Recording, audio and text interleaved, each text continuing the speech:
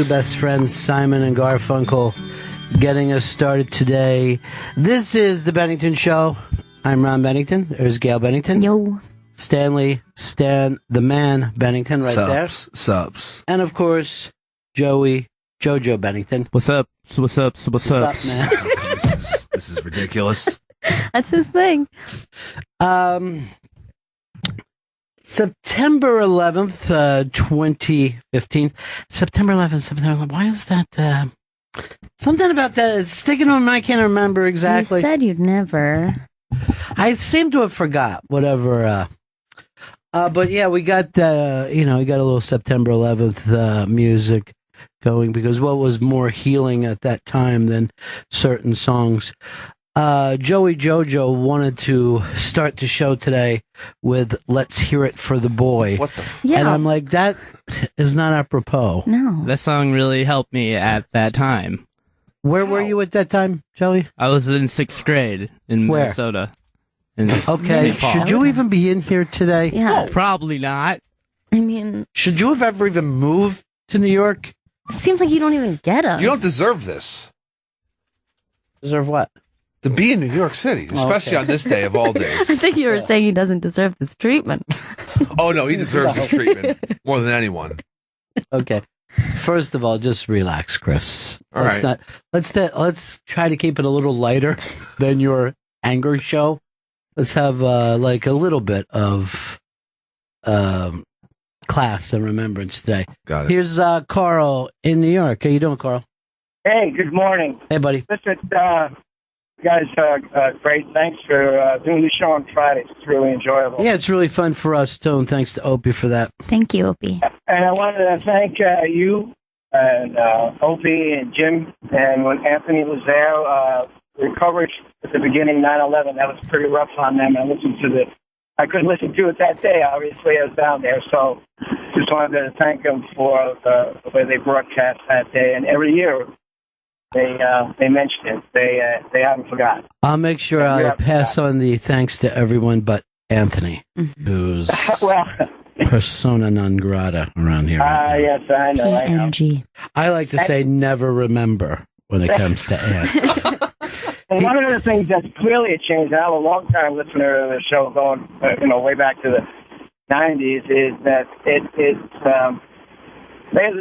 still hit when they have to hit, and they still get tough when they have to get tough, but it's just nicer.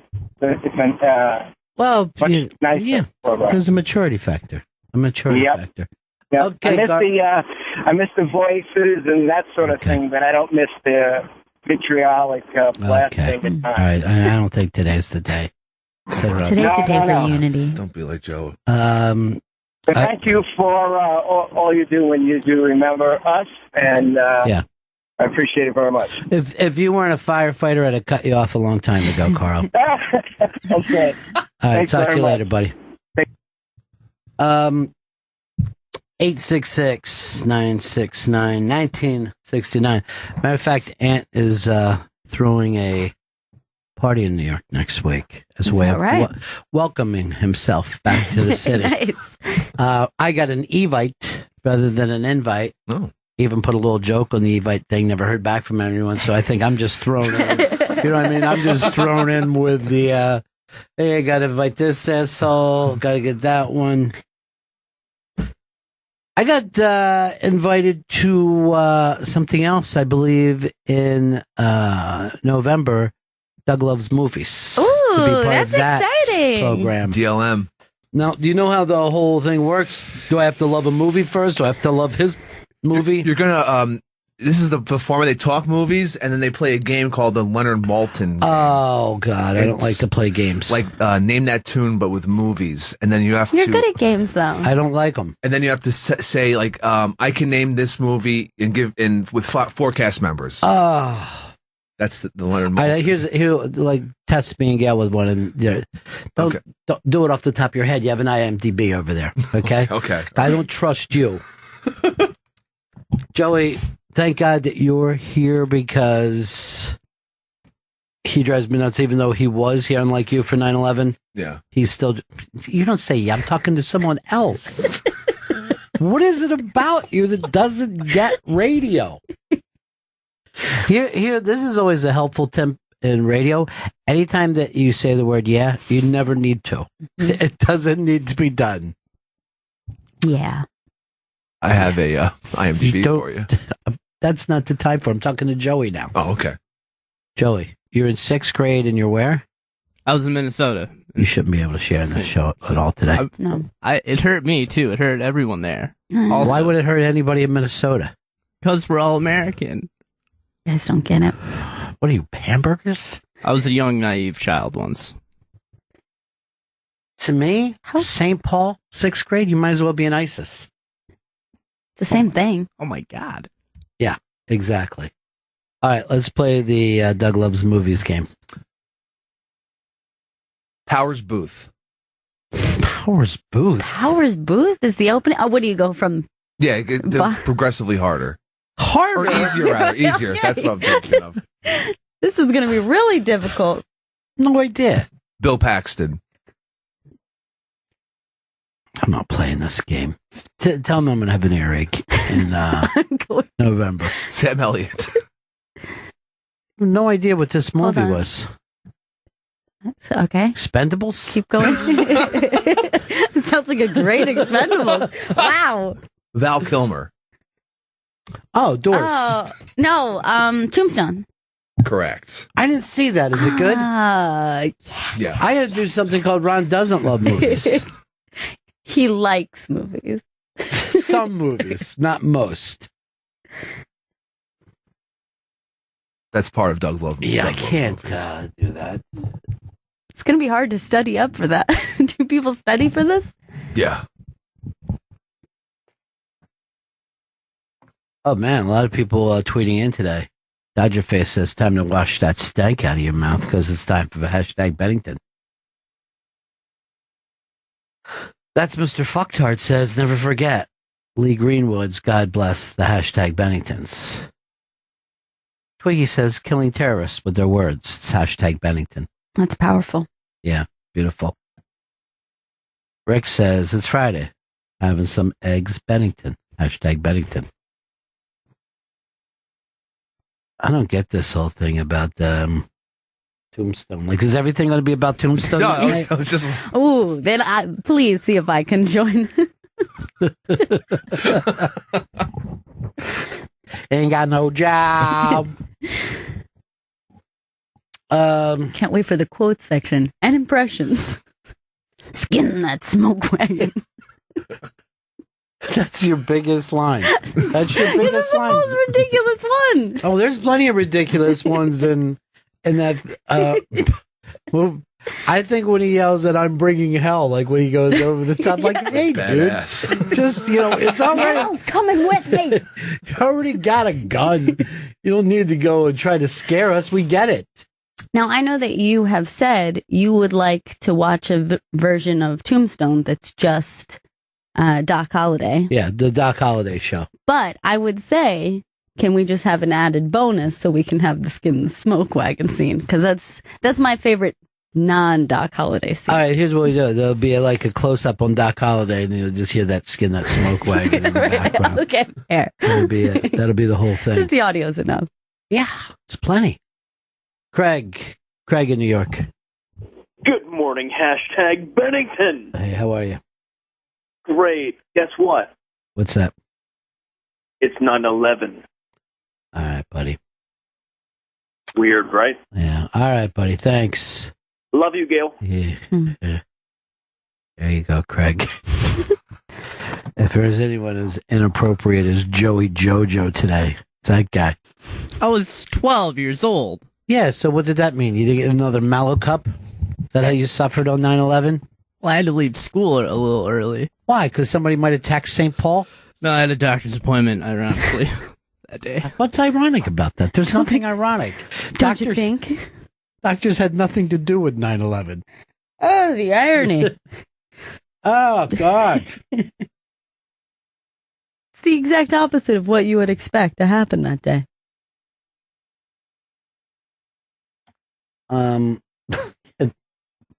Top of the Bennington to you. Mark, who has the Confederate flag as his thing, says, "Go fuck your mother." Then hashtag Bennington. It's kind of nice. Mm-hmm. Still flying the flag. Isn't Bowie's album Heathen about 9/11? Actually came out before 9/11. Isn't that weird? But if you listen to it, it sounds like it came out after. Same with that U2 album. It seems like all the songs are about 9/11. Came out before 9/11. Now that's ironic. That's strange. Almost like one of those zeitgeist things. Fuck rain. How's rain on your wedding day ironic? Shitty. Yeah, It's but just that's not bad luck. ironic. Yeah. A lot of Shitty and ironic do not mean the same thing. I think a lot of what she was going with was just bad luck. It's like bad luck. Isn't it bad luck? Don't you think? I got shot. Isn't this ironic? It's not the kind of jokes we make on 9/11, Chris. Oh, I played Doug Love's movies again. I need a little practice. okay. Let me pull up another film. Let's see if we can't Spygate this thing and try to figure out what the films are. I'm sure he's got a intern or a young producer that you could grease the wheels a little bit. I'll take care of that. Yeah. Urbit. Cameron Diaz. Okay. Mask. No. Yeah, she was in Mask. She But was. this is the Look film. it up. This is the film. But she's in You it, already so won. win. Dennis Quaid. Oh, Tombstone. Well, the other Tombstone, what was that called? Wyatt Earp. Jamie Foxx. Jamie Foxx. Wait, what was the second one? It was Cameron Diaz, Dennis Quaid, Jamie Foxx. Was it oh,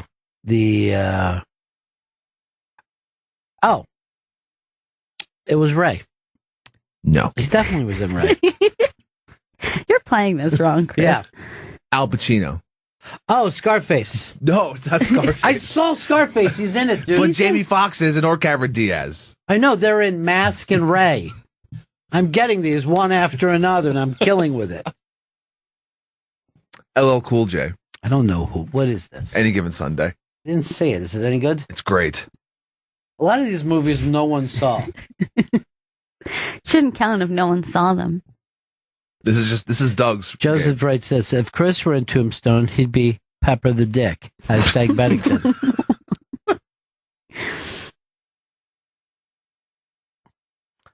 Rob says, drunk over in my cubicle and stinking up the joint with my butt mumbles.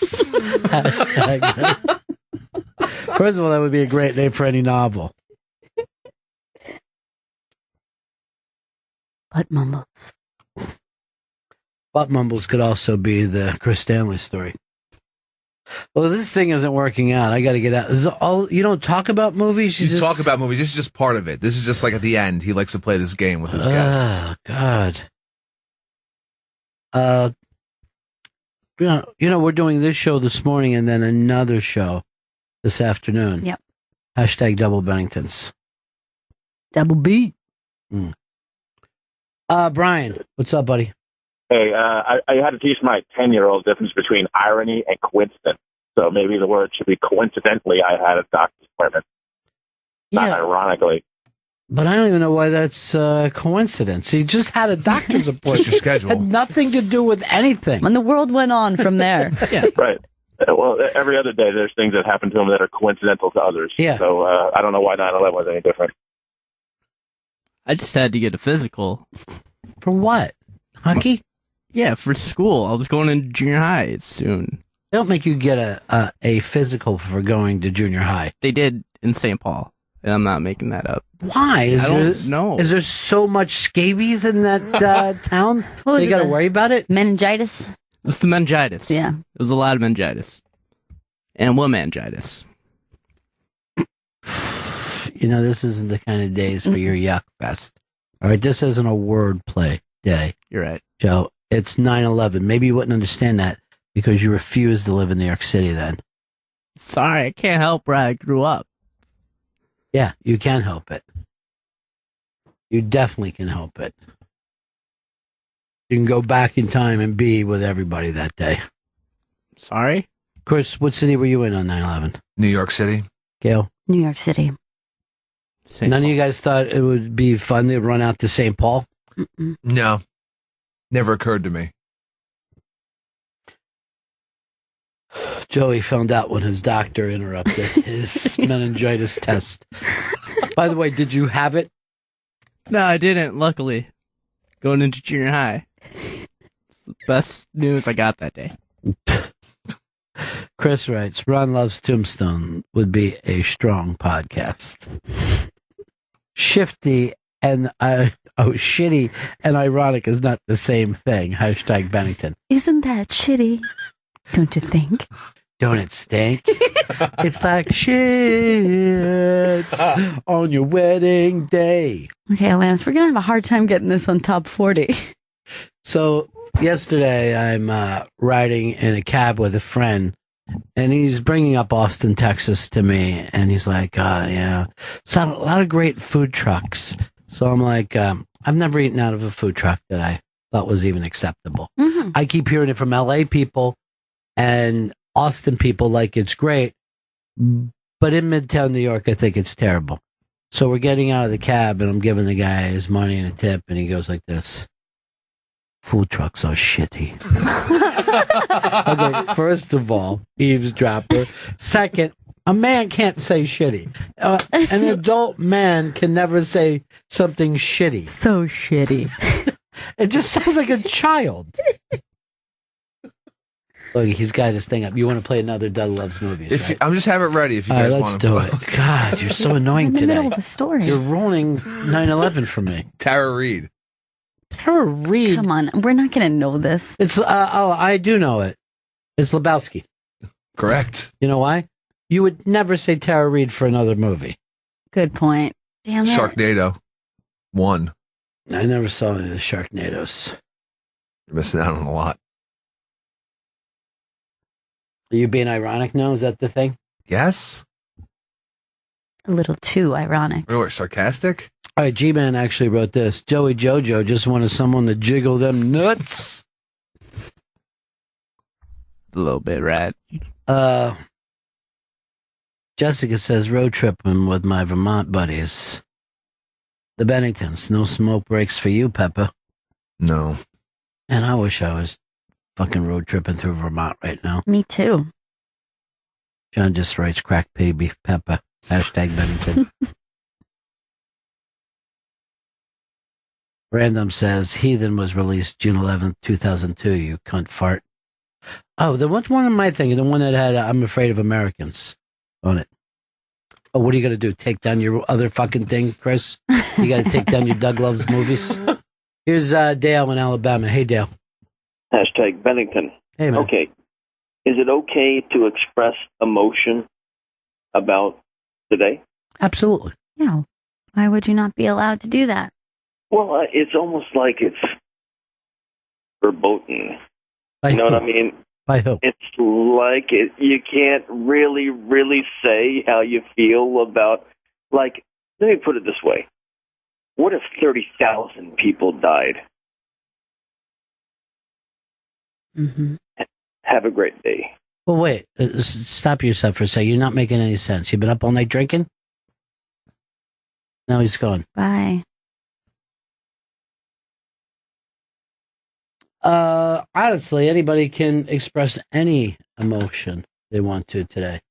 Whether you're one of the never forget people or Joey Jojo, kind of a never remember person.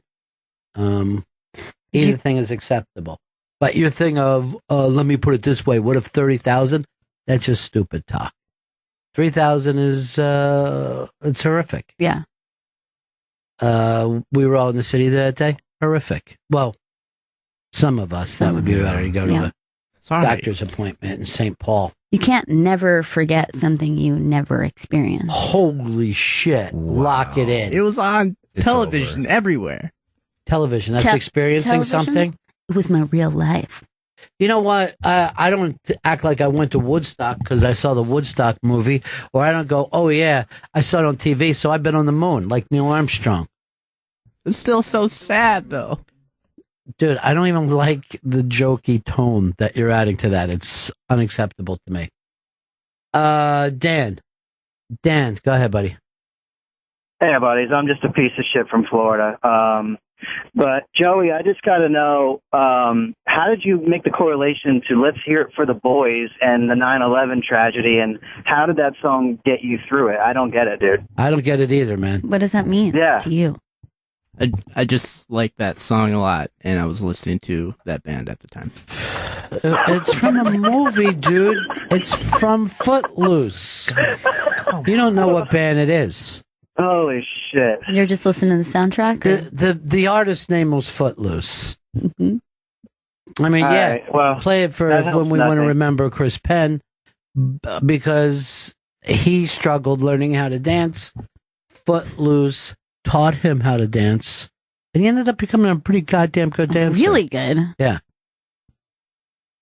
And their town had their own Footloose 9/11 thing when those kids got killed. Right. Coming back from a dance, so nobody else could listen to music anymore. That's true. Luckily, Footloose came in with the Bible, started reading some Birds lyrics out of it. You know, the whole turn, turn, turn thing. Beautiful. Really worked out for everybody. Lady Resin says, I don't even know why I wear mascara on 9/11. I have a sob fest. Killer Cook says, hashtag Bennington is the cream in their coffee. That's odd. I don't know if I'm comfortable with that. The cream's a good thing. Is it? Yeah. Says Jizz Boy. Doesn't It's 'cause seem you- hygienic. Yeah, because you lay on other people's every day. No, this is literal cream, not dude cream. Well, you and Joey Jojo are just a laugh fest today. You two guys. Really huh? yucking it up. Don't throw me into the Joey Jojo category. Actually, you'd be stepping up to get to that category today. The way you're, hey, by the way, football started last night. Yeah. Those assholes never even mentioned 9/11 even once. They're only concerned with their own thing. Football. Pats won big. Big time. There was a garbage touchdown at the end of it. Later today, we're going to be going over Highlander. There can only be one. But in my league, I have Gronk. In my fantasy league, Oh my God. I have Brady as my quarterback. Gronk is my tight end. Whoa. Each of them got 37 points last night. That sounds huge. Winning Yeah. the league, then. It looks like I'm going to be highest scoring person in my league. And that gets my office mates a little freaked out right now. They're going to be offering you trade bait in no time. Trade bait is what prisoners refer to as your asshole.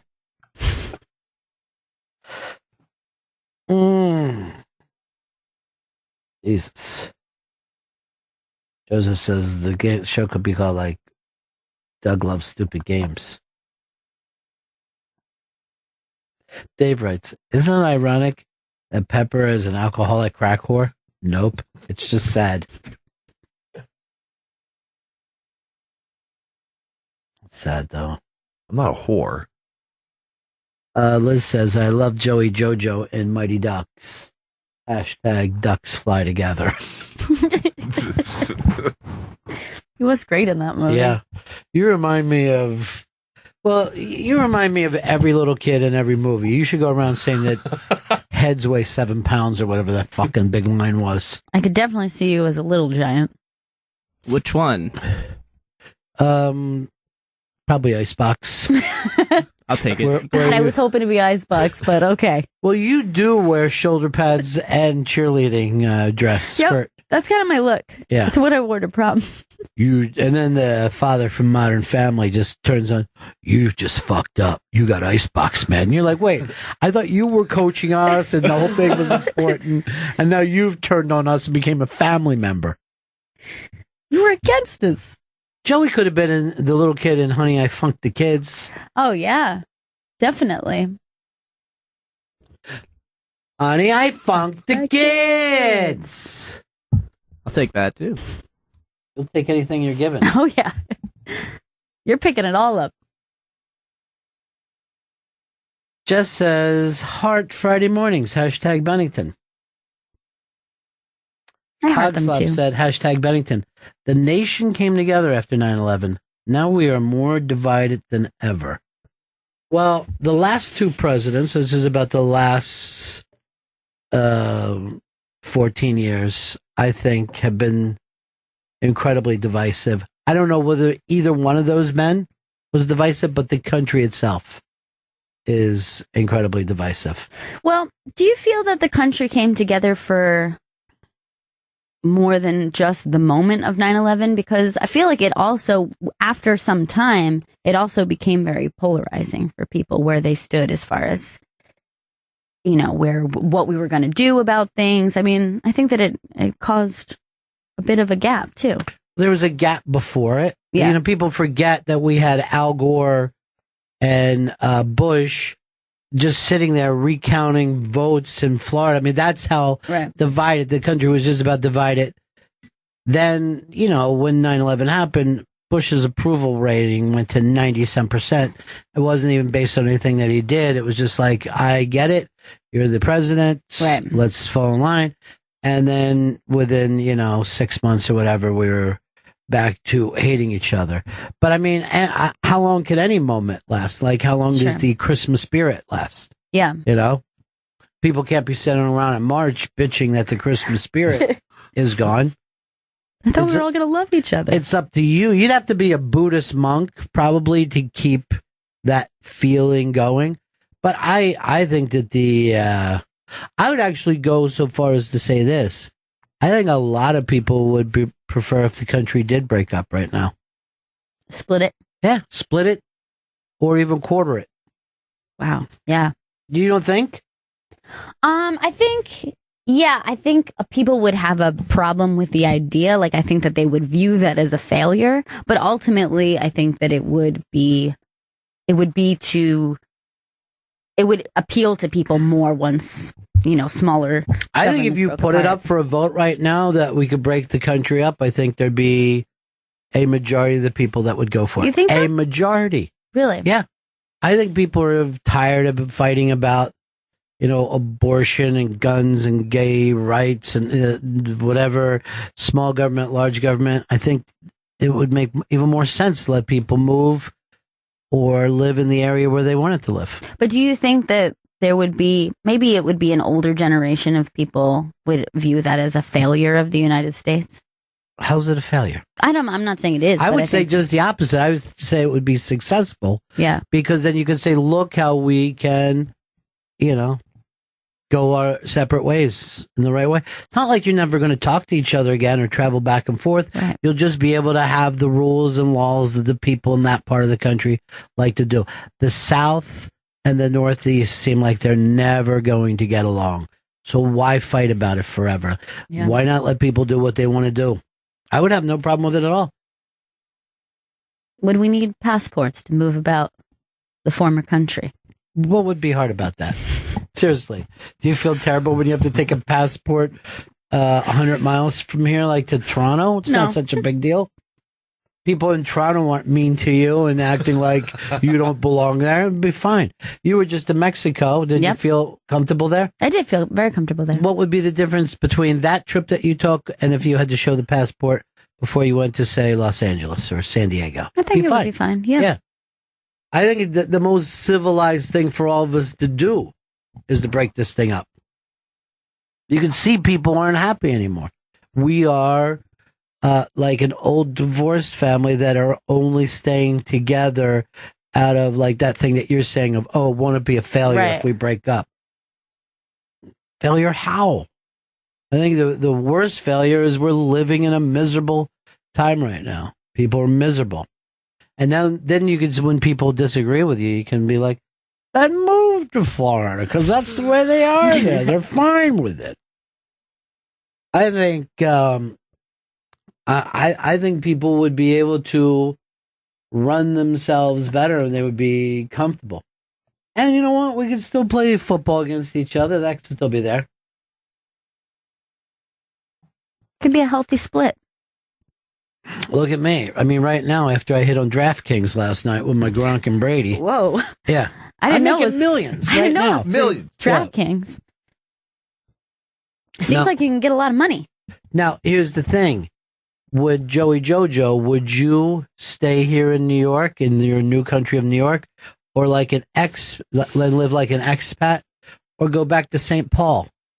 I would stay in the new country of New York. Really? You would Yeah. turn your back on your country? I would try and get dual citizenship. No. Mm-mm. One or the other. All right, New York then. Steve, in New York. What's up, Ron? Hey. You think the Civil War was a bad idea? You think we should have just let the country split up? I think that would have been better for everybody. I think we should split up Brooklyn, by the way. You got the hipster north and then like the old south there. But look, we should split up Brooklyn. By the way, I never said that the splitting up had to stop at 4 or 6. We could keep right on going. I mean, some of these places could look like Luxembourg, just a tiny little landlocked country of South Brooklyn. Yeah, I don't care what it is. St. Louis could be their own country. I just want to put an end to the constant bitching and fighting and finger pointing. Done with it. Done with it. Yeah. One of the parts of the country could just have tons of guns. Another new country could just have abortions around the clock, like be the Las Vegas of abortions. And then if you don't like it, move a country over. It's easy enough. And we might start looking at our other split up countries as kind of exotic. Like, they have an interesting culture over there. It's not for me, but I appreciate it. James. Hey. Yeah. How you doing? Good. This is the exact design of the country. Get the federal government out of the business and let the states do it all. Every state can be its own little country. Nope. First of all, these states can't support themselves. That's why they no longer have states' rights, because you look and see how much money Mississippi or any of those places have taken over the years. So go be a country. Don't come back together for some things. No, go be your own thing. It'll be fine. Some of the people, they won't have schools. That's on them. Oh, well. Yeah. It's your country. Sorry. You just go to church and stay there all day or whatever that is that you do. A lot of church in this country. Other places can go out of their, other new countries can say, we're not even having moments of silence. We're having moments of chattiness. And I'll tell you this, I just can't wait to hear all the new national anthems. Oh my goodness. They're going to be so interesting. I know one country probably is going to have Ain't Nothing But a G thing. Oh, good. That's what I would be jumping at. Also, I think Lowrider is going to go awful fast and probably even be used by 2 or 3 of the new countries. We are the lowest country, so.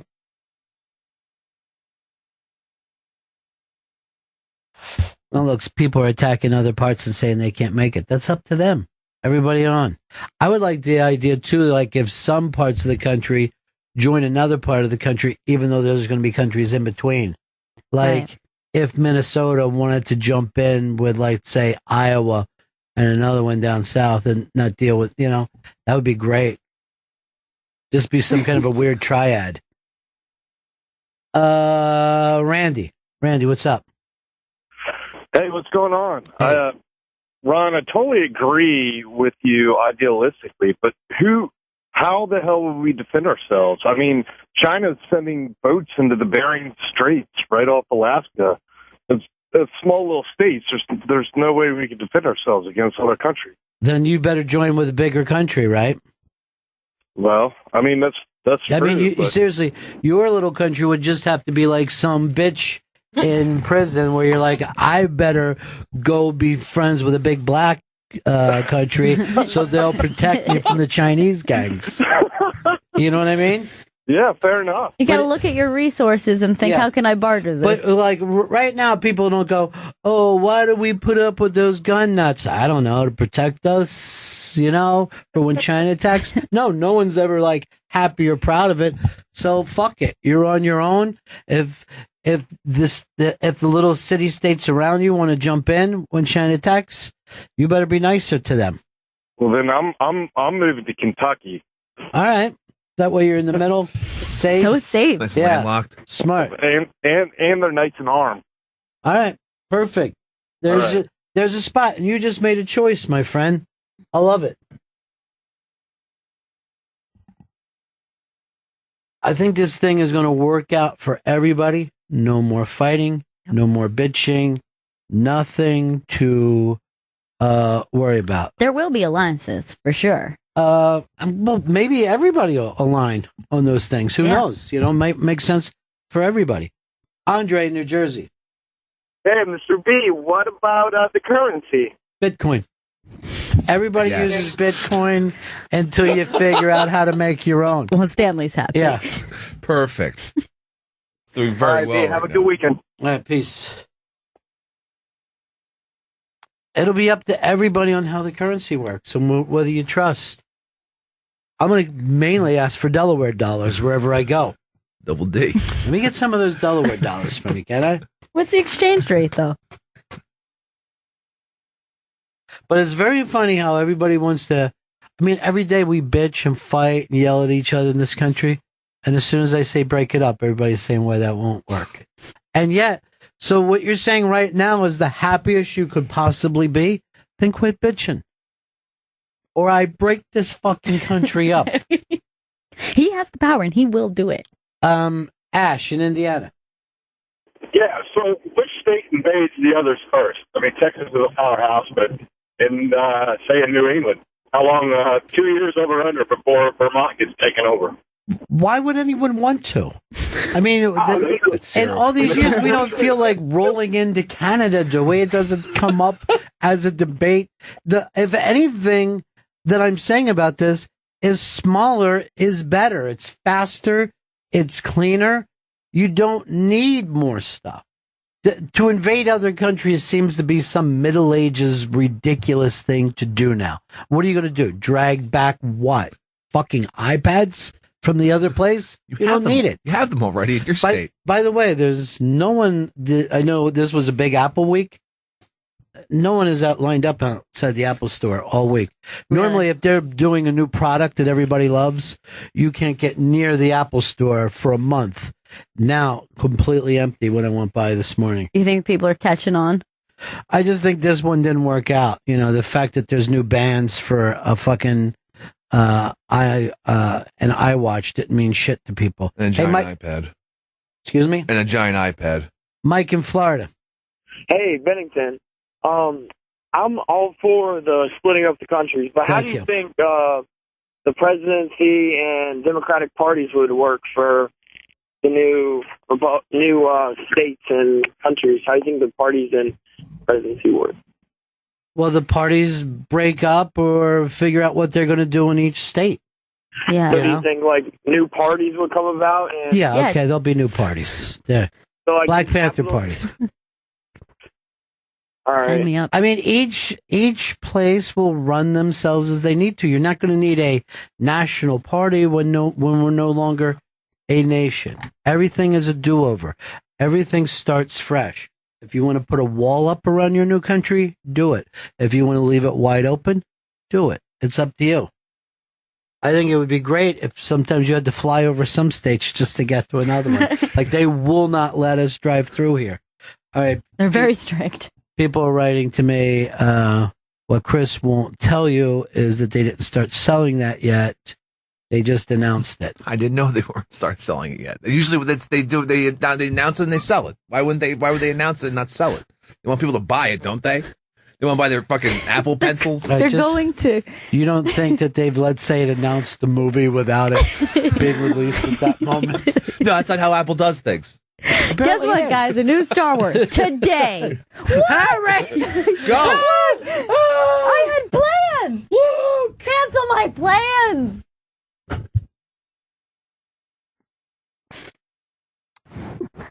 Josh, New Hampshire. Hey, I love this idea. Thank you. Firstly, I think Rhode Island should dig a moat around its border and actually become an island. I don't mind that at all. Smart. That's fucking awesome. But secondly, or else just drop it and just be road.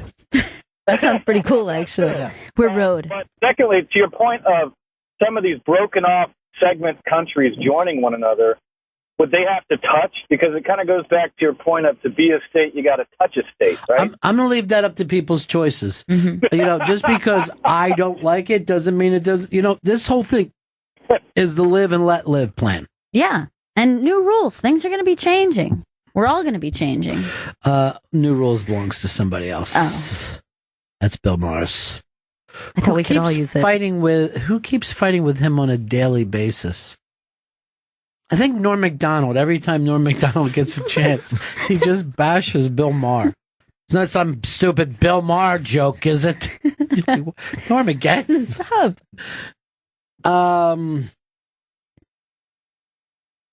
Let's go over to Lance in Atlanta. I feel like that you've climbed inside of my head and taken something else I've been thinking about for 10 years when I first got my divorce and eventually remarried and became happy and all that other kind of stuff. I'm a lefty, liberal, progressive living in the middle of Tea Party heaven. And every time I go to Northern California or Seattle, I feel like I'm more home there than I am in my own place.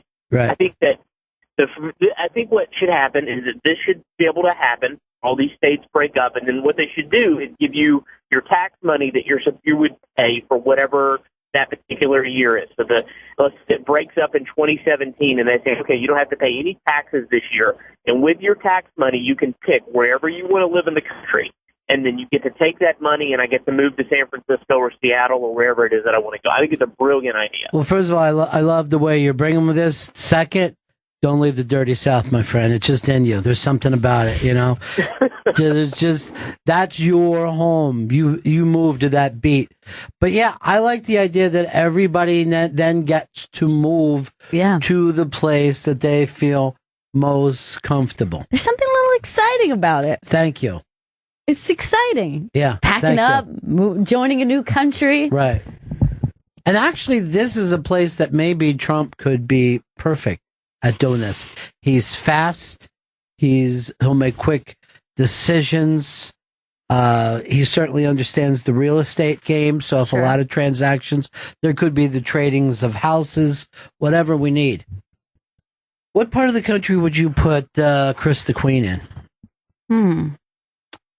I see him in the Southwest. Yeah, methed up. Yeah. I see him in the methed up Southwest Cooking still. or just smoking. Joey Jojo, just looking at him, I just think St. Paul. Yeah. I think you need to get back to where you started. It's in your blood. Gail, FLA. No, really? Yeah, I'm going back to the motherland. Yeah, you're going back, and you were wrong to leave. Okay. Because everything, the gator in the bushes is calling your name. There's nothing you can do about it. It's so true. Yeah. I'm Southern by the grace of God. Yeah.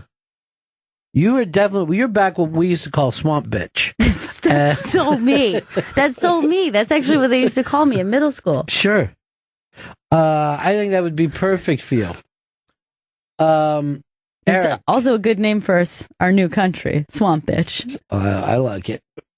Eric in Colorado. Hey, buddy. So I'm thinking a couple of alignments here. We could put California, Arizona, and New Mexico together, and then those of us who supply a lot of the water to those states, we could bring them in line by just cutting off their water supply that would have to cross technically an international border at that point. No, you see right away how people try to use this to be angry or whatever. I know. Wartime. Yeah. That'll be your choices. If you want to prove that the other people are going to get a slower start, that's okay with me. I'm just saying this. We know, and Gail brought this up, that the 9/11, hey, we're all together, did not last even a year. Yeah. This country can't pull together as one because we don't want to. This is a bad marriage. We don't need to look back into our history and wonder where it went wrong. It's just done. It's time to step away. Mommy and daddy can't live together in peace. Some of you kids are going to go with mom. Some of you kids are going to go with dad. Quite a few of you are going to go with the aunts or some cousins out west. But in the long run, everybody's going to be happier. We're taking this country like a candy bar, slapping it down on the table and breaking it into much smaller pieces. Some of the new countries will be fairly large. But what makes everybody think that Texas even wants to stay together? Texas could break into 2 or maybe even 3 countries. I know. I mean, where would Austin go? That'll be up to them. It's its own little bubble, it seems. That's the beauty. But you can say that about a city in any state. You know what I mean? No matter what state you go to, the city people are different than the country people. Right. So maybe this thing isn't where a Kentucky is a one piece. Maybe it's a 2 or even 3 piece. You know, the people in Memphis are different than the people in Nashville. Philly and Pittsburgh have 0 in common. It's weird to think they're in the same state. Isn't that true of Jacksonville and Miami? Yeah, definitely. You go anywhere, San Francisco and LA, not similar.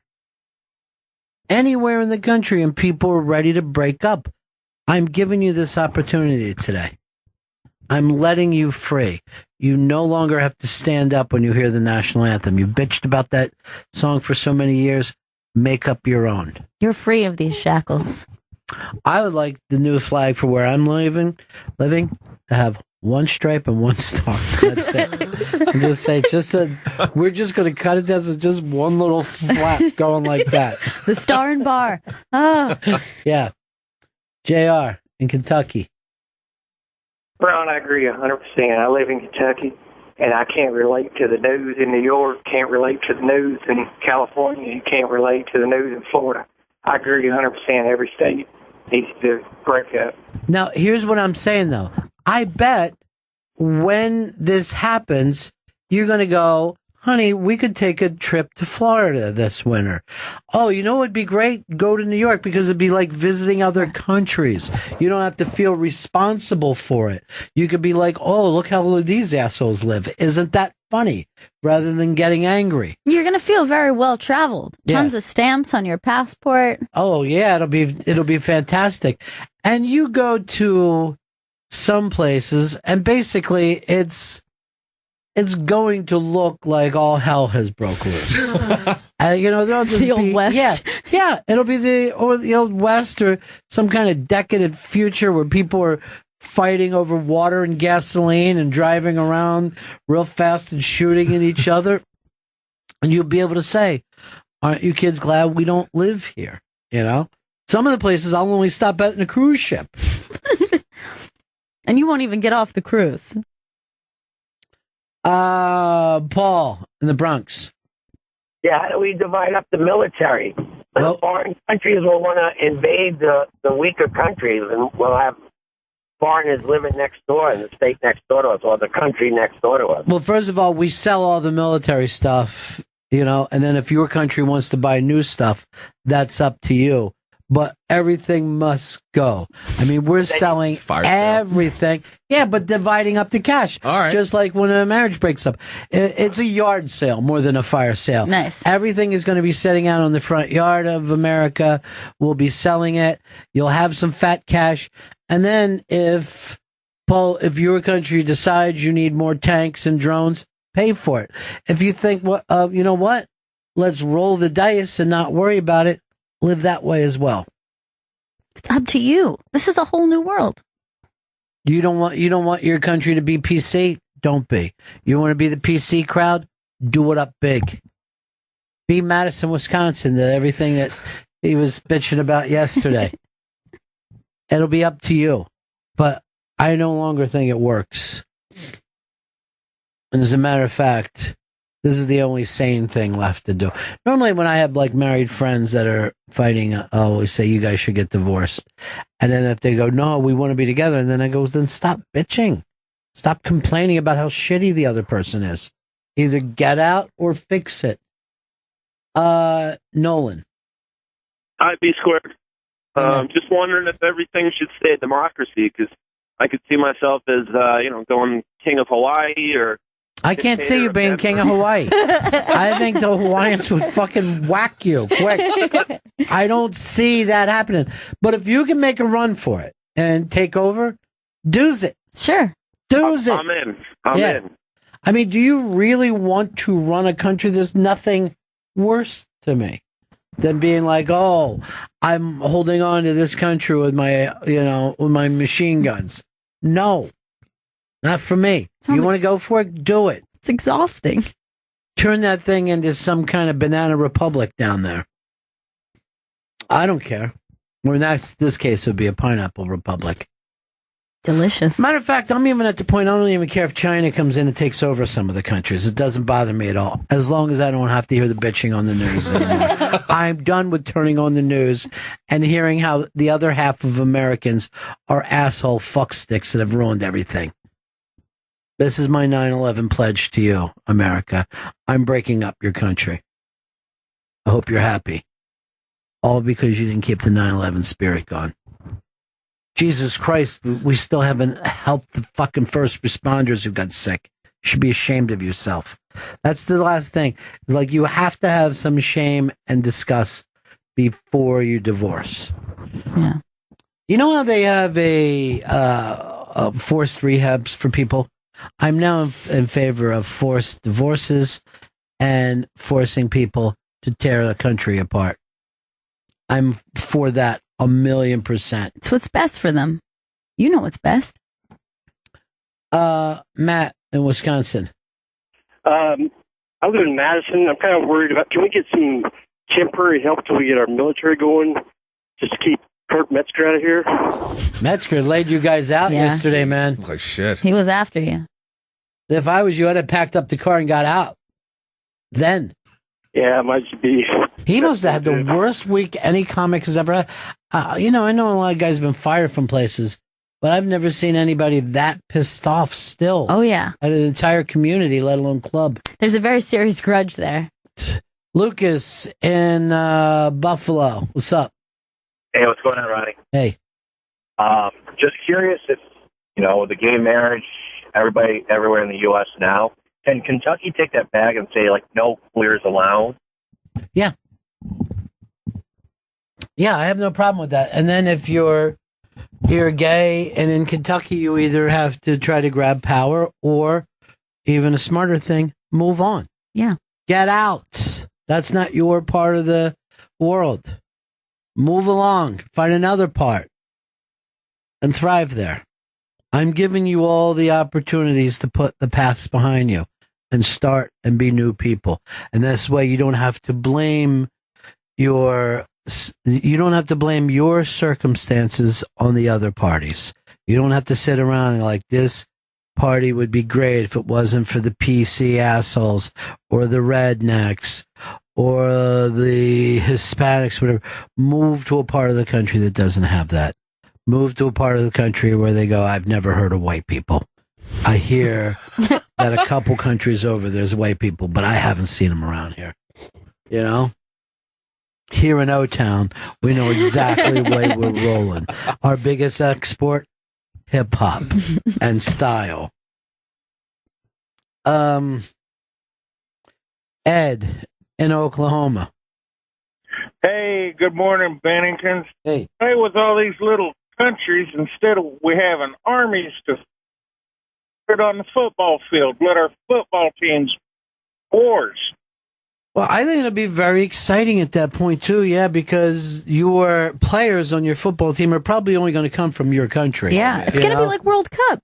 Yeah, so yeah, every Sunday will be World Cup Day, and when you're sitting around and like you're rooting for the 49ers, those dudes were born in San Francisco. Yeah. That'll be great then. And then you have nothing to blame it on other than, man, we raise a lot of dudes around here who can't play ball. Why? And then the pride won't be as made up as it is and with sports in this country. It'll actually be real pride. Yeah, you're not just cheering for a helmet anymore. It'll be more. I'm loving this. I'm loving the fact that some of the new countries are going to starve to death, and some of the new countries are going to just be abundant. You're going to have rich countries living next to small countries. I'm going to love the fact that some people are going, why did we ever break up the old country? Just like a lot of dudes do when they get divorced. Like for the first 3 months, they're like, yeah, man, I bought a sports car, fucking riding around, sleeping with hookers, Then Christmas rolls around, they drive by the house, and they see the house looks all nice, Christmassy, the kids are inside. Drunk, and they're like, shit, I fucked up. I fucked up bad. I had to call my country. Shit, I fucked up. Oh, no, did you guys see Biden last night? Yeah. I did see. He's not running because you can't start your campaign crying on TV shows. He's too wounded. Yeah, he's And very emotional right now. Whatever you think about Stephen Colbert, not being satisfied till the other man cries is... Wasn't that weird that he kept digging? Yes, he kept pushing and pushing till finally... what's that? Does that make you tear up when you think about... I mean, there's one thing if something organically happens. Right. But he set out like, I've seen it. He's been crying a little bit. I got to get him to cry here. He brought He brought up that story of his kid that he never even met during his like remote or whatever overseas. It was really weird. Like, Biden, you should just walk out of this thing. Some people are writing to me, where will you end up living? Well, I have made up my mind that I'm living in a country that's known as Cosbyville. Bill Cosby will become our first emperor. Really? That's where you're going? It's a lovely. I really like hoagies and cheesesteaks. And you know what? Cosby, once you take the rapes out and the hypocrisy, sure, and the finger pointing, he wrote some really funny material. Yeah, definitely. If you're separating that. Yeah. Much like a segmented nation. I also think Big J's coming back with me too. I really believe it. I think everybody would probably want to return to their roots before they decide what they're doing. I mean, you're going back to Swamp Bitch. Yeah, definitely. Nobody's stopping you. I'm definitely going to be in Swamp Bitch. Nice and swampy, like I like it. I wonder, can we get a grace period in which maybe we're just doing a year of gypsy behavior where we're all just sampling Year each abroad? like sampling each of the countries. I'd like that window. Well, it's up to each of the countries to decide if they want people to come in and sample. Some countries would probably say, I don't want people here who aren't exactly like us. That's Right. the point of this. They're going to lock stuff down right away. I mean, Idaho is ready to go anyhow. You know, places like that, Upper Michigan, they're prepared for this. I wonder if any of the northern states are going to make a bid to Canada. Just take us. We don't want to do Be a this smart on our idea. We don't want to do this on our own. That'd be a brilliant idea. I mean, Maine would. I'm sure they'd take Maine in a heartbeat. Who wouldn't? You can't even tell which side of the border you're on when you're in Maine. You go up there sometimes, you're like, is this the border thing? You know, and you're just like, huh? Welcome. You know, just like that Where am I? You just drive down the road, you wave at a guy. You're in another country. Rafi in New York, or Rafi. Hey, good morning, guys. How's it going? Hey, buddy. Hey, I think the sky rule. Well, your phone blows. Sorry, dude, your phone sucks. Harrison, what's up? Hey, we got a system in Wisconsin. See, pretty much anything south of Wisconsin Dells is Illinois. So we're just going to take the northern border of Iowa, run it completely across the bottom of Wisconsin and completely across the bottom of Michigan, and that can go to Chicago, whoever, we don't care.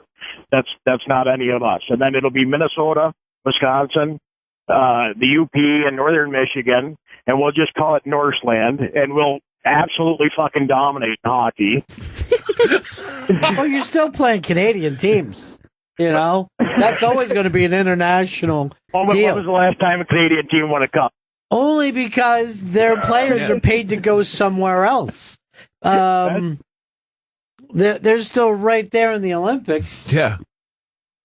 Where suddenly our team, our U.S. that you're so proud of, falls off awful quick. Shitty. What? You played hockey growing up, Joey? Not organized hockey. Pick up. Disorganized hockey? Disorganized hockey, yeah. No rules. Anything goes. It was brawl. There was 9 nets. We would sometimes play on a basketball court with a hoop. Inside a gym. This is so disorganized. We're here to disrupt hockey, everybody. We don't play by their rules. It's so funny. I just like to see, you know, how well would the Northern California tech country do? Tech and wine country.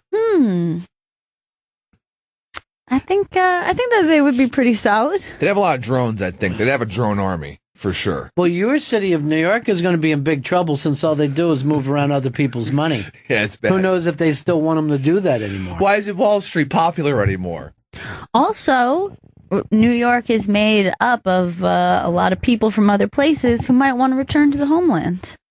I wish they would, instead of having fucking parades. I'm so happy we're just about the end of parade season. Yeah, it's rough. I mean, I don't want to just say on 9/11 how much I dislike the other New Yorkers. But too many parades here. Right. West Indies gets their own parade? And it's huge. Find it on the map. Aggressive. Downright aggressive. Yeah. Oh, sit and watch the bullets fly. Beautiful this time of year. Guys, do you want to keep your parade or not? Ruben in Miami. Hey, morning. Yeah. I'm wondering about how will history work? Like, for example, Idaho could say, yeah, we had fucking dinosaurs all these years. You guys didn't have them? And they probably won't share their fucking dinosaurs. Or the fucking creationist dum-dums could be like, yeah, Jesus created Idaho. That would be up to them. Then it wouldn't be your concern anymore. Then you wouldn't have to sit around and worry about it. They could have their religion and their schools the way they want to. It's got nothing to you. There's no use for you to do your name calling anymore. It has no power anymore. And don't act like the history books that we grew up reading in school were any better. Pretty inaccurate in a lot of cases. They blew. They lied right off the bat with George Washington. They told us that in first grade. Never, you would chop down a cherry tree, and then you find out later. No, he didn't. No, I go, why say it? There's so many things the man actually did. How do they even get away with that? Where some like scholar or I guess or teacher writes that out. So we're just going to lie to the kids at this point. I don't even know where it would originate. It originated as myth. It was originated as, first of all, these aren't men that have risen to these places. These are young gods. These are blessed gods from a very early age. Chad, Wisconsin, what's up? Hey, how's it going? Hey. I had an idea since all these new laws would probably be put forth, and some people would have to move out of their state ASAP. So you could just leave your house if it was worth like $300,000, and you'd be automatically allowed to move into another house, another state worth the same amount as your house. So you don't have to wait to sell your house or buy another house to get out of town. Yeah, like an exchange of house program. Yeah, we're going to deal with all those things. You don't have to worry about it, Chad. You don't have to get too specific. Really worried about real estate. Yeah, I mean, we'll get to it. We mentioned the housing trade. Liz says if Long Island can break off with NYC, from NYC and join upstate, then I'm in. Well, first of all, Long Island doesn't have anything in common with upstate. You could probably, you're really New Englanders there. Yeah. You know? Oh, yeah, definitely. Long Island probably is more like Jersey, even though they don't seem to like each other very much. I think they're much more like Connecticut than anything else. They're very similar to Connecticut. It's that sound, even their accent and all. Yeah. And you get out and you know, you might as well almost be in Boston by the time you're at the end of Long Island. But if you meet the people upstate, they're nothing like Long Island No, people. not at all. Matter of fact, everyone around Syracuse hates the Long Island people who come up there. They go to school. Because for some reason, Syracuse is just filled with Long Islanders. I didn't realize that. Gotcha. Like to Jew it together. Man, maybe there could be a new Israel in this country. Oh, yeah. New Israel, New Ireland, New Poland, New Italy. That would be great if they could somehow shape their area like another boot. When I was a kid, I was obsessed with the bootness of Italy. Oh, yeah. Yeah, I was like, God, how they pulled that off? It's so great. We're not shaped like anything. And then Louisiana's got their own boot thing going. Two boots. Mm-hmm. The other boot. What's that all about? Speaking of Louisiana, later on in the second show that we're doing, the great Rickie Lee Jones has a new New Orleans album that's unbelievable. You loving it? I love it. It is so, so good, and I love her. Well, you're going to be happy to know this. She's going to be playing on the show today. Oh, my God, that's awesome. Live. Here's Jesse in Jersey. Hey, Remembrance. How's it going this morning? Cool. You got my wheels turning. I feel lied to and cheated. That whole Washington cherry tree story was told to me to enforce not lying. Now you're telling me it's a lie? Yeah, so the thing to make kids be more honest is a lie.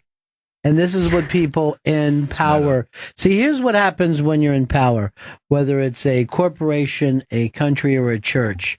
You feel superior to the people below you, and you feel you must placate them with stories because they don't have the ability that you have to deal with complex thought. Right. You're simplifying for them. You're simplifying and you're lying to them because it's the only thing these dummies can understand.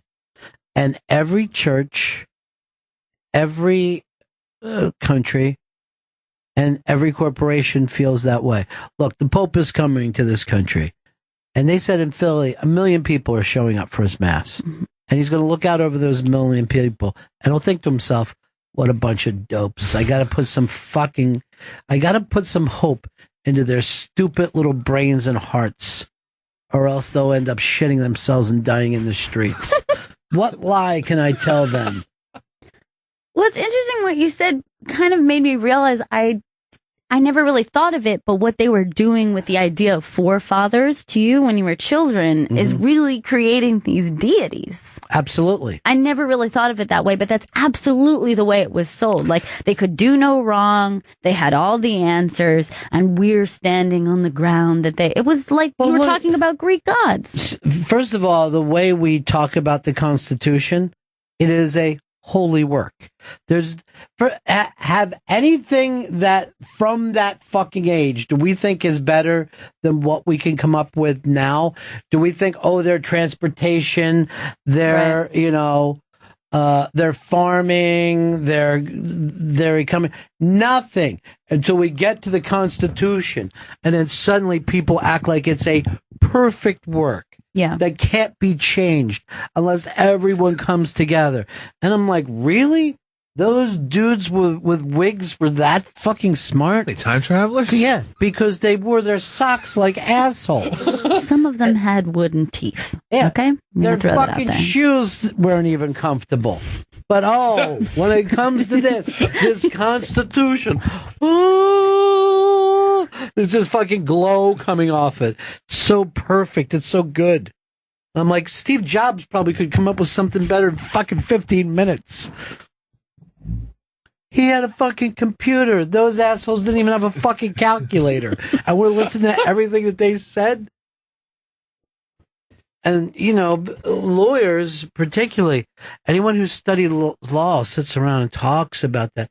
And you're like, not one of you guys ever thought to yourselves, hey, we could come up with a better fucking system?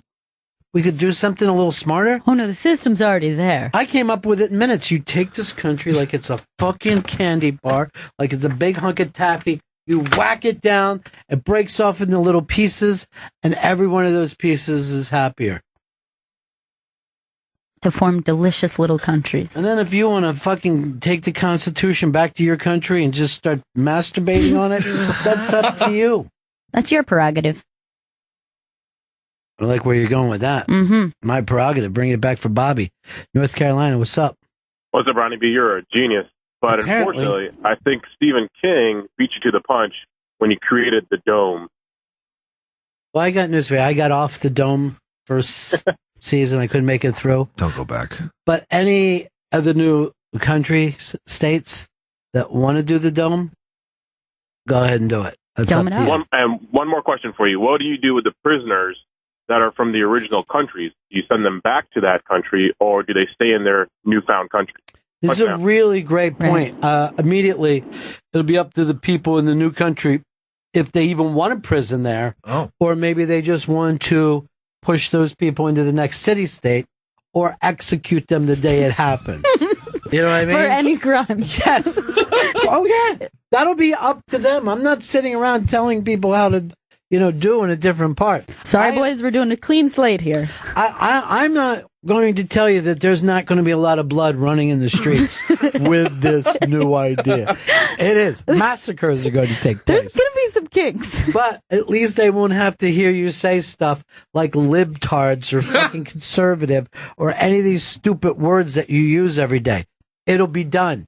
If in your new country you want to block Fox News, that's up to you. If you want to make Bill O'Reilly your leader, up to you. Yeah. And who's to say maybe there'll be a country of prisoners, like Australia? Just, they can go to one place. And look how well they're doing, by the way. So they love life. Yeah, they do. Mainly because they got prison blood running through them. They are crazy about the world. And most of that continent is desert, and they're all really happy. So fucking, they know what they're doing. Well, they have strong beer. They have surf. Hell yeah. And they realize, hey, I'm surfing. I might be get bit by a great white, so I love you guys. They're living life. Yeah. Every moment. And but see, because they're another country, we don't feel the need to go tell them what to do. When they said that they were going to kill Johnny Depp's dogs, I'm watching TV and I'm like this. Johnny Depp better get his fucking dogs out of there then. You know what I mean? Like, He ain't from there. I didn't feel the need of this is outrageous, you know. But when people in Mississippi or Minnesota or Oregon say something, I feel the need to jump in. It's none of my business. If they all want to kill Johnny Depp's dogs on site, that's their move. If they see a Depp dog. Yeah. If you guys want to turn into Muslims and throw bricks at women for dating people, I don't like it. That's why I don't live there. I could see Minnesota turning ISIS in a heartbeat. Yeah. Really? Yeah. Definitely. Sympathizers. All right. Well, maybe some parts. Joe, you're going back home. You don't belong here. Yeah, I'm gonna go to a cabin on a lake and water ski. That actually sounds great. I know, right? I'd like to get back and visit you. I'm rethinking Swamp Bitch right now. Well, that water skiing on the cabin on the lake is 10 days out of the year. Right. That you could actually fall in that water without dying. The rest are snowshoes. Yeah. The rest of the time, you're just cutting a hole in the lake and hoping that you can catch a sleeping fish somehow by hooking it in the eye. When we break here, it is Friday on Opie Radio. This is the Bennington Show. We will also be doing a show at noon over on Raw Dog. We'll be right back with more. This is Bennington. That is Heroes, of course. Today is 9/11. Coming up in a little bit, it'll be those moments of silence and reading of the names. And yet, still, after all these years, Jon Stewart is going down to fight in Washington for the first responders again. It always amazes me after all these years. People who use the word heroes, and we use the word heroes a lot, but to see what happened on 9/11 and to know that those people ran into buildings when other people were running out, people who worked on that cancerous pile to pull it out of the city, becoming sick, and being somewhat forgotten by their own government and their own people, even though all we did was sit around and harp and harp and harp about that. So it's easy enough to get involved if you like to. You can just Google and go, first responders, 9/11, Jon Stewart, all that kind of stuff. If there's people to call, you should do it. There's no way that we should even be debating this. It's absolutely ridiculous. Yeah, taking care of those folks seems like one of those things that should unify everyone. It should be something that everybody should be okay with. Yeah, and yet there's a lot of talk about stuff like that. You can't imagine either party having trouble with taking care of the men and women who were the first responders. And then, of course, like we said, to work on that rubble, which turned out to give out all kinds of fumes that were cancerous and horrific, post-traumatic stress. These are the things that you think it would be easy enough for us to go, oh, what a great place for our tax dollars to go, where none of us feel ripped off, that we all agree on this together. And I don't know why it's easy for us in this country to use words like heroes and then never back it up. You know? Yeah, I mean, if what we could do is get people to tap into the kind of unity that they felt they had, the pride and the support that they had in those days after September 11th, and they could tap into that now, that would be great. How about they just tap into their own morality? Right. You know what I mean? Like, just be able to say, what is the right thing to do? So there you have it. What times do they, is that 9 something Yeah. in the morning when they start reading those list of names off, and it goes on for quite some time. We were talking to Joey Jojo earlier this morning. He was in St. Paul at a doctor's appointment, basically just doing what he could do to get as far away from this situation. Did it even sink into your little head what was happening? Not were you until just- later in the day. So it took an entire day for you to put Mary Tyler Moore reruns out of your head and replacement albums. You're like, hey, why did they call it Let It Be when the Beatles already had a Let It Be album? Well, I mean, I was so young at the time that the whole event didn't even process. It was your baby brain. I was my baby brain, yeah. It was because I was only 12 or 11, I think, yeah. That seems... Yeah, 11. That seems, yeah. I was 11. It seems like well enough to be able to understand what's going on. At that age, you could understand war. Well, you know, I know that we had interns on the show that were so little then that their parents lied to them and said, you know, just made up some story of why they should go to bed in the middle of the day. Well, you play in your room for a while. Sleep now, children. Yeah. Don't, if you hear mommy and daddy crying downstairs, don't even come in. Here's our buddy, Hard Rock Johnny.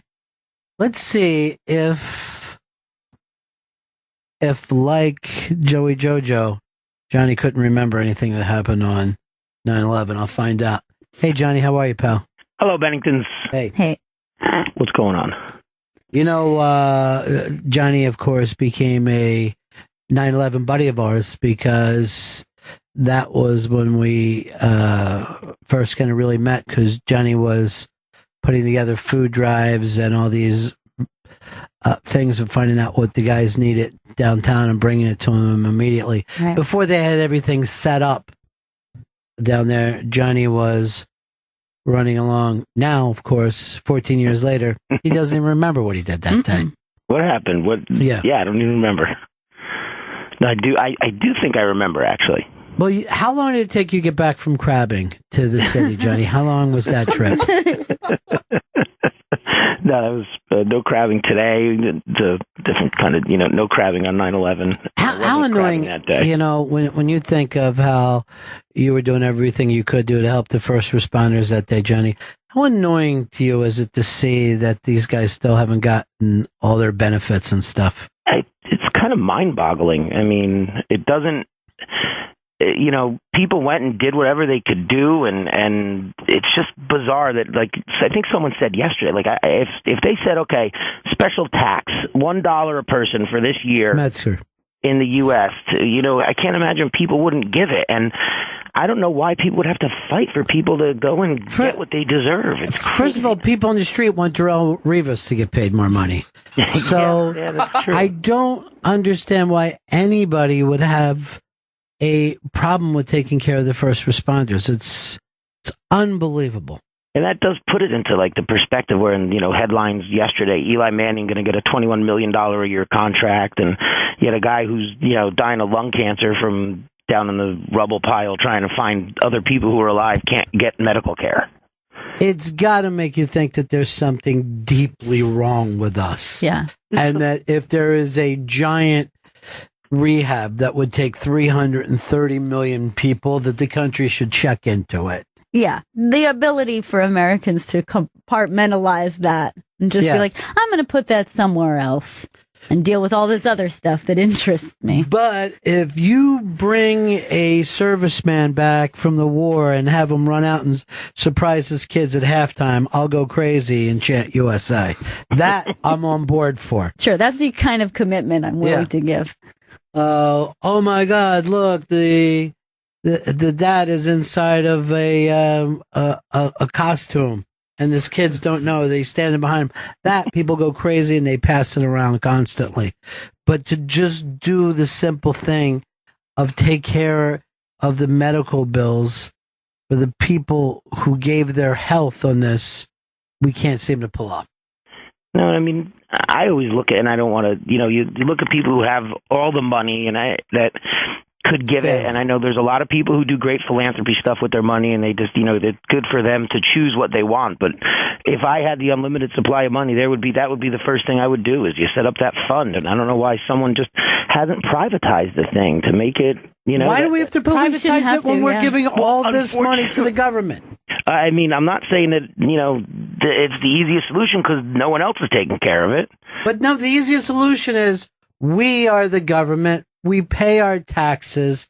This should be pretty damn close to number one on our list. Yeah. What we would do with it. I mean, the government just needs a big reset. I mean, it really does. I had a discussion yesterday about it with somebody. We were talking about, and I hate politics. No, not Earl. No, but I caught Earl eating the weirdest dinner the other night. He had a thing of French fries with a pile of pickles on top of it. It was so bizarre. I drew a picture of it. When you were looking up, did you just start crying? Like, I don't know what to do. Just one tear. Oh, God damn, this poor bastard. It was the weirdest thing. He was like walking around with, and literally it was just like French fries and pickles. What, did you feel bad when you heard this? Can I get some pickles on these fries? Poor son of a bitch, pile full of pickle fries. Is there a little pickle juice you can pour on top of it too? Tangy. No ketchup even. Just nothing. No. Bare fries with pickle juice. God. No sauce of any Sounds kind. like somebody's pregnant again. And poor Earl, too, the other night he had to work while we had a wonderful rehearsal for a Darlene Love concert, and he's just kind of peeking through the door because I told him he wasn't allowed in. I did let him in eventually so he could watch some of it. I was with Earl on 9/11. He came in and worked with every one of the shows, and I remember, I'll always remember this. So they had stopped the trains coming in, and Billy Staples hid on a train in the bathroom and came in to do his shift. Where quite frankly, he was never needed on any night at all. And it was all emergency workers on the train. That's all that was allowed. And he hid in the bathroom. It was a phone screener emergency. Yeah. And then he got anthrax, poor Billy, later on. Oh, yeah. He thought he had anthrax. I forgot about that. He opened the envelope that had white powder in it. That was addressed to you. Yeah, he opened plenty of envelopes that had white powder. It's kind of his thing.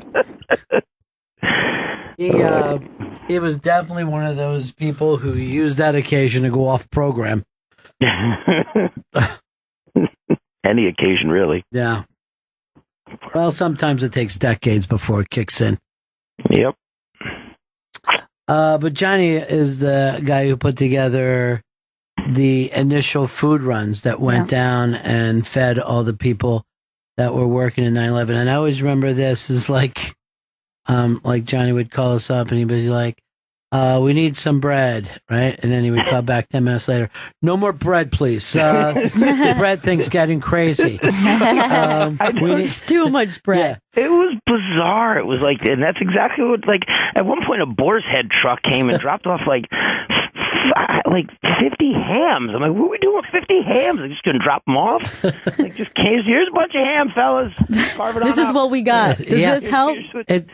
It literally is what people did. They did whatever they could. And then that goes to show you like how much people want to get involved that day, because they would say, okay, we need gloves. Please stop bringing us gloves. Yeah. It would happen that quickly. We need shovels. No more shovels, please. Because everybody would just go, oh, something I can do. Yeah. And there would just be a run on everything. And I remember too, of course, we didn't have the infrastructure set up to start pulling that stuff up. So it was like the following day or the day after, the union guys had all lined up and they were going down the West Side Highway with cranes and trucks and everything. And Donald Trump was walking on the front line of it, right? Like these, and he was all looking, you know, and to think now that he's running for president. But everybody did really like everybody else at that time. Everybody else, people really did do that thing. I mean, a lot of people were in their own worlds in St. Paul. You can't get out of that. You know, they had hockey and they had lake trout to deal with. Sure. Not organized hockey, of course. Disorganized hockey. but it oddly did bring out the best in a lot of people. Yeah. Especially you guys, Ronnie. It was definitely the best Johnny, of you guys. Yeah, because it's really difficult to do radio. That's the difficult thing in the world. You did what you did. You know, it's not hard, but you did it. Yeah, it's very easy. Yes, you're right. I kept doing my job. Despite everything that happened, I actually did my work. But you know what? There's a nostalgic miss for what happened after, for the way the people were. And, you know, we ended up making so many friends with different things that we were doing. And I always think about those people all the time. Fez got his operation last night, and he called me up, and he's slurring through it because he's, you know, on all kinds of medication. He's like, this is the first 9/11 we're not going to be together. I thought that's an odd thing to say, but yeah, it's true. Yeah. You know? That's a really, really true thing. All right, Johnny, good to talk to you, my friend. Later, Benningtons. And, you know, let me know when you get French fries and pickles on the menu. Can't I want to come in and do some of that. You gotta name it the Earl. Yeah, the Earl. I'll have the Earl, please. If there's any way to be weird, that guy will do it. I'll have the deluxe Earl. It's just more fries. By the way, we're talking, you know, that's 14 years ago. Earl looks exactly the same. Yeah. I mean, I think he's still wearing the same pants, shoes, and it's not worn. You know what I mean? Like this, you would think that there would be things that have been worn out. Afraid. No, it looks exactly the same. Weirdly the same. All right, thanks. Later, Bennington. Peace. I remember that day too. In terms of radio, I remember Don and Mike just fell into this really, you know, broadcasting thing where they sounded like real broadcasters. And then I remember, you know, if you're a good broadcaster, you can do a sporting event, a parade, a moon landing, right, or top 40 radio or talk radio or album radio. You just do it. And then I remember O&A went on that day. And I remember, I think I talked to Anthony about this not too long ago. I'm like, they just sounded like O&A to me, like nothing had changed in their personality. And that kind of freaked me out. I'm like, man, how are they keeping it together so well? Because I remember thinking, how am I going to go on the air? This is too crazy. Yeah. You know, this is too crazy to just go on the air and talk. But I remember listening to them and they sounded so normal to me that it actually startled me a little bit, and I had to turn it off after a couple minutes. Like, I don't think I can sound that normal. I'm not going to be that normal in there. Yeah. Well, it was Billy and Earl. Was that it? Who made it in? It was me, Fez, Billy, Earl, and you. Yeah. And then I guess even the next day it was the same thing, and then finally they started to let people in from Jersey and Long Island, because none of our staff lived in the city. You know, we had Jersey people and Long Island people. And everyone was cut off. Yeah, they did not want you traveling at that point at all. Yeah, it was a pretty strange experience to be there for that. You know, I think it's a unique experience to have been in that room and all those calls that day, you know, Heartbreaking calls. yeah, just heartbreaking, and most people just still in such a state of shock. It was so new. Everything felt like nobody knew. It really did feel like the whole world was upside down. But you know what's funny too is a lot of people, they say 9/11, but things were probably 9/15 or 9/21 because that feeling didn't go away. Yeah, that feeling was around for a long time. So there's always people who said, I listened to you and blah, blah, blah. But so many people that I became friends with later said, I just turned on the show to hear that you guys were all right. And then I turned it off. I couldn't listen to it. And I'm like, I think that was true of a lot of people and a lot of things, that you just went to check to see what was still there in New York City, you know? And I always remember that, somebody from one of the shows, maybe it was one of the sports guys, said that the city looked like somebody punched it, knocked out its front teeth, because the towers was not any buildings that anyone ever loved. Right. No one thought that the towers were beautiful. No one thought that they helped the skyline. If anything, people had bitched about them before. But after that, you would go places to look at your own skyline, just to try to remember where they were and stuff. That was really weird. It was strange because whether or not you liked them, and like you said, most people had complaints about they were big and they were modern looking, but they were such a beacon. You always use them to tell where you were. You came out of the subway and you're like, okay, where am I? And you used to use the towers as a landmark to figure out. South. Okay, yeah, always. Yeah.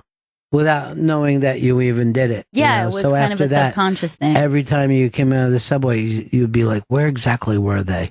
Yeah. Where exactly were they? And of course, you would go back and listen to every single show and watch every show, and it would just be crushing, and you'd get details of like regular people's lives, and then suddenly you would see them with your loved ones, and you would think, oh yeah, how many, each person who died that day, how many people does it affect? Or town? Well, it's always weird too. Like there's memorials in towns, like when you're in Jersey or Connecticut. Absolutely, they have a lot of those out in Long Island, where they'll just say, "This is how many people from our town." Yeah.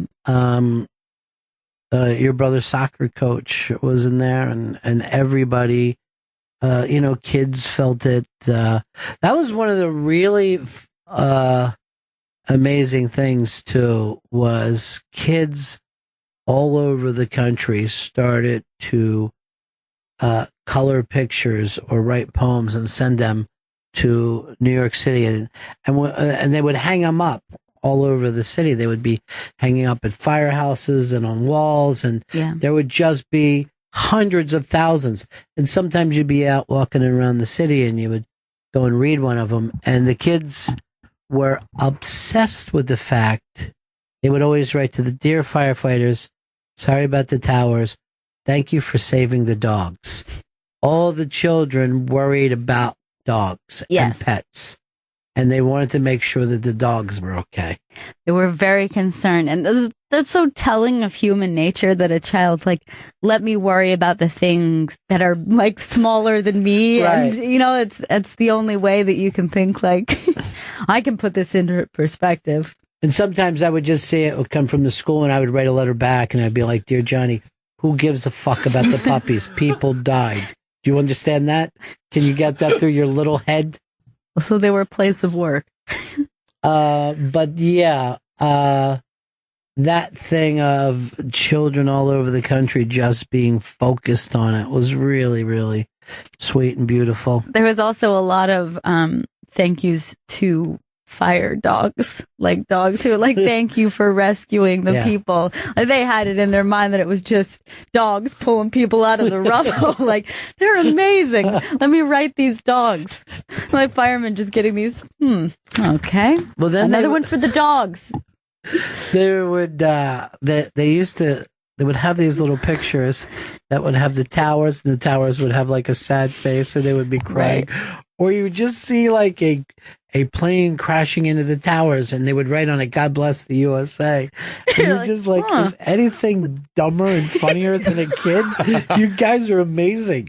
But you know what? You've got to blame teachers for that, because I remember having to do that kind of thing when I was young for tragedies, or like, we're all going to write cards. Do they think like this is a healing thing, I guess? I mean, think that they're like, oh, it'll lighten people's spirits. Right. If you tell them they're the helping. voice of children. Yeah. And yeah, maybe just to make children involved in a way that they feel like this is a way to understand it. Let me tell you, it did lighten my feelings, because I would laugh so hard at those idiotic cards. I know. I mean, I would go out of my way every time I went. I'm like, I'm going to read a couple cards.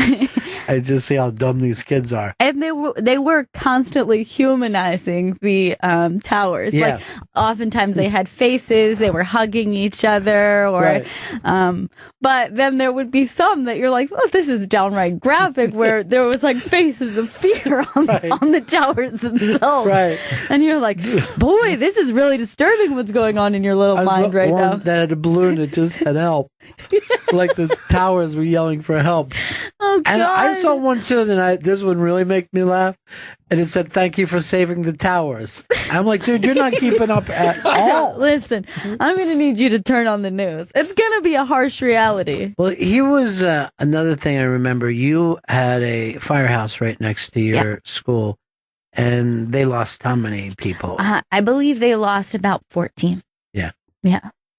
And what was always something, they'd have pictures of those guys up, and tourists and stuff always stopped, and the firemen always came out and just talked with them and took pictures. Yeah. And I always thought that was an amazing thing, that they had time for people. Yeah, those dudes were really sweet, and were a part of our lives. You know, they were right on the same corner as my high school, so we knew all those guys. Some of them by name, some of them not. But it was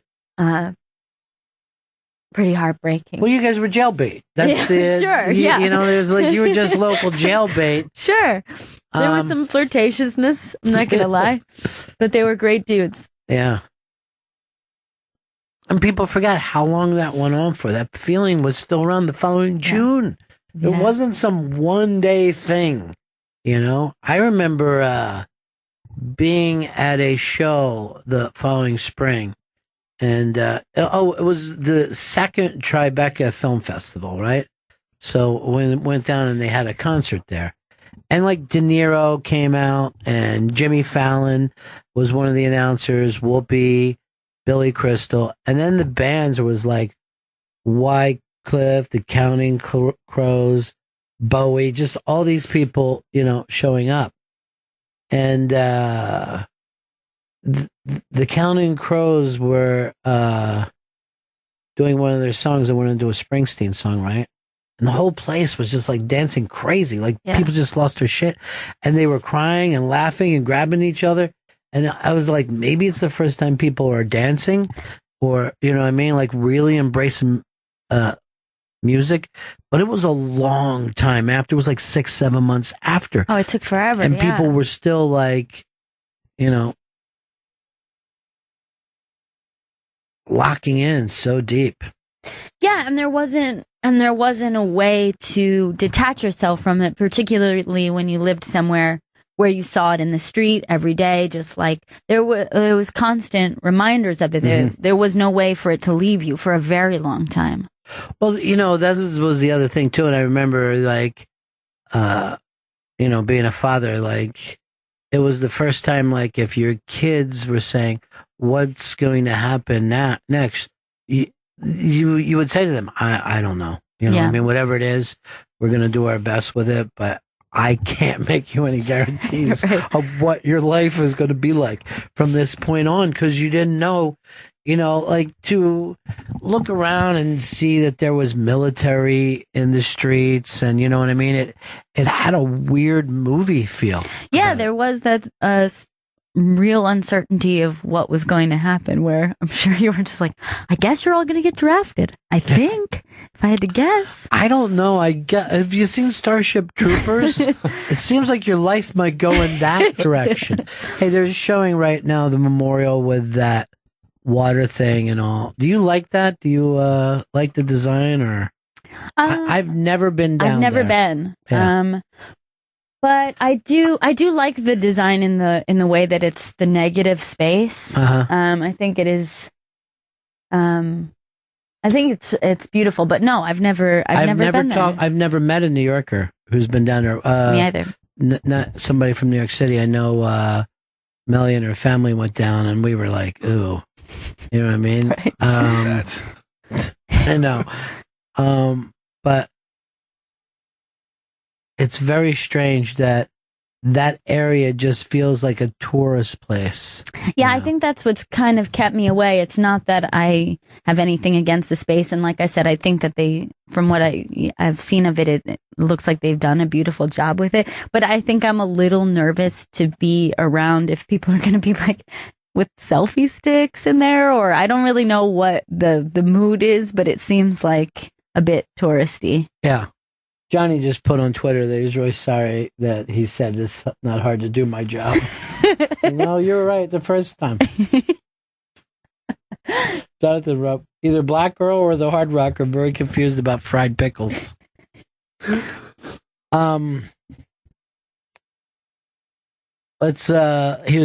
Todd. Todd in PA. How are you? How you doing? Really good. I think it was the 15th, which is a couple of days after it all happened, I had tickets to go see John Mellencamp in Hershey, Pennsylvania. And I was thinking, little pink houses as American I could get. And sure enough, everybody in the audience, had their flags waving and they were desperate for entertainment, and it was a great feeling. And Mellencamp comes out, doesn't say a word to the audience. He plays song after song after song after song, never introduces the band, never acknowledges anything at all. Plays the final song, leaves the stage, no encore, nothing.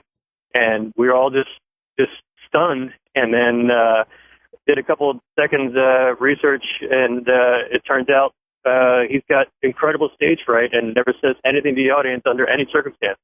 Couldn't believe it. Well, there's not a lot. A lot of people were turned off by the flag waving. You know what I mean? Like the patriotism thing about it. I remember when they started playing football and they showed all the people around the country flying flags. I'm like, that's an odd response to this. That's a weird way of being. Yeah. Even though I'm not right or wrong about it. No, it seemed weird to me. I had similar feelings where I felt like there was a certain level of almost like cockiness, or like we are great, and it's like, well, I'm not sure if that's where we're going with this, but okay. Here's the other thing too I remember about living in New York at that time is that you're walking down the street, and this went on for months and months and months, and you would hear bagpipes and you would stop because it was another funeral, that they had to take the funerals and stagger them out so long. And I believe Rudy Giuliani was at all of them. And I will also say this about Rudy Giuliani, and as a guy that, I don't agree with a lot of his politics, but being after 9/11 and being an operations manager, and that's what he was. Yeah. He was a guy who went on the news, and he did it pretty often. And I remember it was hard for the federal government to catch up with that. They weren't sure what to do with Bush and where they were going to fly him, and it felt like it took a long time. But Giuliani would go on the air, and he would be dusty because he had been down there, and he'd go like this. And instead of giving some kind of speech of like, oh, we're a nation and a city that pulls together and you can't stop our grace, he would be just like, opposite side of the parking is suspended today, but it'll be on tomorrow. Trash pickups will pick up on Thursday, and here's the subway lines that are running, and here's the subway lines that weren't. And believe it or not, it was great. It was very comforting. It was particularly great for a father to be like, oh yeah, okay, this is what you're supposed to do. You know what I mean? You've got to get shit running again. You can't sit around, and you also don't need to say something poetic and inspirational every moment of the day. You got to start, packing lunch bags and getting the clothes in the hamper and stuff like that. I think a lot of people pulled strength from that, where it was just like, this is how a city runs in a crisis, and this is what we're going to do. Here's Janine. Janine, you're on the air. Hey guys, I'm a former New Yorker, live in North Carolina now. Went up there a couple of weeks ago, and wanted to see the memorial. I've never been, and you guys are right. It is very touristy. I found myself getting very angry at the lack of respect. I mean, it's basically a graveyard. And people are just leaning up against the memorial, with their asses and, just taking these pictures, like you said, with the selfie stick. And I actually approached a woman she was taking a picture of her daughter who was, like, hiking up her skirt. I don't know what that building is there, but I guess she thought it was a nice shot. So I kind of got in the middle of them and had a few choice words for them, but it's pretty sad. It was very upsetting. I had to leave because I was very angry. I always just thought to myself, though, for a person like yourself who was there that day, you don't need a memorial. You know what I mean? Like, we know where it was and we know what happened and how horrible it was. There was also that thing of, people wanting to say the right things, but how are you? Some people want memorials to go on forever. Some people never want them being talked about again. It's just a very strange thing. It's a very unique thing. And I don't know. I guess I don't normally, I've been to Gettysburg and maybe I didn't act the way I should have there. Right. That's a mass graveyard that maybe I was like, hey, is there any place to get a burger? I've heard the same thing for people who've been to Honolulu, Pearl Harbor.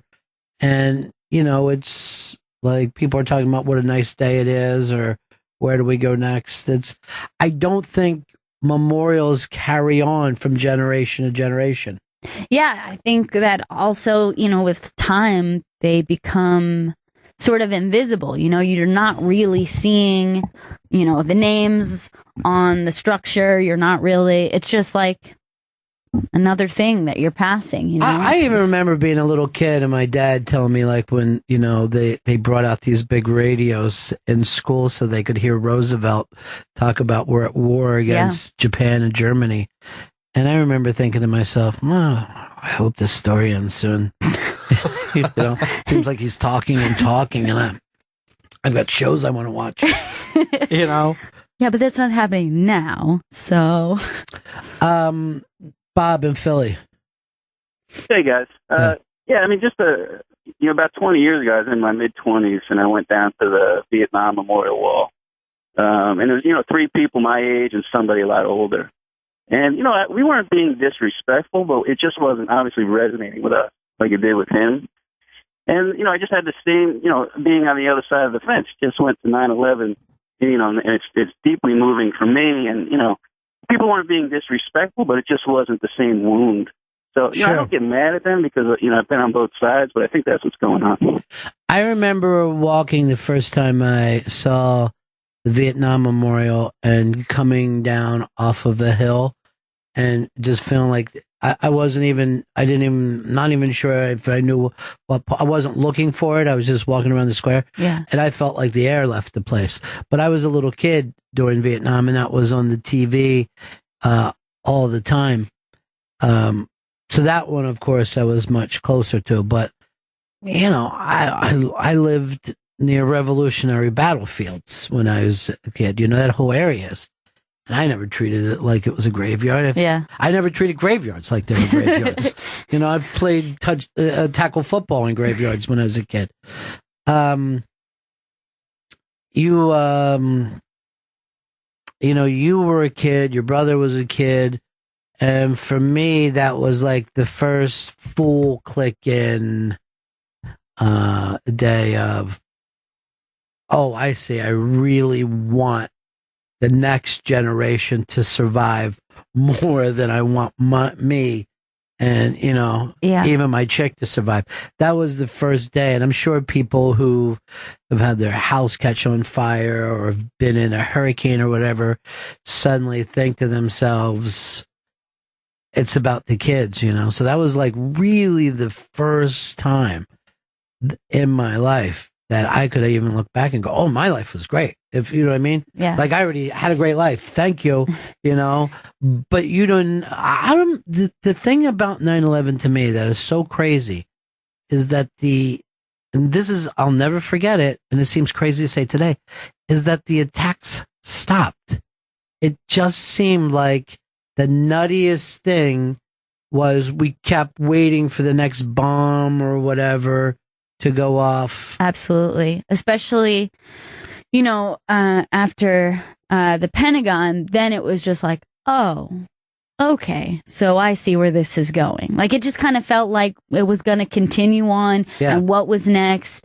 And it felt like that for many, I was going to say many hours, but probably a couple days. Yeah, where you're like, well, we don't know where this is going at this point. I mean, when you had picked me up at school, we walked over to the studio and it was just dead silence, but everyone was looking up.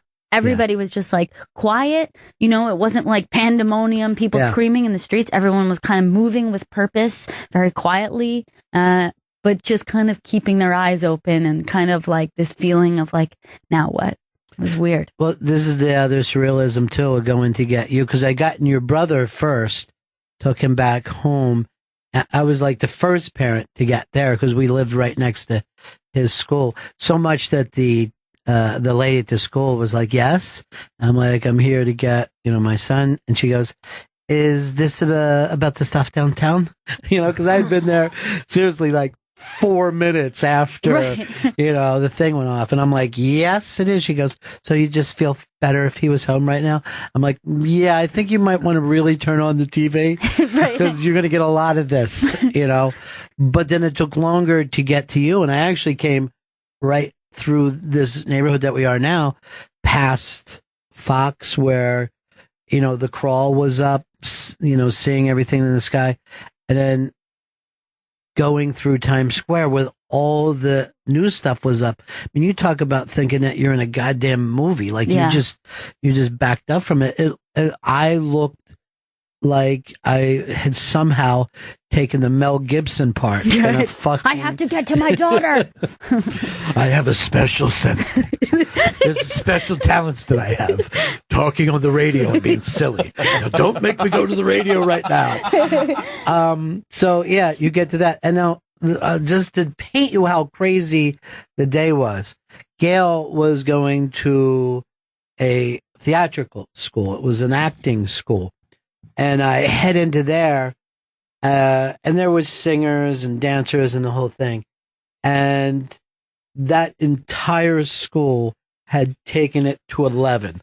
There was children like, oh! They were just running around like little Broadway actors, screaming. And the people in charge of us were no better. They were behaving the exact same way.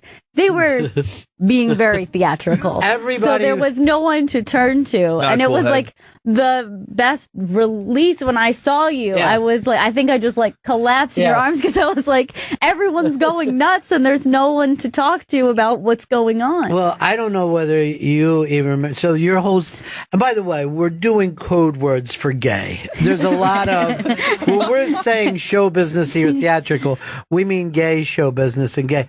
Everybody was acting like Cam from Modern Family. But I don't know whether you remember this, but you were like in shock and you tried to tell me what the news was. Right. And I was like, and you're like, Dad, there was an attack of a couple planes. I'm sure I was just in shock. Yeah. And you were saying that. I mean, the fact that he just appeared, I don't know even how you, because there's supposed to be security, but I swear to God, he just appeared next to me. Oh, good. You're here. There's some shit going on right now. Yeah. And I and you were on that ramble thing and people were running around us and screaming and stuff. And then you go like this, you go, and I'm just like, well, I can see that this, I'm just going to let her roll and I'm just going to be saying, yes, I know. And that's why we're leaving. You know what I mean? And then you go like this, you go, come here, over here. And like, you take me over the corner and you go like this. There's been an attack. You just start to tell me again around like, I know there has been. And that's why we're going to. Oh, I just thought we were going to go to lunch together. Yeah.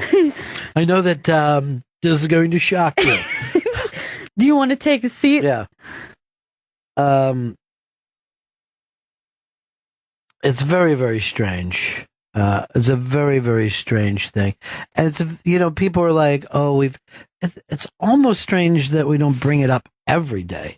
It's so weird, Yeah. It's so horrific and so weird. I think that the people, I was always surprised that people were able to put it in a pocket, but I guess there's no other way to live than find some place to put it, Hey, Chris, New York City. Hey, guys. I'd like to echo some of the sentiments that you were talking about a little bit earlier, about 10 minutes ago, and that is that people do put it in their pocket. It's the only way to wrap your head around what had happened. I was down there. I was working. I work in news. I'm a photographer, and I was down there, and I was over at Bellevue Hospital when, for months and months after that, when people were putting posters up of their missing families and their loved ones and their coworkers, and they were there for months, and we were there for months, and we were telling their story. And as a journalist, you're able to put it in your pocket, so to speak, because you have a lens between yourself and the subject that you're talking to and you're photographing, and you're giving them their voice, and it's not good.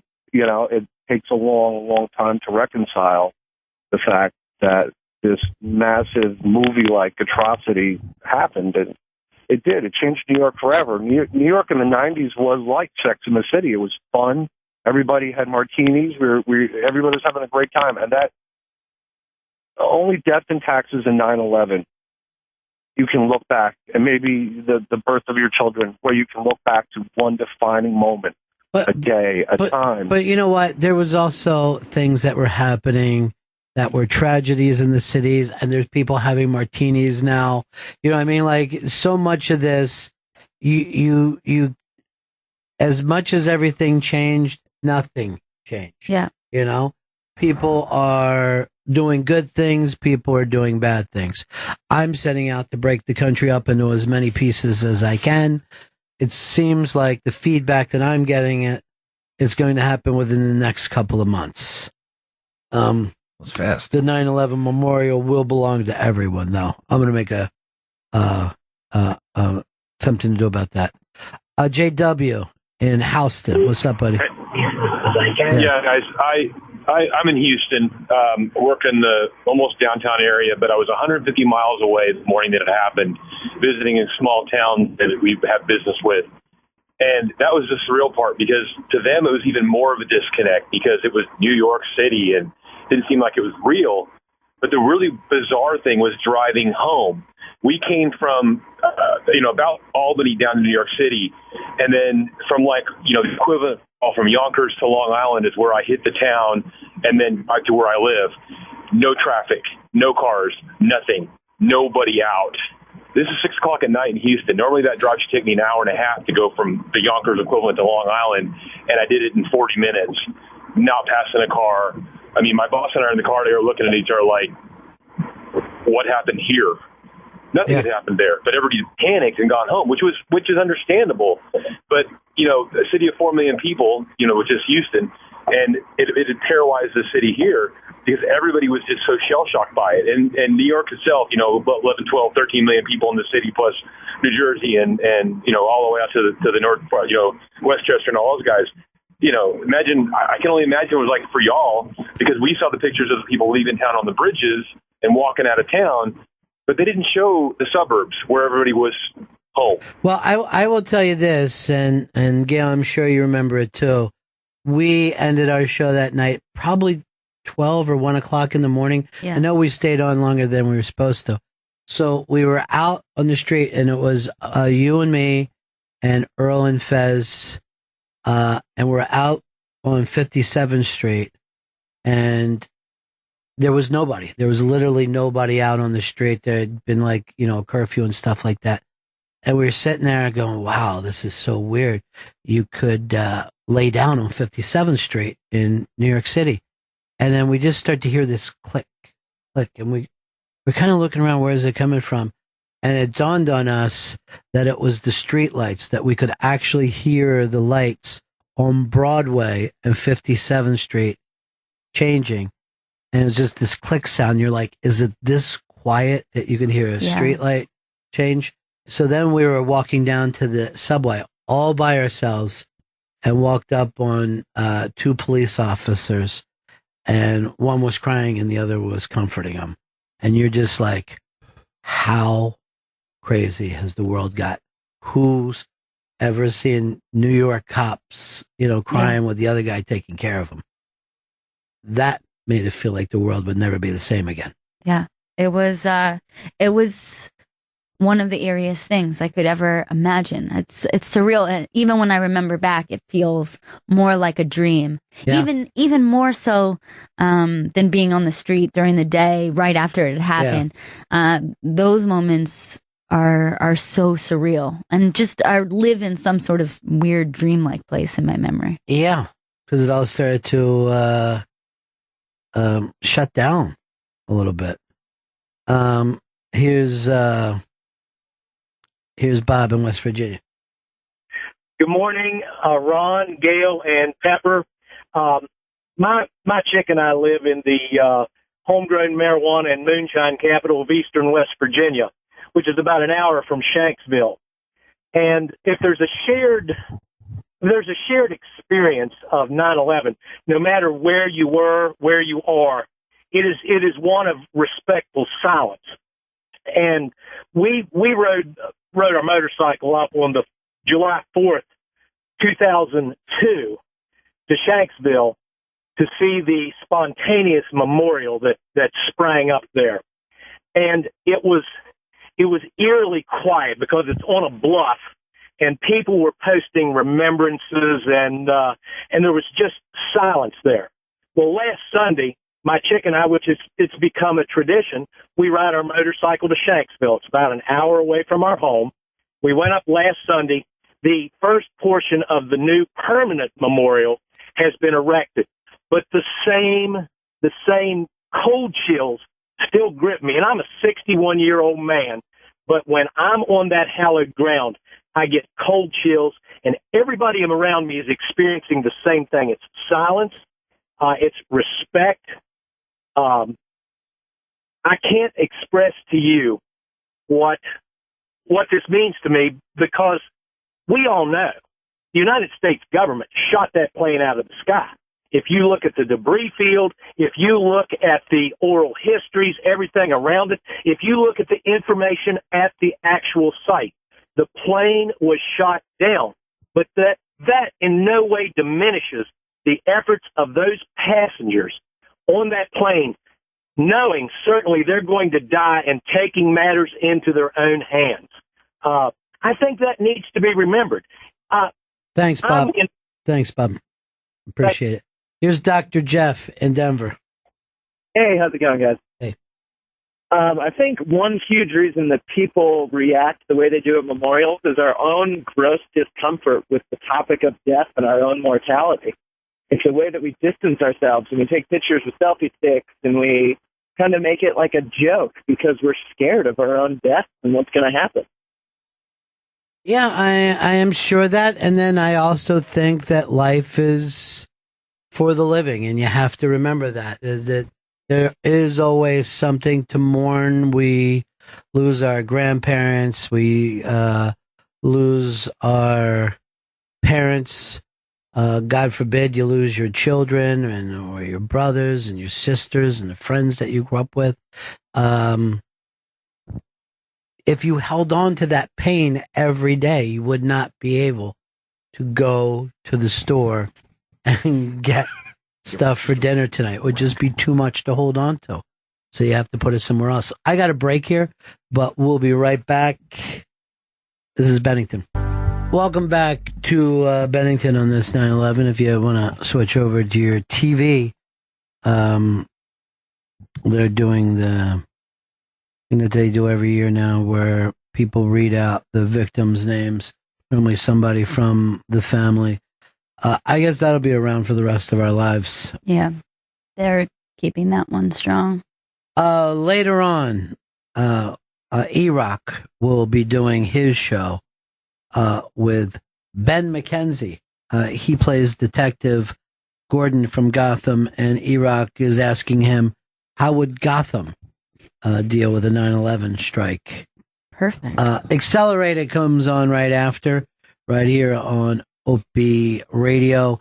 Accelerated is where you hear all the best stuff that Opie and company did all week long. It's very, very funny. Really, really inventive piece. I don't understand how the truthers are still going so strong, thinking that the government shot down the planes. There's still, well, if there's one of those truth things that I think has a possibility, it's the shot down plane. Although I think it would have been out by now. But, you know, there's still people talking about JFK was the conspiracy. It doesn't go away. When something gigantic happens, people want to think that it's something other than chaos. You know? They don't want to think, oh, just a couple of fucking weird sand people could have pulled this off. You know, this had to be done by gigantic planning and evil. Yeah, it's almost like an evil master plan is more comforting to someone than just the world can be terrifying. You don't believe in any conspiracy stuff anywhere? Not on the government level where they're just whacking people or dropping planes out of the sky. And there was an evil plan. It was by a group of dudes in the desert and a terrorist named Bin Laden with a bunch of money. That was the evil plan. That's it. It wasn't the government. That guy just was able to get some dudes into the country to pull this off. That was the evil plan. We figured it out. Even though the government could have gotten to Bin Laden before, and even though Bin Laden's family deals in oil and Saudi royalty, that all seems like there's some connections there, Chris. I'll tell you this. I mean, you go back. I always thought the killing of Christ was an inside job. I always thought who knew about it and when. Really? Yeah. Who do you think's behind it? It sounds awful to say, but I think it was Judas was caught up in it somehow. They were so close, though. And Pontius Pilate, I don't think you can wash his hands of this whole thing. And quite frankly, I don't even think Moses was happy the way things were going. That family of his was crazy as hell. Moses brothers. They ended up building all the bridges, tunnels around New York. Mosey Bros. Frank in the BX. Hey, I just want to tell you two things. First of all, what was the pontiff flying if he was a pilot? I never found that out. You played I Won't Back Down, the Tom Petty tune to open it up, and it was my boy who died on 9/11's favorite tune, so I don't know if it means anything, but I thought it was a pretty cool song to start with. All right, Frank. Thank you, my friend. Take care. We opened the show up today talking about the young boy who lived in St. Paul. That's right. At the time.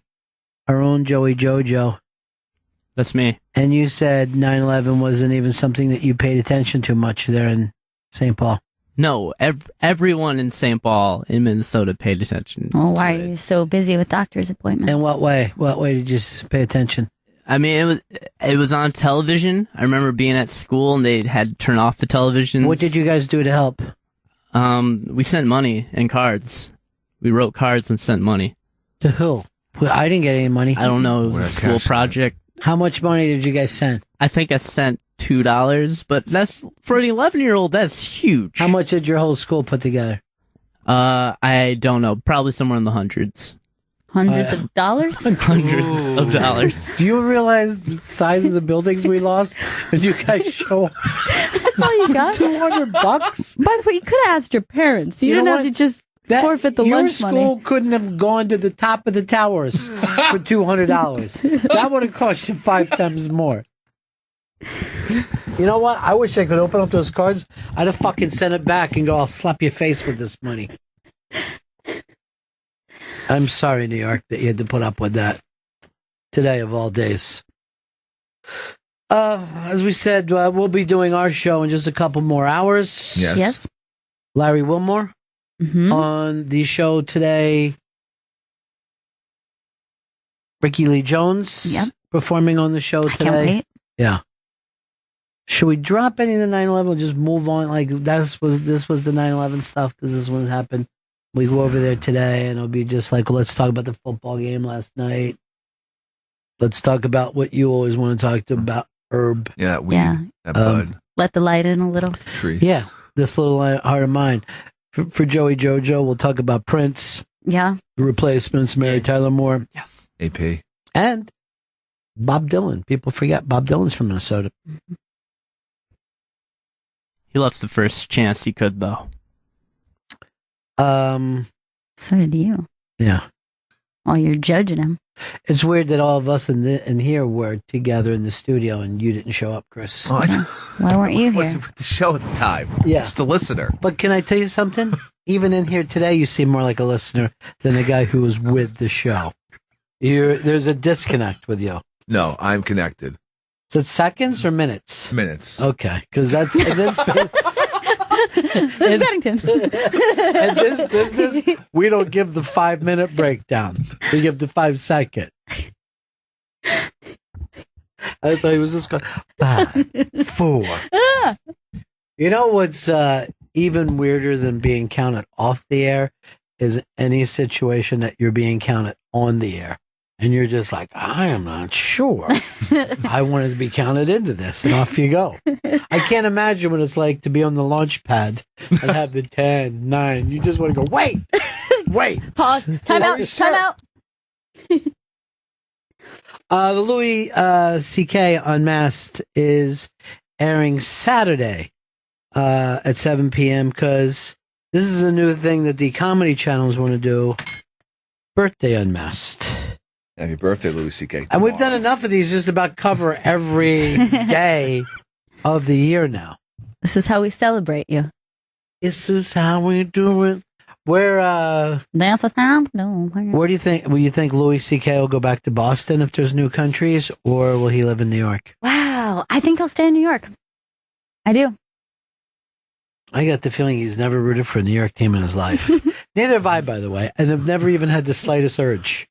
Never thought to myself, like the Giants won, I never thought we did it. I don't know how people do that. To tell you the People truth. keep with the hometown, I think. Even if you've lived in your new place longer, I think a lot of times. A lot of people I know just go with anyone who's winning, let alone whether they move. But if they move someplace and that team's winning, they adapt quickly. I know a guy, he's from Kansas City. And I was like, so you're a Royals fan, right? He's like, well, I'm a Reds fan, and then I'm a Royals fan, but then I'm also a Yankees fan because I've been here for a few years. And you shouldn't be a fan of any baseball at this point. That's not fair. This is ridiculous. You can't have 3 teams. I am a fan now from the places I lived in the NFC East. I've lived in 3 cities. Some of those I've actually hated to see that team win. Although I did find myself rooting for the Bucks a little bit because my kids grew up there and that was their team. Yeah. So I was like, come on, for them. God, please take my prayers, throw them out, let my kids put that last one in. I never gave up on the Phils. I could never. This year, I don't know what's going to happen. I don't think, well, we'll talk about this on our show in just a couple of hours. But I don't think that we had the big buzz of an NFL opening that I thought we were going to do. I thought there was too much Deflategate. Yeah. But we'll talk about that. Make sure you check out E-Rock later. Ben McKenzie, Detective Gordon from Gotham. E-Rock's going to ask him, how would Gotham deal with a 9/11 strike? I want to thank you for being here, Gail. And it's very strange not to have Fez here this year, but to have, you were with Slaughterhouse-5 that night. I was, yeah. You were definitely part of it. So to still being here all these years later, that would have been a buzz to know that we'd start doing a show together. Chris, you were just a listener then. Yes, I was. But if I have my way, You'll go back to being a listener very, very soon. This is good. Yeah. Terrible 9/11 for me. Worst 9/11 ever. Oh boy. Yeah. But, talking with Hard Rock Johnny, I'm going to think back to so many people that we became friends with at that time. And I remember we used to start and do these bar runs and stuff every single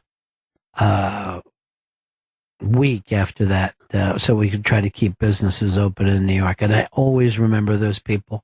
I'm always going to remember them fondly.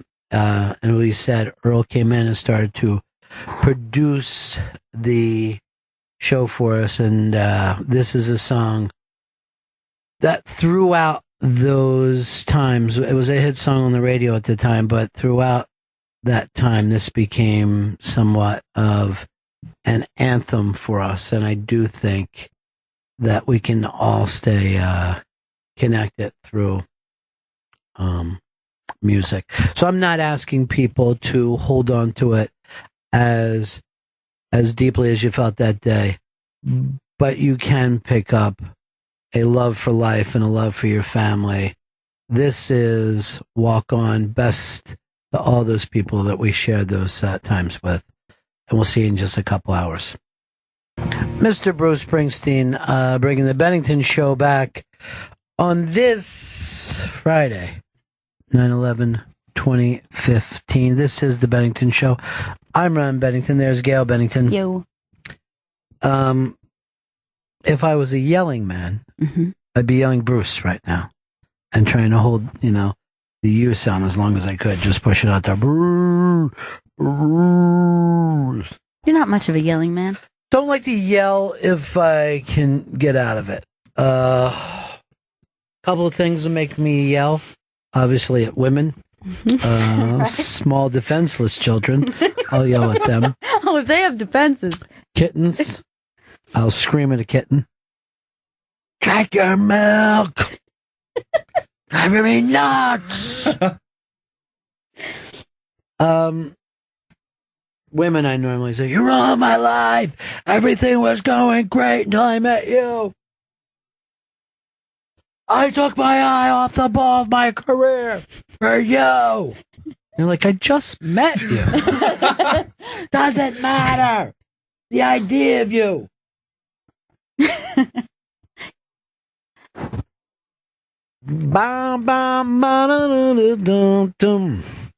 I think probably for a certain generation, Bruce Springsteen represents the rock star to be. What, let's say Mick Jagger was, or to the 60s, Elvis Presley was to the 50s, Mick Jagger became for that 80s generation. Right. And then Bruce would be for who? He's for the 80s. For the 80s. I mean, he was a big major star in the 80s. Well, he's like a regular Joe rock star, which doesn't even make sense. You're like, he seems down to earth, and yet rock star. But you know what? It's funny. 70s Bruce was jive rock star guy. Right. It was later in the thing where he started to, let me play it down a little bit and say, I'm just singing for you, the people. But you know why he did that thing? Because of Woody Guthrie. He decided, he's going to be Woody Guthrie. And quite frankly, Van Morrison, but I'm not going to say any of that. But that's where all the moves came from. And songwriting style. I'm not going to say anything because I'm so close to Jersey. I know. And those people, they're like, Van who? Van the man. The guy you actually like, Van Morrison. Sorry, I can't hear you. What did you say? So, and then I don't know. I guess who became 90s rock star? I guess Chris Stanley, but Thank you. And then Joe today is the rock star of today. Yeah. Thank you. Joe. Finally got recognized for my 90s work. I hope to be the rock star of the 20s. 2020s. Oh, not the 1920s. Flappers. That's all coming back in the 20s. April Perry said, so excited that LA's own Larry Wilmore is going to be on the Bennington Show today. Larry Wilmore, born and raised in L.A., huh? Yeah. That's unusual to me when someone says I was born in L.A. and they're not one of the Bridges brothers. I'm always shocked. I thought only the Bridges were from here. So your last name's Bridge. You know what I always say to people that are from L.A.? I always go, did you just get into town about an hour ago? And then you took a look around, you see which way the wind blow? Stop it, Chris. Okay. And a little girl with a hollow home. You're really tempting him by continuing on. You ragged little lady. I got to fucking search for it. Oh, just another lost angel. I'm sorry, did you mean angel there, Jim? Angel, city and night. Yeah, I mean, it seems like a weird... Well, you were born in Florida. That's a weird thing. Yeah, most people were retired. Most people were for somebody out from someplace else. Yeah. People are like, where are you from up north? That's what people say in Florida. You were born there and then moved up north. Strange move. But It's I a did dumb it. one. It's a dumb move. She drove up here by a golf cart. Yeah. The entire way. That's the only mode of transportation we have there. Yeah, you can't have a car. And what? No. Yeah. There's you no can cars. only go by golf cart. That's how you get around. It's impractical, you ask me. How's it impractical? It's perfect. We only allow tiny cars with no doors. I don't want to be a racist. I just thought that I saw Serena Williams, and now I know it can't be. You did not see Serena Williams. Okay. There can't be. And I didn't even see her, but I'm going to tell you you're right now. She was not going to go. It was Venus. That's Was it? Because that would have been a fine mistake. Then.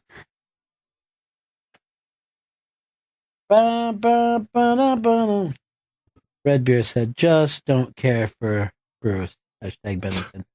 Well, that's not saying 100%. We're talking about actual people, not metalheads. Their idea of like, who's the greatest rock star would be Ozzy, Kiss and Ozzy. That's it. Iron Maiden and Ozzy. They fucking just shred. I like music that just shreds. Last night was the kickoff to the NFL season. Don't ask me how, but I got the season started. Thank you so much. Steelers went up against the Patriots in New England. Lost a lot. Had a garbage touchdown that fucked up everybody's points at the end of the game. Ridiculous. Why even bother? Millions of dollars swayed back and forth on that, they said. Yeah, don't they realize that people are gambling on these games? Though they know. Don't lay worry down. about that. They know. I was shocked. We started the big contest that we do called Highlander. I was shocked people would bet this game. Insane. Never take that first game. So they're taking the very first one, and you could be knocked out so easy. And not only that, but let's say you got the Patriots. You know they're going to be playing a good team. Right. You know, it's a tight game. Somebody shows up. Tommy Pope played this game. Let's see how he did. Has survived another week.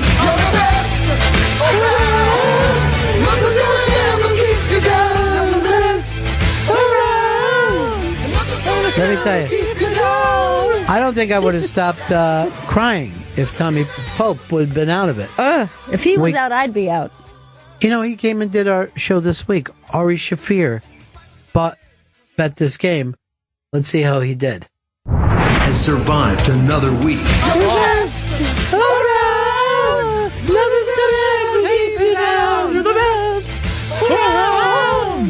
I don't know how he could do this. Now, obviously, Nick DiPaolo and Robert Kelly bet the game because they're Boston guys. Sure. And they can't think of anything other than Boston. Of course. So it was easy for them to. Has survived another week.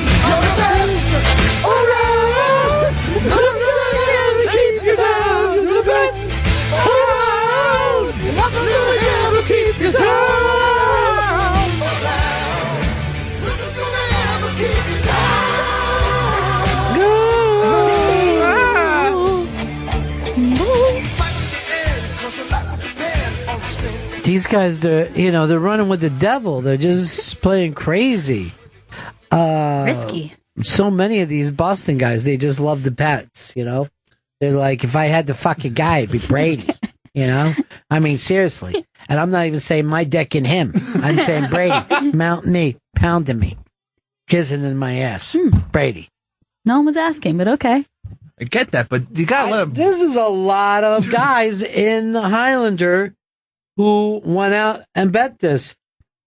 A man that was the king of Montreal. They were crazy about him. We've recorded an Unmasked that will be playing, I believe, next weekend, and it's going to be a takeover weekend. We're dedicating an entire weekend to Sebastian Maniscalco. Let's see how he did. Eliminated.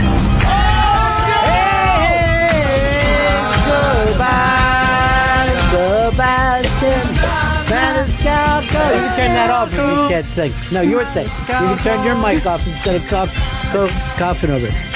No. Hey, goodbye. No, let's get this straight about Sebastian, because I know he's a hard rocker and likes to rock his own way.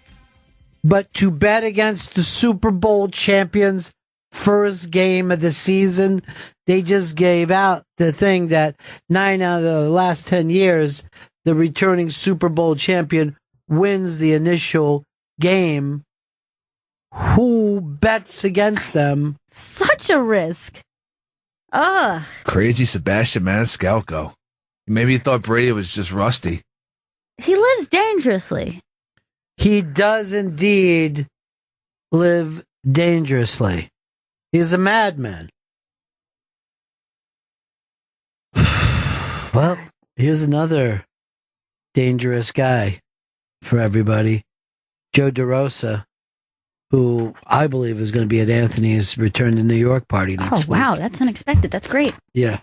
I believe I'm going to bring both these guys back together. Joe DeRosa. Let's see how he bet. Has survived another week.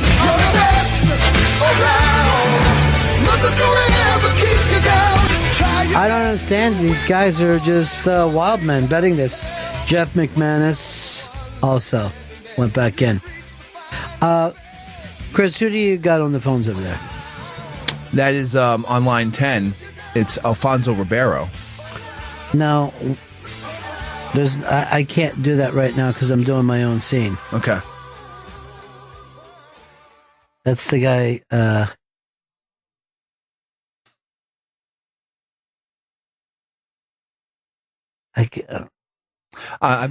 don't know. I'm being told. I got nowhere to go with that, so Yeah. Let's just drop it.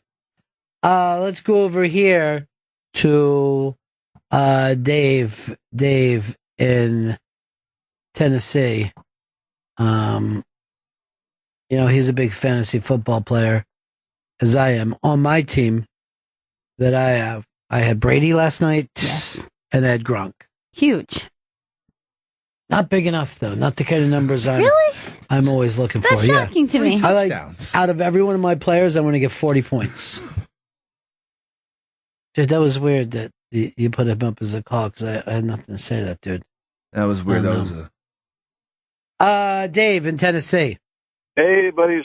Have a prediction. There's going to be a lot of people out at the Highlander the first week. There's only 2 games where the favorite is more than 3 points. And Yeah, both of those I think are there's going to be a divisional games. bloodbath.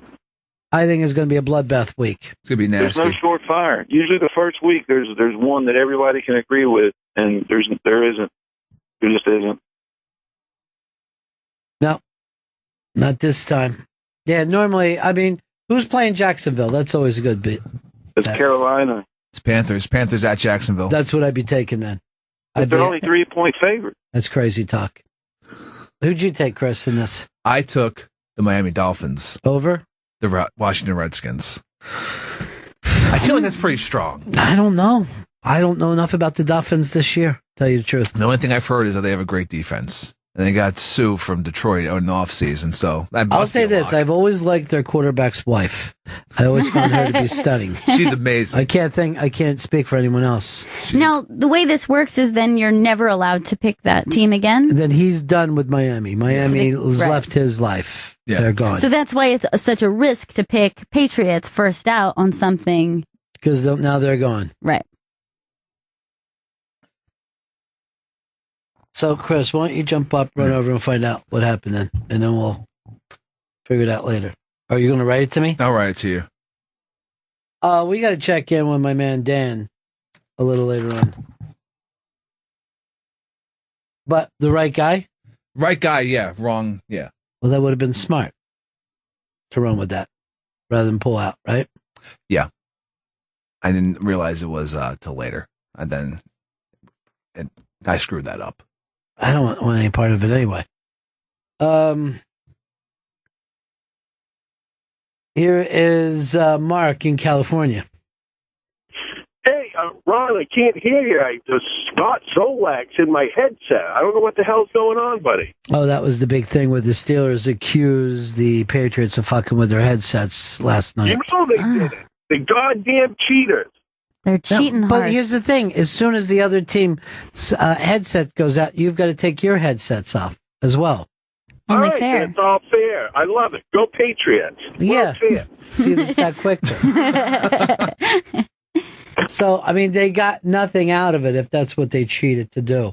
Although after the game, the Steelers coach was sure his team was cheated. Positive his team was cheated. Oh, yeah. Well, that's what happens when you get a reputation. You're always going to be accused of it from here on out. You got to think on your feet. That's the important thing. There's some things that you can't plan for, and you have to think to yourself, how do we make this... Make it work. What's that? Make it work. And make something work. If something weird happens or out of the ordinary. It is the Bennington Show. This is Joey JoJo's day, 9/11. It was, as he said, best day of his whole life back in sixth grade. It wasn't. He went out for ice cream with his family. They made jokes about New York and just had a great day. We didn't do that. It was a bad day. For all. Who would you pick this week? This week, I would pick the Vikings over San Francisco 49ers, Monday Night Football. Be there 10:15 Eastern Time. Yeah, there's a doubleheader this week. Now, Monday, I can't say we're handcuffed, but saying we might be doing the show as normal, but we've asked to do something really cool. And if that happens, we'll be playing a best of on Monday. But don't think that we've gone away forever. It's just something cool that we'll lock in with. Johnny in Philly. Hey, Ronnie B, I was hoping maybe you guys could call me Soft Rock Johnny from now on. Nope. No? Mm-mm. Okay. I just wanted to say it was a great game last night. Brady, best quarterback of all time. What do you think? There's no real way of saying that. I think if you were to truly line it up, you can't put him above Joe Montana because Joe Montana is undefeated. And he's certainly... Yeah, but don't you think it's harder to make it to the Super Bowl today than it was when Montana was doing it? No, I wouldn't say that's any harder at all, tell you the truth. The talent level is so much more intense these days than it was back then. Yeah, but that also means that you're surrounded by more talent. They know how to build a team around you. Obviously, Brady hasn't had the injuries to deal with. But I think it's almost difficult I mean, you could make the case that he's not the best quarterback playing today. He doesn't have the talent of an Aaron Rodgers. His arm isn't as strong as Rodgers, or even like Flacco or whatever. But is that Stanley, shut your mouth, you big gay queer. I'm straight. But is that what makes you a quarterback? How hard and how far you can throw it? Because that is one aspect of the game. That makes you the best thrower of all time. But the best quarterback is a different kind of thing. A best quarterback can lead his team, pull victory out of the jaws of defeat, something Joe Montana did in the Super Bowl. Tom Brady didn't do. Is it hard to compare too because of the style? Like the style of the game is very different than it used to be? I mean, you change rules and stuff like that. Again, it would make it harder to play in the 80s for that, where they could hit the quarterback more, they could drag your receivers down more. And I remember in the 80s, people from the 60s are going, this game is bullshit now. Right. This is panty time. But, you look around at these guys. Here's a quarterback that never won a Super Bowl, Dan Marino, who may easily be the greatest of all time. He certainly had a gun for an arm, great competitive spirit, never had a running game, never had a defense that was good enough to take him to the Super Bowl. So it's tough to say. It's difficult to pull off. Two brothers. One has all the numbers. The other one has twice as many Super Bowl rings as their brother. If you sat around, whose career would you rather have? Eli Manning's or Peyton Manning? No one ever would say that Eli Manning is the better quarterback of those brothers. But he's got twice as many championships. That's true. So who's to know? Not me, that's for sure. I like to think that the best quarterback in the history of the game was just cut by the Eagles last week. Little boy named Timmy Timbo Tebow. That's his full name. Yeah.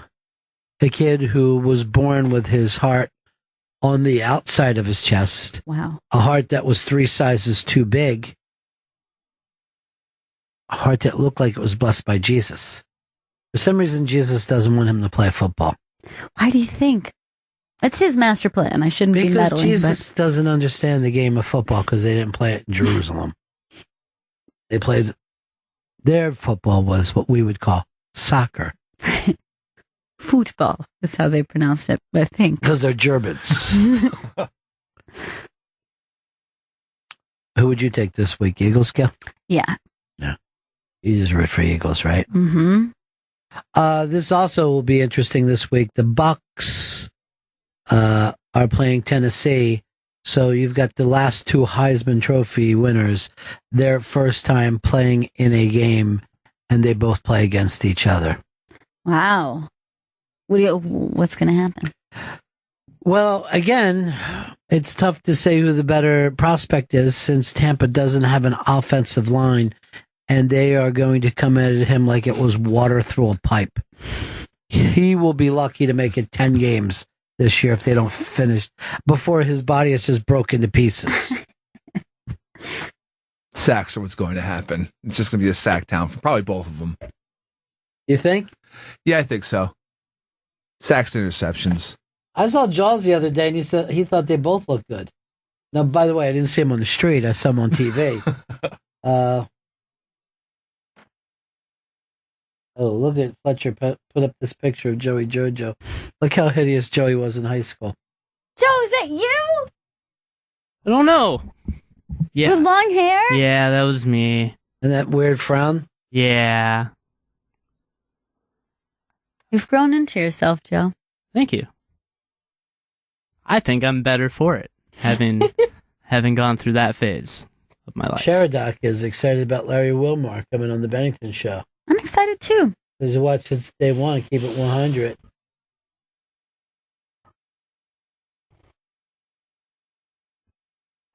Fletcher says Boston sports fans might be the worst fans across the board. Well, fuck. No one's worse than Philadelphia fans. And to their own. Yeah, of course to their own. What do they care about the other team? You always hurt the people closest to you. I guess that is true. I always like to say you always hurt the people weaker than you. Because it's so easy. Yeah, much easier. I hate to fight anybody stronger than me. Hurts too much. Too difficult. Too punchy back. You know? I like to punch forward, not punch back. There is a young man out there I call the Joe Montana of comedy. He's out as number 16 in San Francisco right now. I believe he was down by the bridge last night when Train was doing that big show before the game. Dan Perlman is part of the San Francisco Comedy Fest. And we're, as always, super proud of him. So proud. Dan Perlman, how are you? Good. Hey, Bennington family. What's going on? Dan, you took something that you called an aeroplane ride, and you're out in San Francisco. First night of the comedy festival. What's the scene like? That was fun. It's a lot of Bay Area people, so people I didn't know before. But there's some super funny comics out here. The whole judging, because it's like they do a competition sort of thing. The whole judging system is pretty weird. So once they explained that, I was like, I'm just gonna kind of tune this out and just try to have fun with the shows. But what was the weird thing about the judging? It's like they're explaining it to the comics before, and they're like, we have 7 categories. It's like delivery, material, audience reaction, audience rapport, gut instincts, miscellaneous. So it's just all these weird sort of things. And they're like, and you can check if you're like an 84.9, then, and someone else might be an 85.1. And so it's like, I'm not even going to look at that because it's not like, all right, I'm going to do my B+ material then to get up to like an 88 or something. Now, are you getting judgments? Are you getting judgments right away, right after your sets, or is that? No, they don't. No, they don't even. They tell you like after all the shows. So everyone just goes up. But then it's this weird sort of thing where it's like, hey, if the audience, like if you like the comic, you can applaud, and if you applaud for 10 seconds, we'll give the person an extra point. And so with everyone in the audience, like even people who didn't have good sets, the audience just feels bad. So they'll just clap for 10 seconds as they fully count it for. I think everybody but like a couple people just got the extra point. Well, so how'd you feel about your show last night? I mean, did you win it going away? Did I what? Did you win it going away? Was nobody close? Is this thing over? All over. Yeah. Pack it up. It's done. Good. I like that attitude. Good.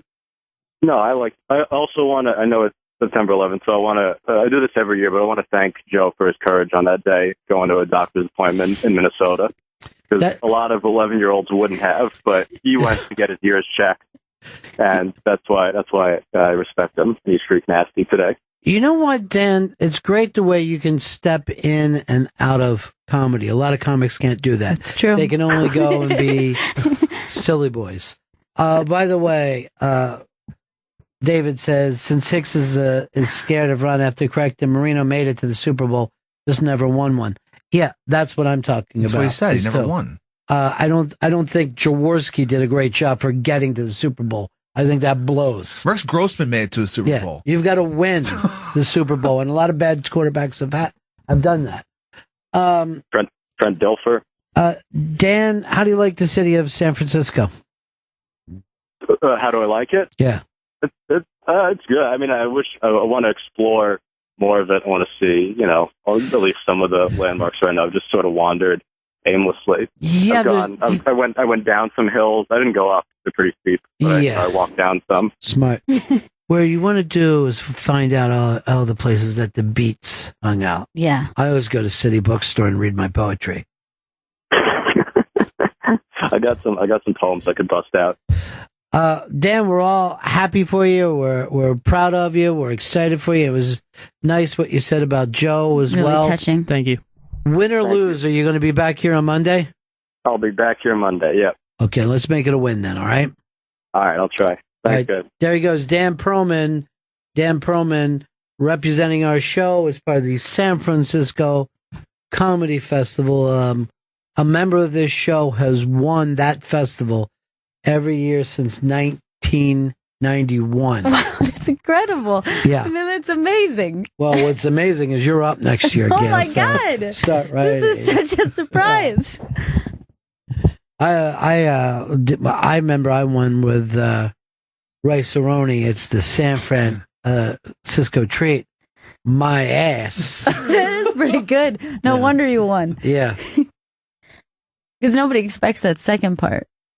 No, nobody does.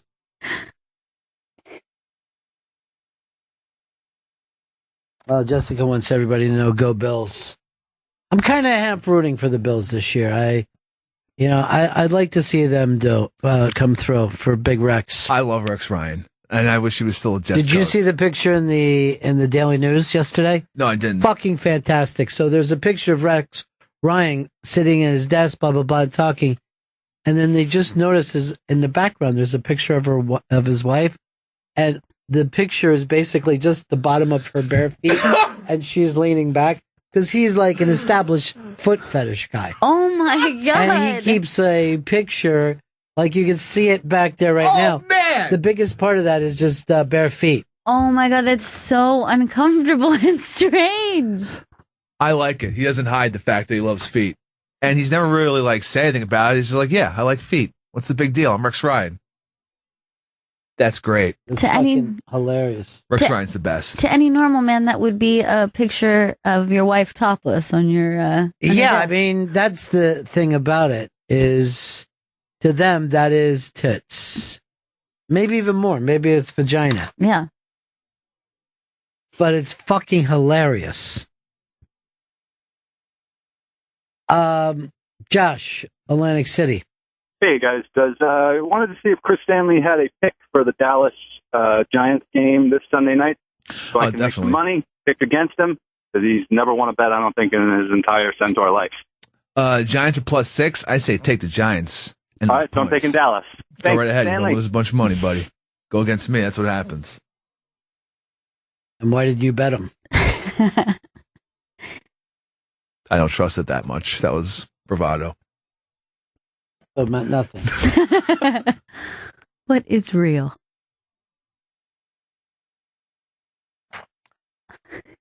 It was the big game back in last night. This Sunday, it's all back on in a big, big way. Everybody's excited. Hey, coming up a little later on the show, the great Rickie Lee Jones, and after that, Mr. Larry Wilmore. I got to tell you, this is the third time I've had Rickie Lee on the show. Do you love Rickie Lee? I adore Rickie Lee Jones. I think she's incredible. Chris, do you love Rickie Lee? Love. Let me one up that. I don't just love Rickie Lee Jones. I'm in love with Rickie Lee Jones. Will you tell her? Man, Rickie Lee Jones, Rickie Lee Jones. No, I believe it is the love that can't be spoken. Mm-hmm. It is foreboding. Best kind of love. At no time can a broadcaster reach out to an artist for them. We're from two different worlds. She creates, I play. She sings, I announce. It'd be like Chris Stanley and Alfonso, whatever his name is. They called up on the hotline and put him into a dazzle instead of on top of himself. Johnny wants to call us back. It's our buddy Hard Rock Johnny on the Hi, John. hotline. Hello, Bennington. How's the crabs, Jenny? No, there's no crabs. I'm on the West Side Highway. I meant in your pants. They're itchy as fuck. Yeah. Pepper, why do you gotta fucking pick the Giants? You got to bet that +6. They're definitely going to cover that. He's saying, why do you you have to bet? personally? You fucking mush. Because I believe in it. That's why. Why don't you do this? Put a towel over your head and stand in the bathroom. Do that anyway. Killing me. Get in the bathroom right now. They're going to have like 6 wins, and now you just made it like they're going to have 5 wins. Look, they're going back to the Super Bowl 50 with the Patriots. You know what's going to happen. And what's going to happen then? They're gonna be, you got to think of a third crazy catch to win the game now. It'll happen. Eli has that kind of ability. And the new gigantic contract. I got $100 right now. That'll happen. Literally, you have $100 on it? I mean, I'll have it by the end of the season. I like to show this. Right. I always say this when someone starts bragging. I go, show me the pickles and the fries.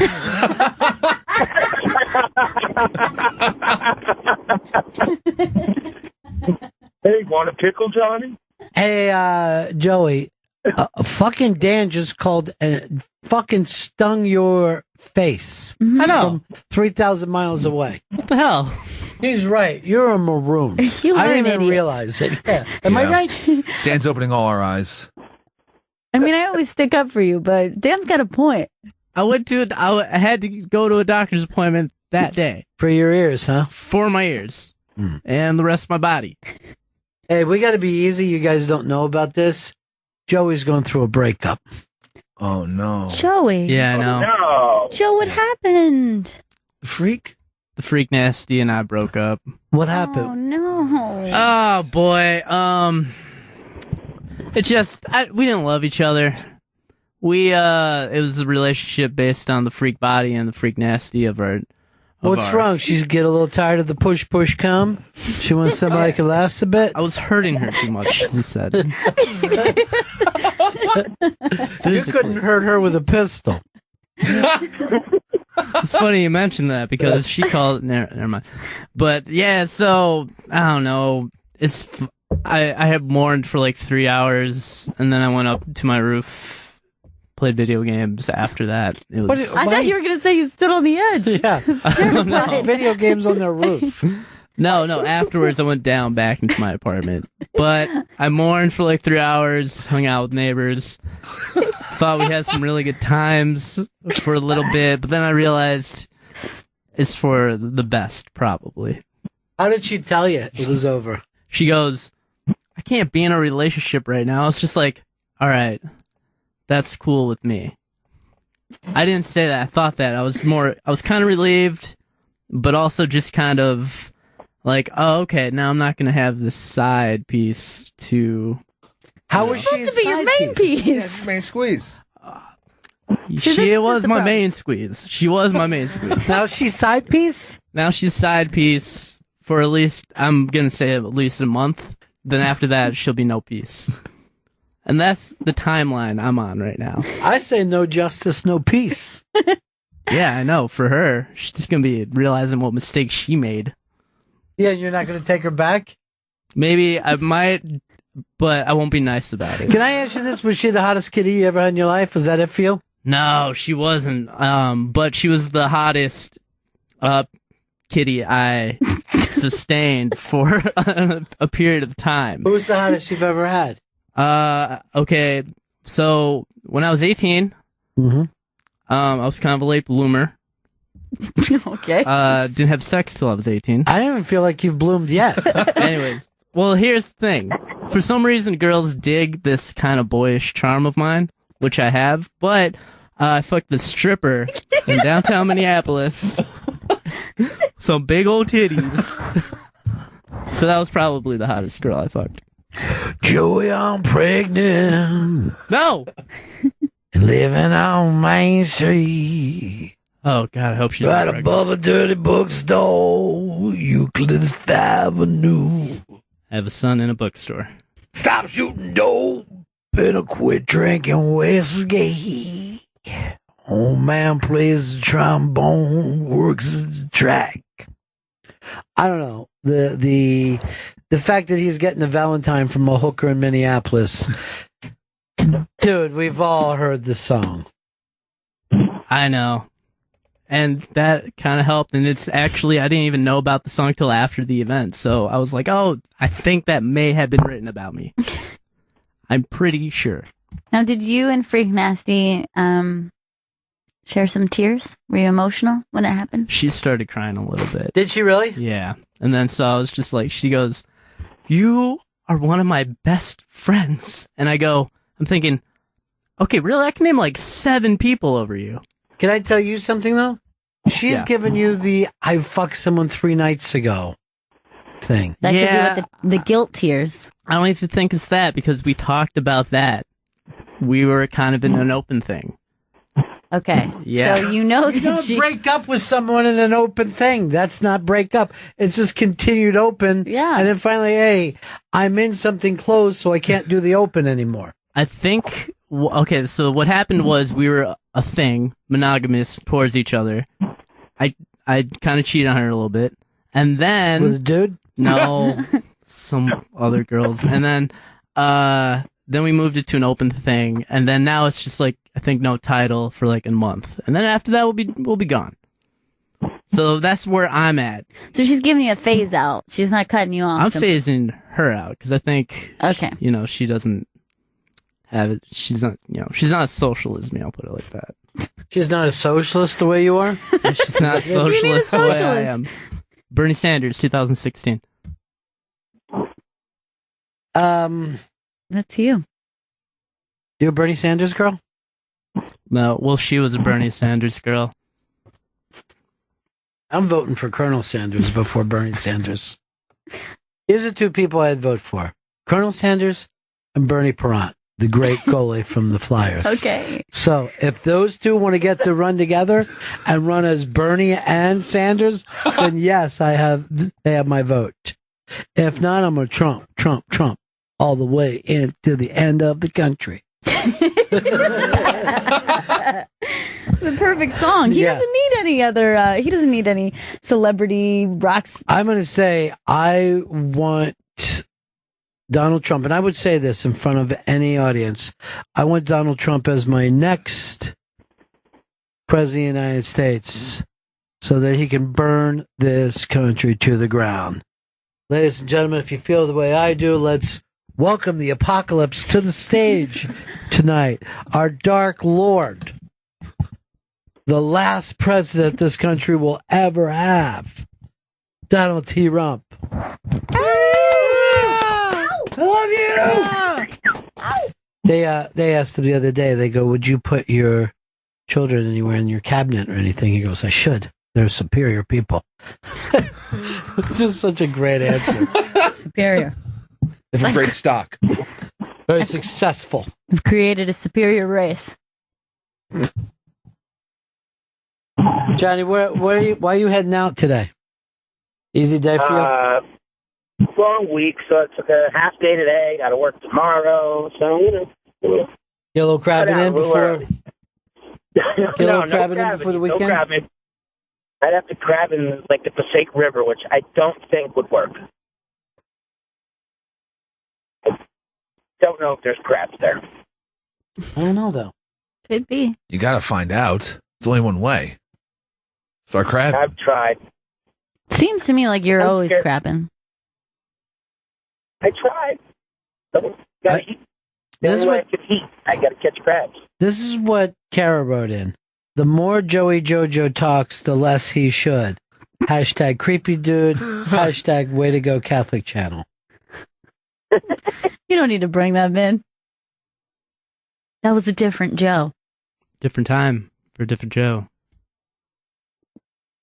What are you going to do? What would they think of Freak Nasty Joe, though?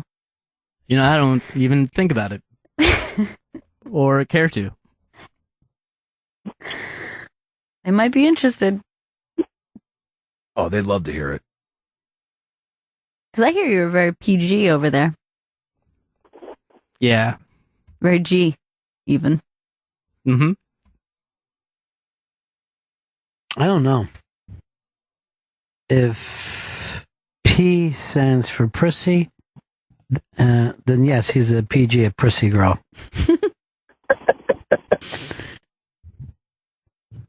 How come you consider yourself a late bloomer? Because you wore big bloomers? I wore big bloomers until I was about 40. 40. Oh, look, NYPD has got to apologize to the guy they tackled on the ground. Good. Mr. James Blake. This is odd. In Filtered Excellence this week, it's pickles stuffed on top of french fries. Over on the iBang, Filtered Excellence. That I will attend. Yeah. I'll definitely part of that one. Give me some of the stories. I want to go through them quickly. Up on the iBang today. Here's one that reminds me of a Gail a little bit. The goalkeeping dog. Best dog ever. I mean, this dog is... First of all, it'd be one thing if your dog could defend a goal. Yeah. But this is a record-breaking dog. Yeah. He doesn't let anything past him. And he's goddamn adorable. There's also a great story on there that an art thief grabbed 9 Warhol paintings and replaced them with prints. And there's basically no difference at all. Yeah. And the prints and the originals. That's a great scam. They could only tell because they weren't numbered and signed at the bottom, and they didn't even realize it until they had decided years later, like, oh, you know what? I think we might want to change the frames on these. Right. And they took them down, and they're like, wait a second, these all were numbered and signed. And someone, years ago probably, pulled off a caper and stole 9 Warhol originals. I love it. It's like out of a movie. Yeah. Except for his stuff, he probably didn't even do those paintings or prints. Right. That's the beauty of it. A lot of times he was just lounging. A lot of the times that the art thief is the artist himself. In this case, Andy Warhol, who would turn in things as Warhol that his interns did. I am my own art thief. That's the weirdest thing since the guy sang on My Own Grandpa. That's the 2 weirdest stories for me. And look how they're doing. Where was this at? Los Angeles? Yeah, it was in LA. Yeah. And it was at it wasn't in a museum, but it was at a gallery. No, it was like a movie company had bought these prints, so they weren't those idiots. well protected. Sure, some moron that worked for them, in, in the mailroom. I'll tell you, I should go out and check on this because I just got in LA about an hour ago. He's on it. Took a look around, but where's where the wham wham? Got it. What was the banner that the Pats were going to fly if Brady was still suspended?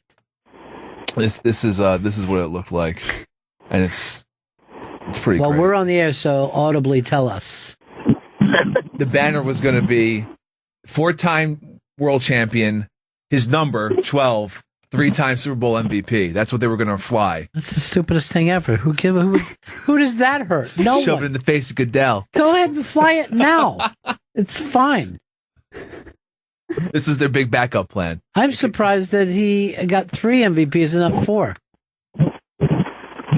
Charlie's got an update on a Dali painting. Charlie, what's up? Ronnie B, how are you? Cool, man. Listen, probably about 10, 12 years ago, Rikers Island, there was a Salvador Dali painting in this jail, EMCC. And sure enough, the captain had a lithograph or whatever, put it up, took the real thing. The guard, the correction officer who was in front there, who was always staring at the thing, the next day she knew something was wrong, and they busted the guy. The corrections officer's chief, too. There is no way to sell these paintings once you steal them anyway. It's the worst thing. Like, steal gold, steal diamonds, something that can be broken down and not traced. Do not steal paintings. It's fucking worthless. Yeah, it's going to be very apparent if you're trying to sell them in any legitimate way, certainly. I mean, I think that would be a very difficult thing to sell on the black market. If someone came to me and say, Ron, you've got a lot of extra money.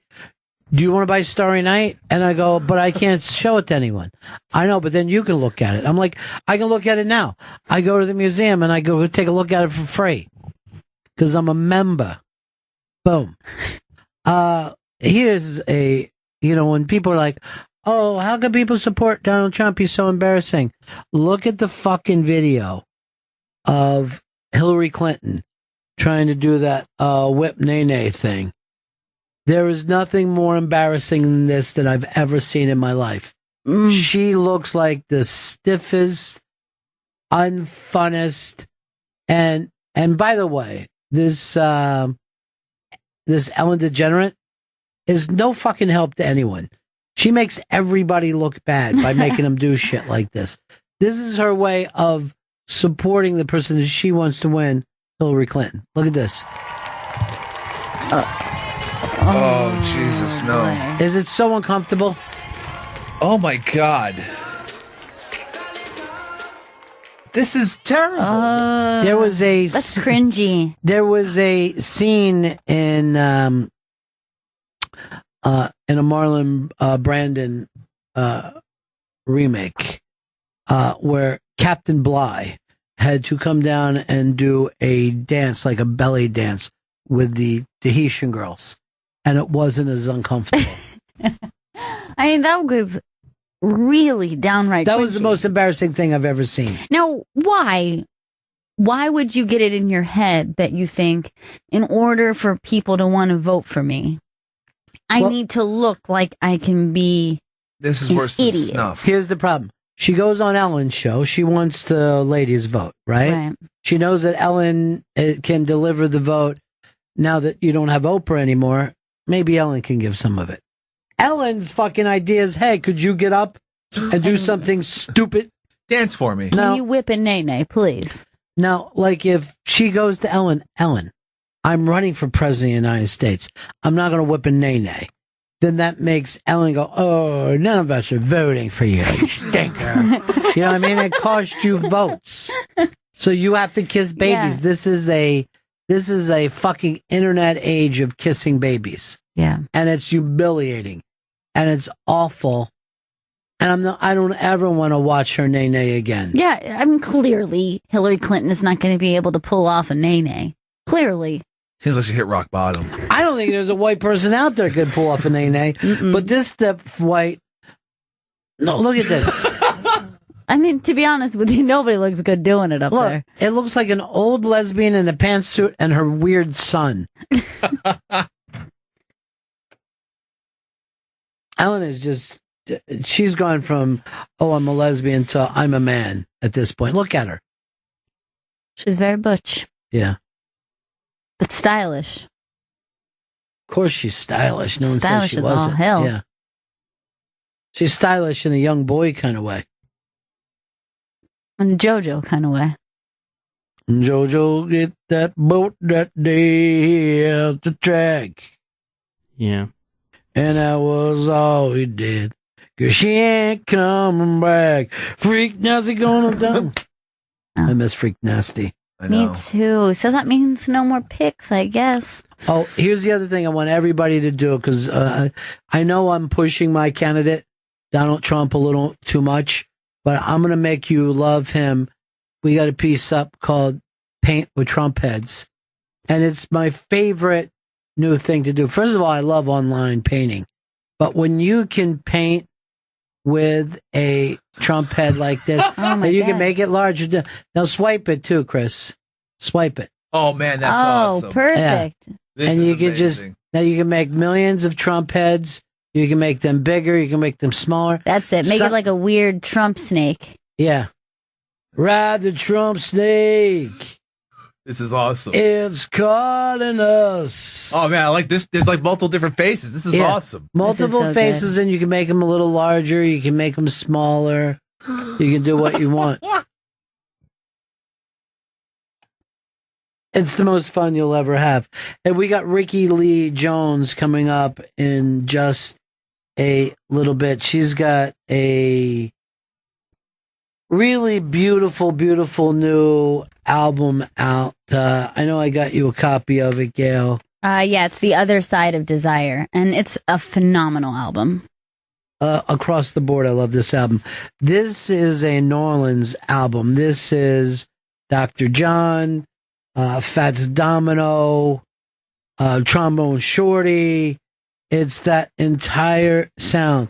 I love first of all, there's always a great keyboard going on in New Orleans, but I'm also a big fan of bringing some horns in. Maybe that's because I grew up on a lot of Van Morrison and a lot of the band, but I love when the horns come blasting in. Yeah, and that's that New Orleans sound, too. Yeah, and I also like that funky, what do they call it? It's like a swamp pop thing. Swamp pop, yeah. Yeah, that is just like in the middle of a drink. You know, and here's what's great about it.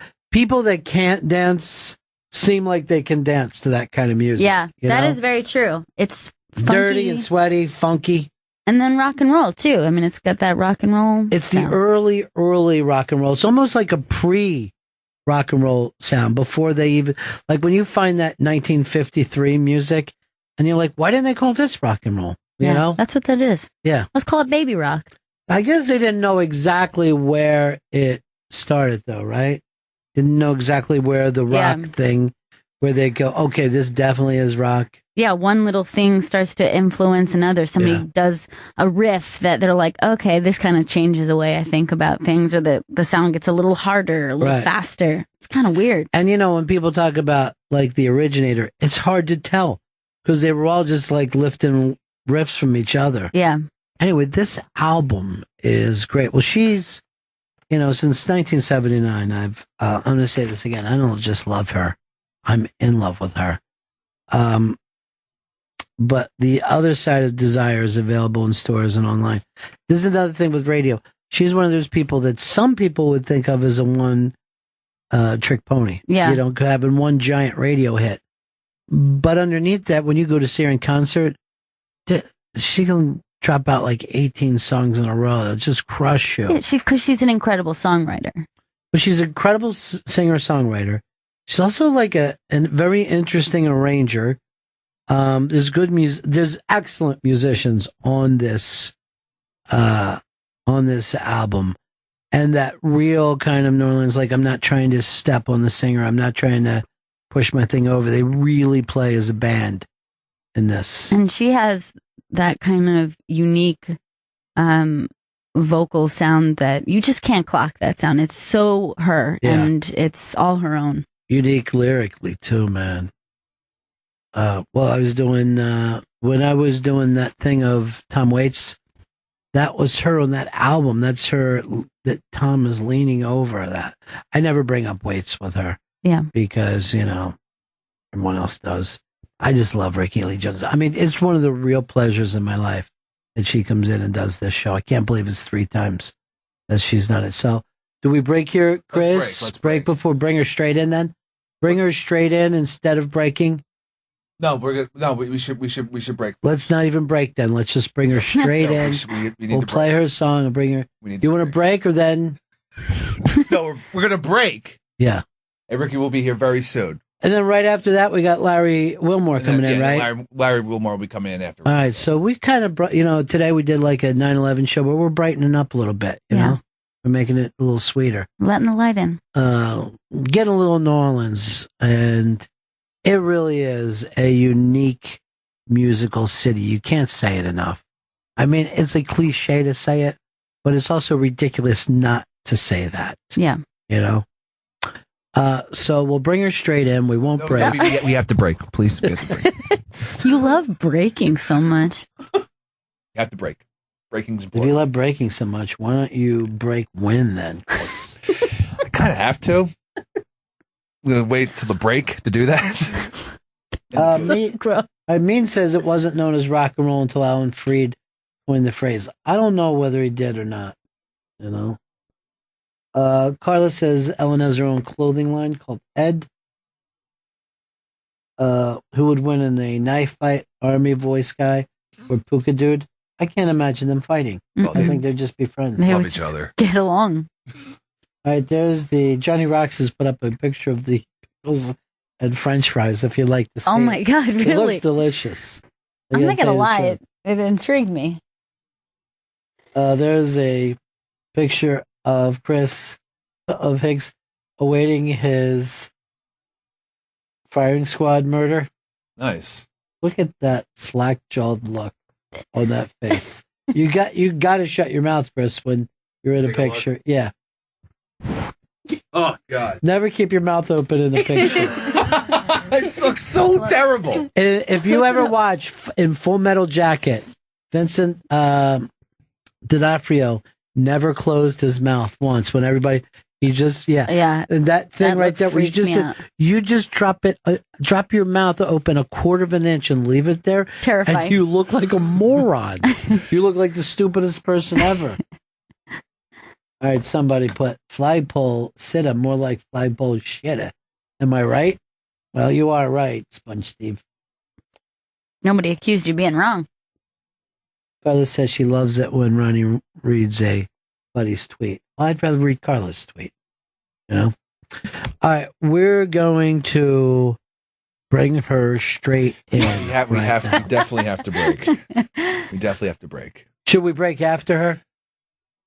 Yes, we should break after. All right, let's break after, and right now we'll bring her directly in. We're going to break See her before her. standing right there. She's one of my. All right, This has been pointed out. It's locked in. She's going to be playing live. You're in for I can't believe it. quite the thrill. I'm so excited. We'll break right now. Yes. Back with Rickie Lee Jones. This is Bennington. This is Ron Bennington from radio.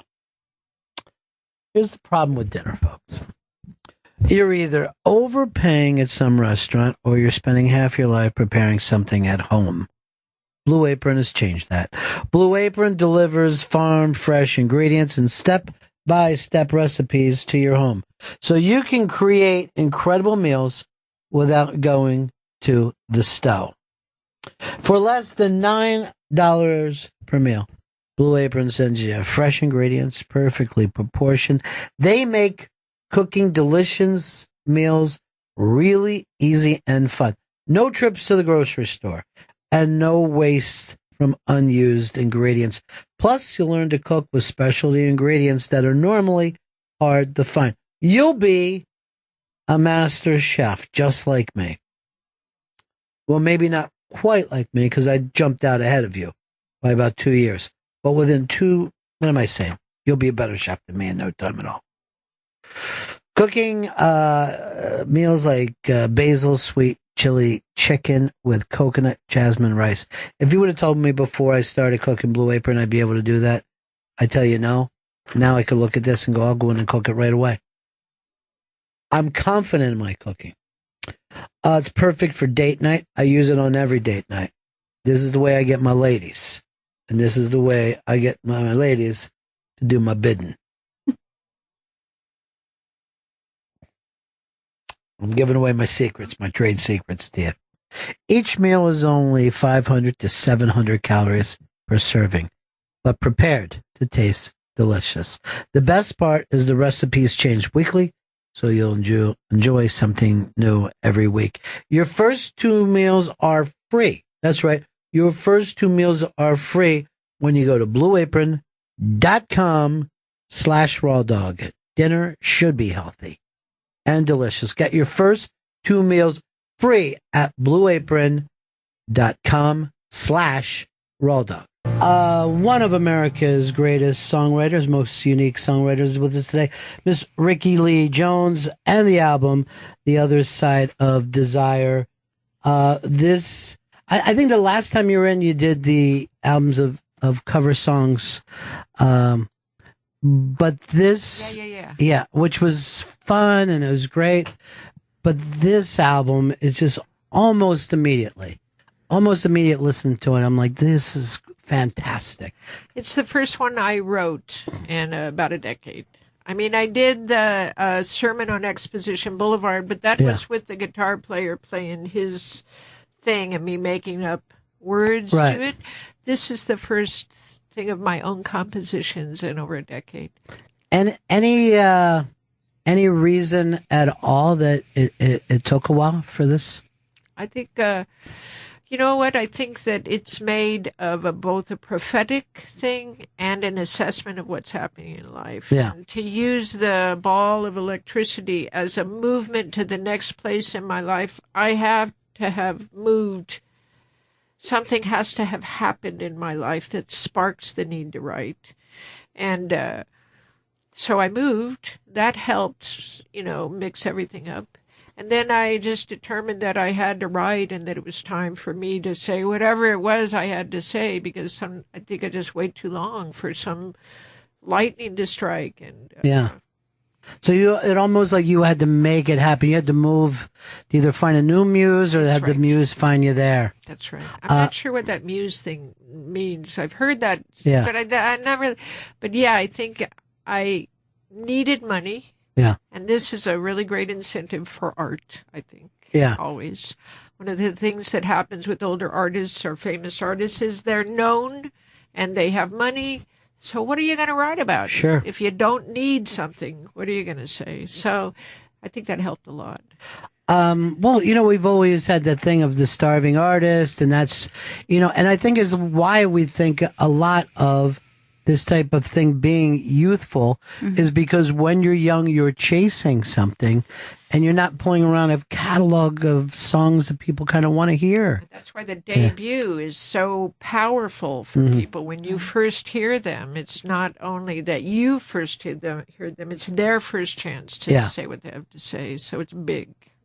But that's what I love about this album, too, is that in some ways, it's returning to a traditional sound. There's soul, it's funky, it's country, it's waltz. So yes, it's Rickie Lee Jones. But I was telling you, listen to it. There were songs I'm like, oh man, Lee Von Helm could have covered this song. Mac Rebenak could do this song. There's so much stuff that feels like our greatest artist.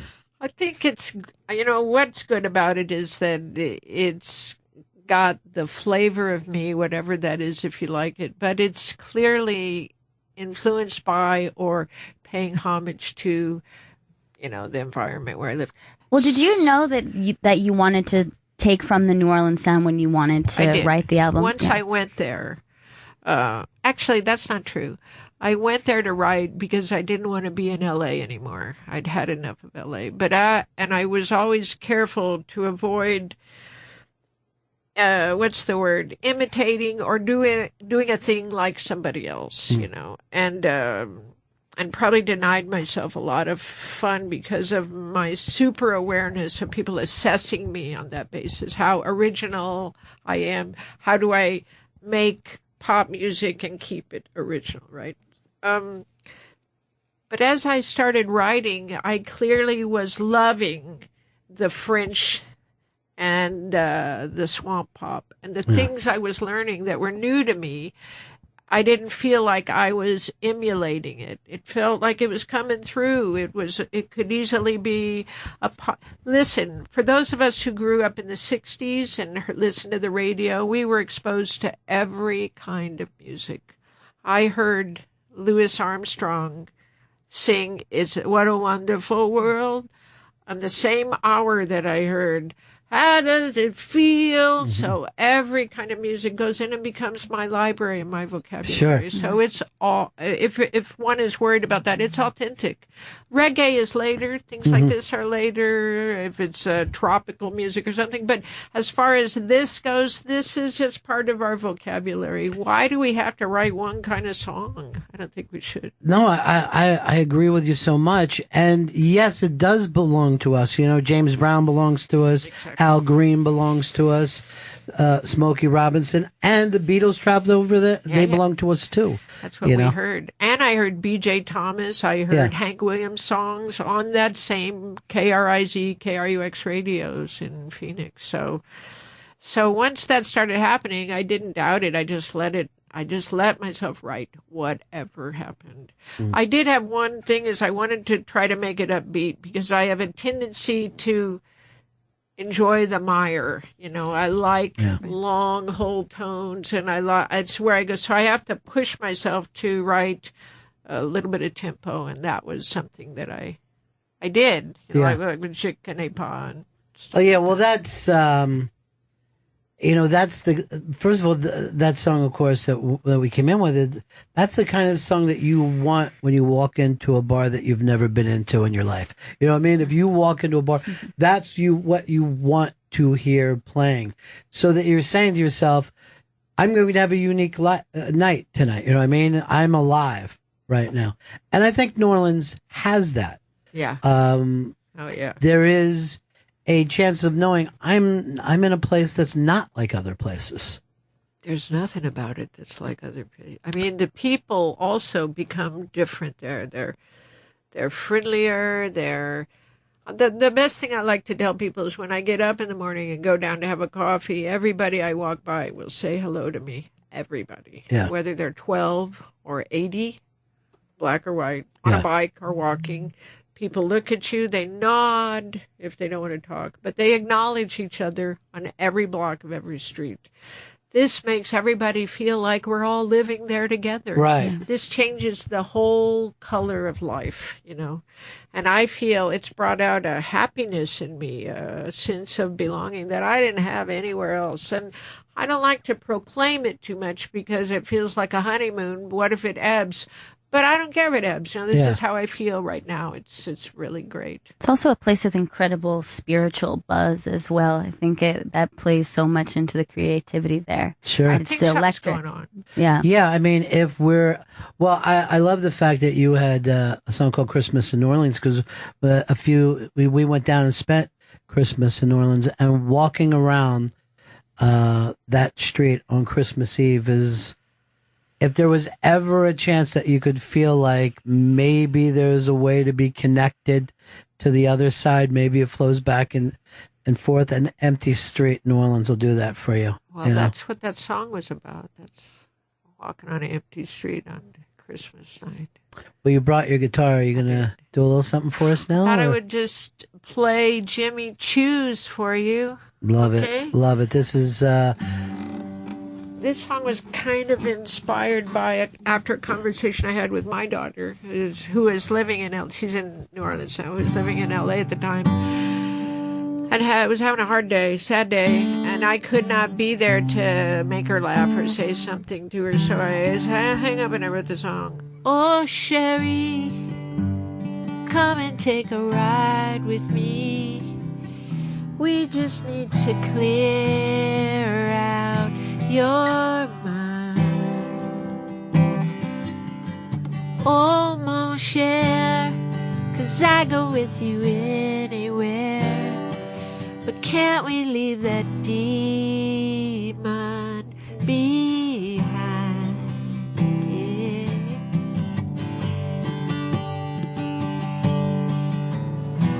'Cause I know about the truck stops. 'Cause I know about the parking lots. And I know about giving up on yourself. You don't have to tell me about giving up. Don't tarry in the street, Pauline. These cops here cold, mean. They see you up there on your hot tin roof, throwing pop bottles at them. With your gold cap tooth, you chipped it. Now you got a vampire smile. We could leave all this cultural beauty for a while. We'll just show them the house done. Remember the house done? I love your house dance and your Jimmy Choo. Yeah, your Jimmy Choo shoes. The Jimmy Choos. The Jimmy Choo shoes. I know about the Motel 6. 'Cause I know about the truck stop stations. And I know about giving up on yourself. Tell me about giving up. I like your Jimmy Choos. Your Jimmy Choos. Your Jimmy Choo shoes. Come on. Your Choo shoes. Your Choo shoes. Someone loves you tonight. Someone loves you tonight. Someone loves you tonight.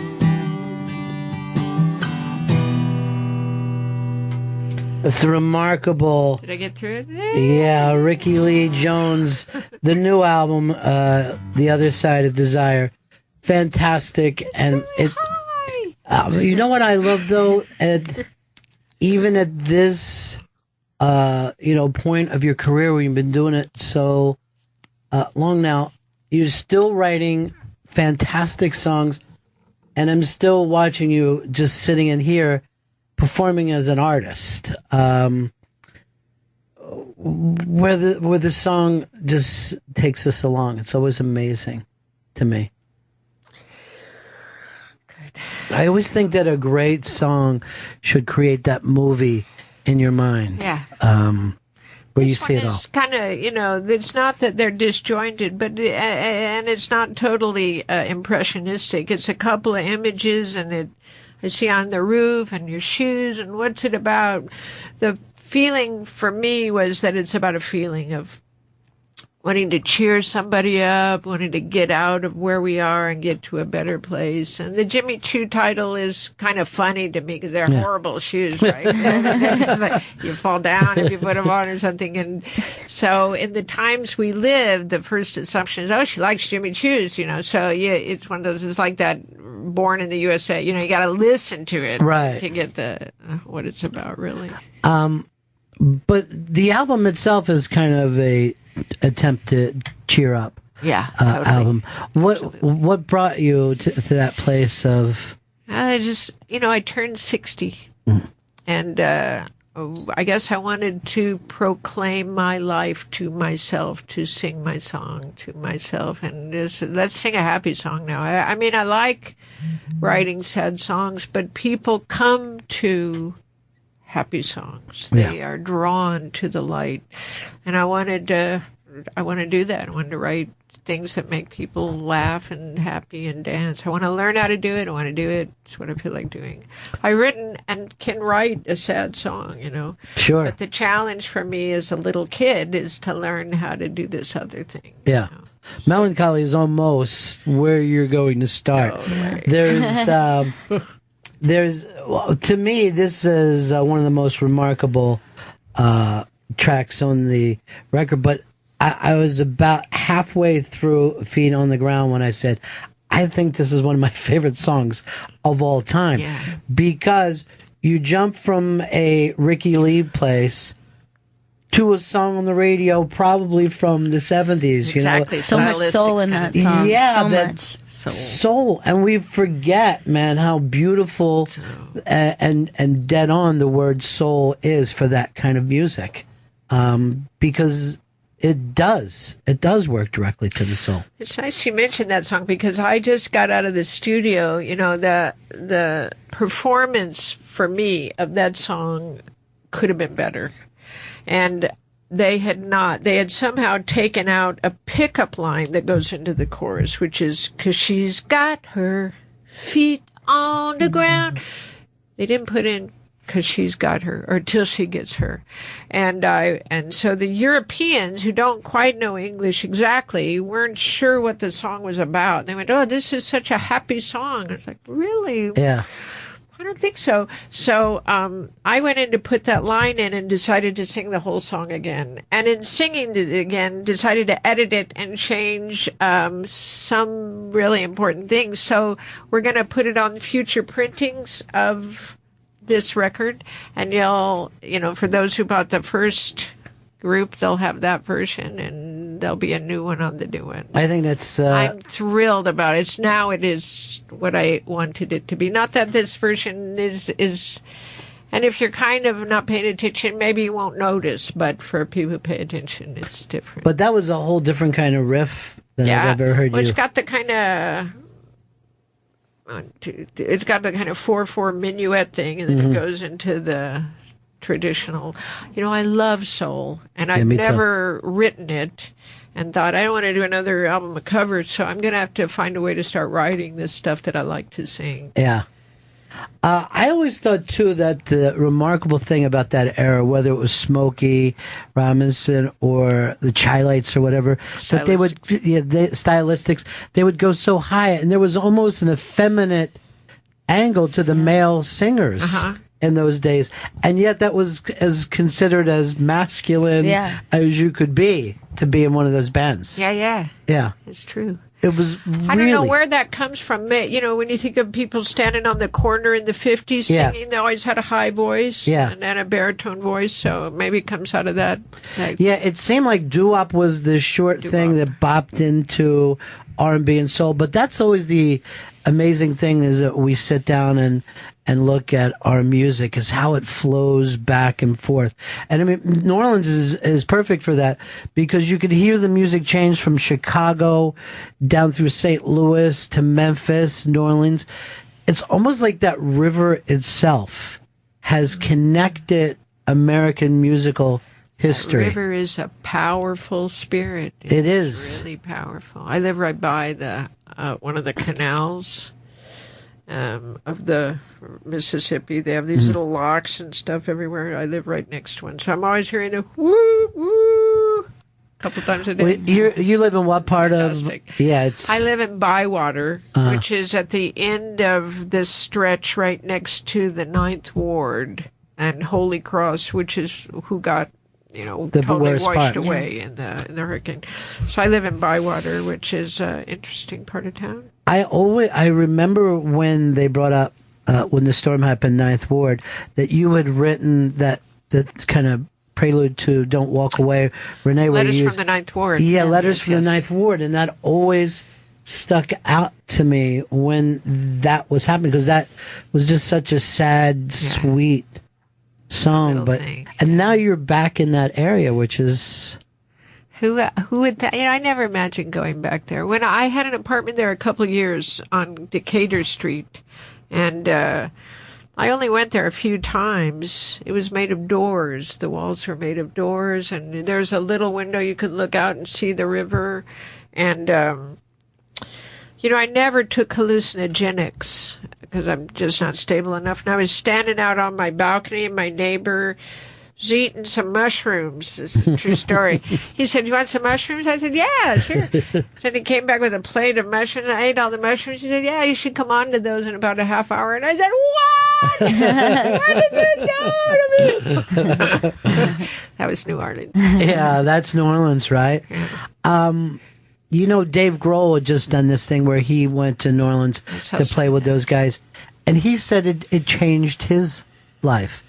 And you wouldn't expect, when you look at his body of work, for him to feel a part of New Orleans, but he did. Ray Davies went there for a while. Because I think we think of Dixieland somehow, and what I want to say about Dixieland, because I never really related to it, but what's happening now is, how do I describe it? It's being reinvented by young people who have sudden parades, and they walk down the streets with their sousaphones and trombones and banjos, but they're kids. Mm-hmm. And they're playing standards, but they're twisting them into different forms. So it's Dixieland itself, not only all the other stuff, is being reshaped.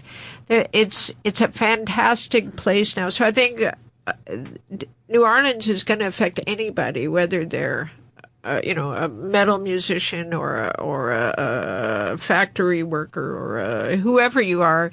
I think you might be excited by the thing. So just because he plays, whatever he plays, isn't going to change that the humanity and fire of the city is gonna electrify whoever goes there. I think something is going on. I don't think I'm wrong. I don't think it's just my romance. I think something is happening down there that's like San Francisco in 1968. Kids are going there just to be there. Yeah, young people are going there. I know that a New Orleans player is now going to be running the CBS Late Show. John Baptiste. And immediately the first night of doing that, the horns are in the audience and the people are up. Levon worked with horns and would do the New Orleans salute towards, on the last tours of his life. And I think that there's a thing of, we've got to get people to put down their phones and yank them back in. And I think the one of the things that makes you so brilliant is that you're not only a great musician, but before that you were a great fan and appreciator for a long time. Yeah. Before you started to do your own music. I think so, You love music and you love live performance. I saw Jimi Hendrix. You saw Hendrix. Yeah. And that's life-changing. It was. Yeah. I'll tell you about Jimi Hendrix, which I've heard a few other people who saw him say. Is Jimi Hendrix sat in space differently than we do. If you were ever on acid, speaking of hallucinogenics, or those mushrooms, the way people look in space is just slightly different. He sat in space differently. So if there's any evidence of angelic presence, he seemed to have it. And of course, when he played his guitar, maybe his peers say in documentaries, he knows what he's doing. I don't care if he knows what he's doing. What he's doing is extraordinary. It's not just the sounds he's making. There's some kind of thing happening. Yeah. And we were like, oh, what is that guy? Yeah. So I feel like, yes, when I saw Jimi Hendrix, I already had heard his music, and that's more important than seeing him. But when I saw him, it was really, I felt one of the lucky people in the world. Well, I mean, what was really remarkable about him is if you go back and look at time now and saw what a guitar sounded like just a couple years before him, and it sounded like before, and then after he picked it up, and you're right, he held it different, he looked different, it looked like he was at one with the instrument, and it looked like he just totally let go, like something was working through him. Yeah, it was something. Yeah. All right, you want to do another tune for us? Yeah. You want me to do another song? Yeah, I love that. Okay. I have one more. Let me just tune up. Hold on. These are old strings.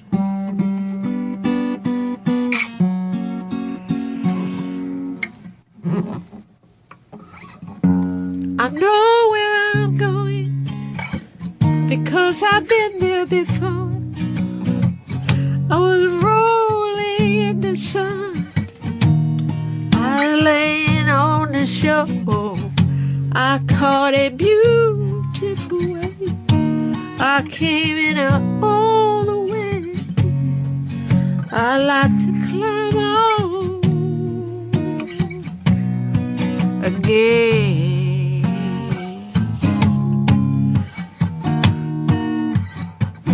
Sometimes I tell myself it doesn't matter to me if I live here in chains or if I fight to be free.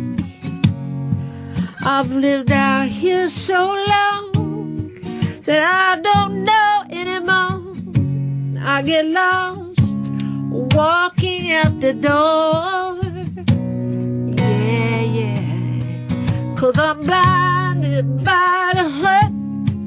'Cause I'm blinded by the hurt. 'Cause I'm blinded by the hurt. 'Cause I'm blinded where I can't go back, and I'll never stop. There's just one way left for me to find a little peace. Ooh, ooh, ooh. And I know what I want. At least I tell myself to set my heart on fire with the love of someone else. Then why do you run? You want to take good care of each other. You reaching out your hand, so touch me if you can. 'Cause I'm blinded by the hunt. 'Cause I'm blinded by the hunt. I am blinded by the, 'cause I'm blinded, yeah. 'Cause I'm blinded by the hunt. Incredible Rickie Lee Jones, what do you think, Gail? It's a good thing to work in radio, isn't it? It's amazing. Yeah. It's incredible. Isn't that incredible when you get set with an artist like that? Rickie Lee, it's always fantastic to see you again. And I am so happy to see you happy and to be doing this album that you could be so proud of. How lucky to be working. Isn't it amazing? It's really, and I've been a fan of yours since the first time I heard your voice. As a matter of fact, if my plans would have worked the way I thought in '79, this would be our daughter. That's where my head was at the time. So I'm just so proud, seriously, so proud to have watched you on this journey. And I'll see you next time. I'll see you soon. When you hear surf rock, you know you're listening to The Bennington Show. You know you found the right place.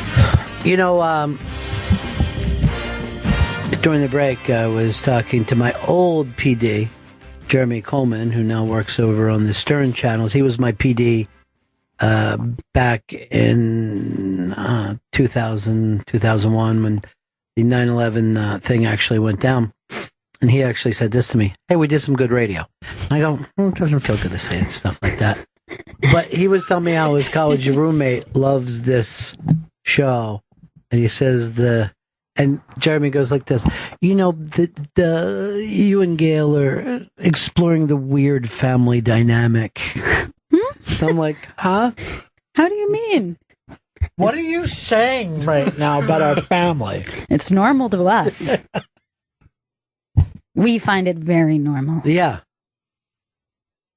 Jeremy's dad was back in New York City in like the 50s, the late 50s. And I forget, he was like working as a journalist or something. I mean, that kind of madman age is the real romantic New York era, which I guess, whatever the New York era that's not right now is the romantic one. Because 70s New York just seems absolutely mind-blowing to me. And everyone hated it at the time, But there was something, it seemed dangerous, but there was something very stylish and cool about 70s. It was everything. Yeah. And when you even look back there, John Lennon still wanted to live here. Mick Jagger still wanted to live here. There was something from a creative aspect going on all the time. One of the things that really lives on about New York City, and 9/11 reminds you of this, is it's never your New York for very long. Like I look around and I go, oh man, New York changed so much because that place used to be there and those glass buildings are screwing stuff up. Yeah. But I remember when I moved to New York, people were saying the same thing. You know what I mean? Like, this city has really gotten gentrified. I'm like, what are you, crazy? Yeah. I came in here so starry-eyed. I'm like, this is the best place anyone could ever live. And this place is horrible now. Right.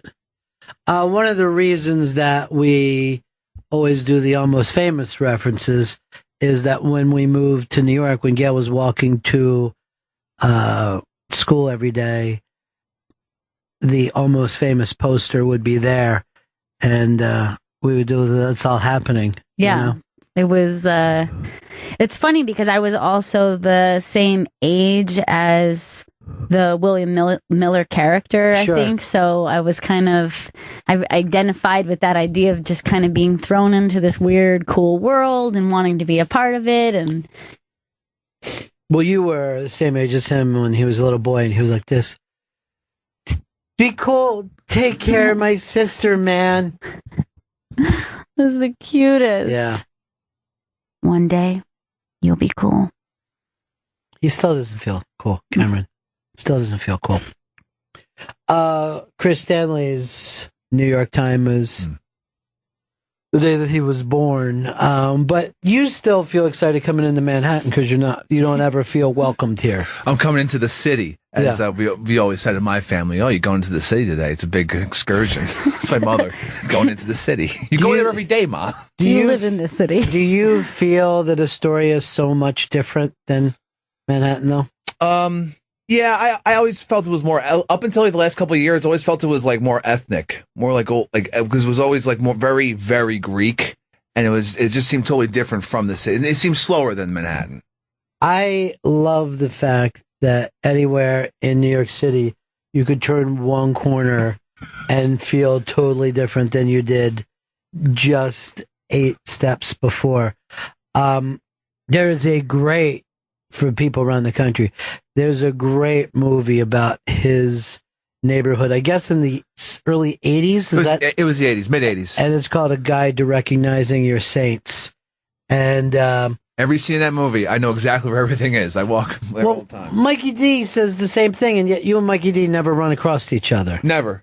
But it's like he's deeper into Astoria, but I'm there all the time. Like I know where everything is. I walk by, like, oh, that's where he lived. That's where Shia LaBeouf lived. I know exactly where his house was. And Mikey wanted to hook us up with the Warriors this week, and was mad that Chris wouldn't get back to him on it. I did get back to him. I told him we were very busy. There's a lot going on. That's what happened. Wouldn't you have liked to have been with the Warriors on 9/11, though? It would have been very cool. Your dream. Come out to play. And yesterday you were wearing your bandana. Today you're not. And yesterday you told us, I love a bandana. And I was laying in bed last night, just I'm falling asleep. I said this to myself.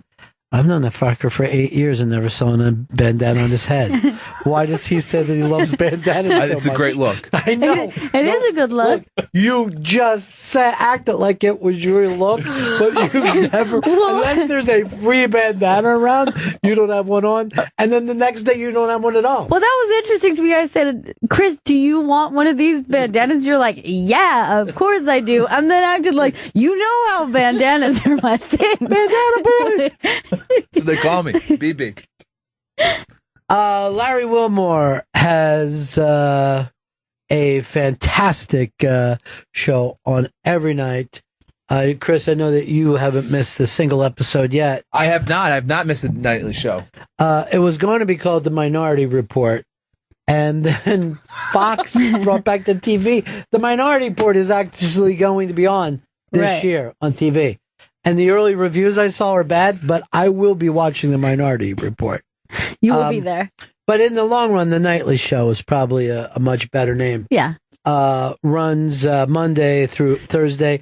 But Larry Wilmore also had a really cool, terrific career before he even got this gig. I mean, he wrote for Fresh Prince of Bel-Air.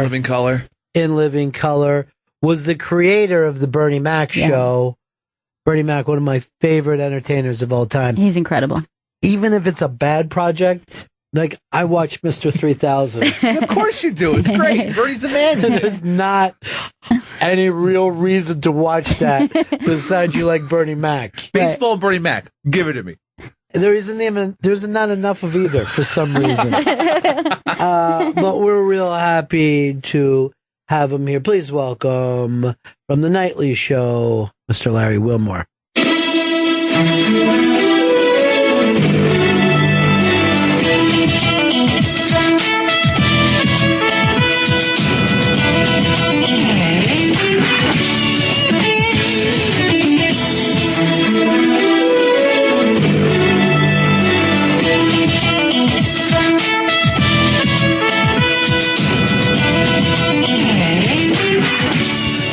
Larry Wilmore is in with us. The Nightly Show airs Monday through Thursday, 11:30 on Comedy Central. And then on September 11th, he comes around to all the different radio shows and lets us know that everything's going to be okay. Everything is going to be okay. Absolutely, man. I tell you, though, if you didn't feel like a New Yorker on that day back then, whew, I mean, my connection to New York was never stronger than it has always remained the same since. Isn't that always an amazing thing, too, when if you meet people who moved here after 9/11, it makes you feel less like, really, you missed it. Huh, odd. And this length of time now, it just seems like it's hard to find people who were here during that time. There's tons of new New Yorkers who don't have that experience. Well, you live in Brooklyn, so yes, there is a constant flow. But we were talking about this earlier. Gail was in high school at the time, and her school was a performing arts school. So when I went to pick her up, there was an entire performing arts school just freaking out and running down the halls. A lot of Just dramatics, really, really dramatic. We embraced emotion very well. Wow, we were. I was doing the Bernie Mac show at the time, and we were wondering whether we should work that day, and we decided to do it. But we all got together, and it was really special. We were watching it all on a little TV at the time, and I'll never forget that day. That was something, man. You know, just even mentioning the name Bernie Mac, that still hits me, because there was a guy that I thought, from a comedic point of view, had everything. Yep. My favorite people can get big laughs without there being a joke anywhere in it. And he was one of those guys. Yeah. Bernie's attitude was hilarious. Yeah. You know, he could just say, I ain't afraid of you. And it was just the funniest thing around. I ain't afraid of you. Yeah. And the music would play, and he would just strut around, and it would be so funny. He was a good actor, too. Yeah, he was. Well, you know what? What was the thing that he did with Clooney? Yeah, with it was, Ocean's 11. Yeah, it was Ocean's 11, yeah. He was stealing scenes with very little. You know what I mean? Very little. And he's surrounded by movie stars. Yeah, absolutely. And then he would be a scene, and the scene would be Bernie's scene. Yeah. For some reason, it was absolutely amazing to be able to pull that off. Yeah, I agree. Only a couple guys, but you know, if you look at certain people when they act, it's the ones who do less that are the great actors. Because he could steal a scene with a reaction. Right. No lines necessary. Yeah. And you see, like, in Clint Eastwood, what has Clint Eastwood ever done that makes you think that's a Clint Eastwood thing? And yet, he's the guy that you're looking at. That's right. Yeah. And you're like, oh, he's amazing in that. Yeah. So good. He acted a lot with his eyes. Yeah. Because he could barely move his mouth. So.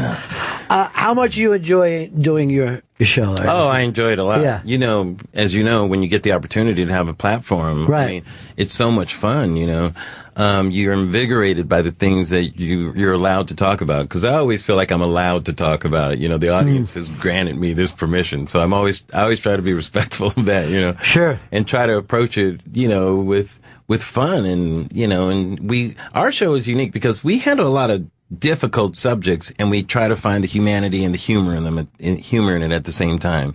So that is the kind of Rubik's Cube that is fun to work with every day, you know, and have fun with that. So. Well, how long before it felt like the pressure was off of starting?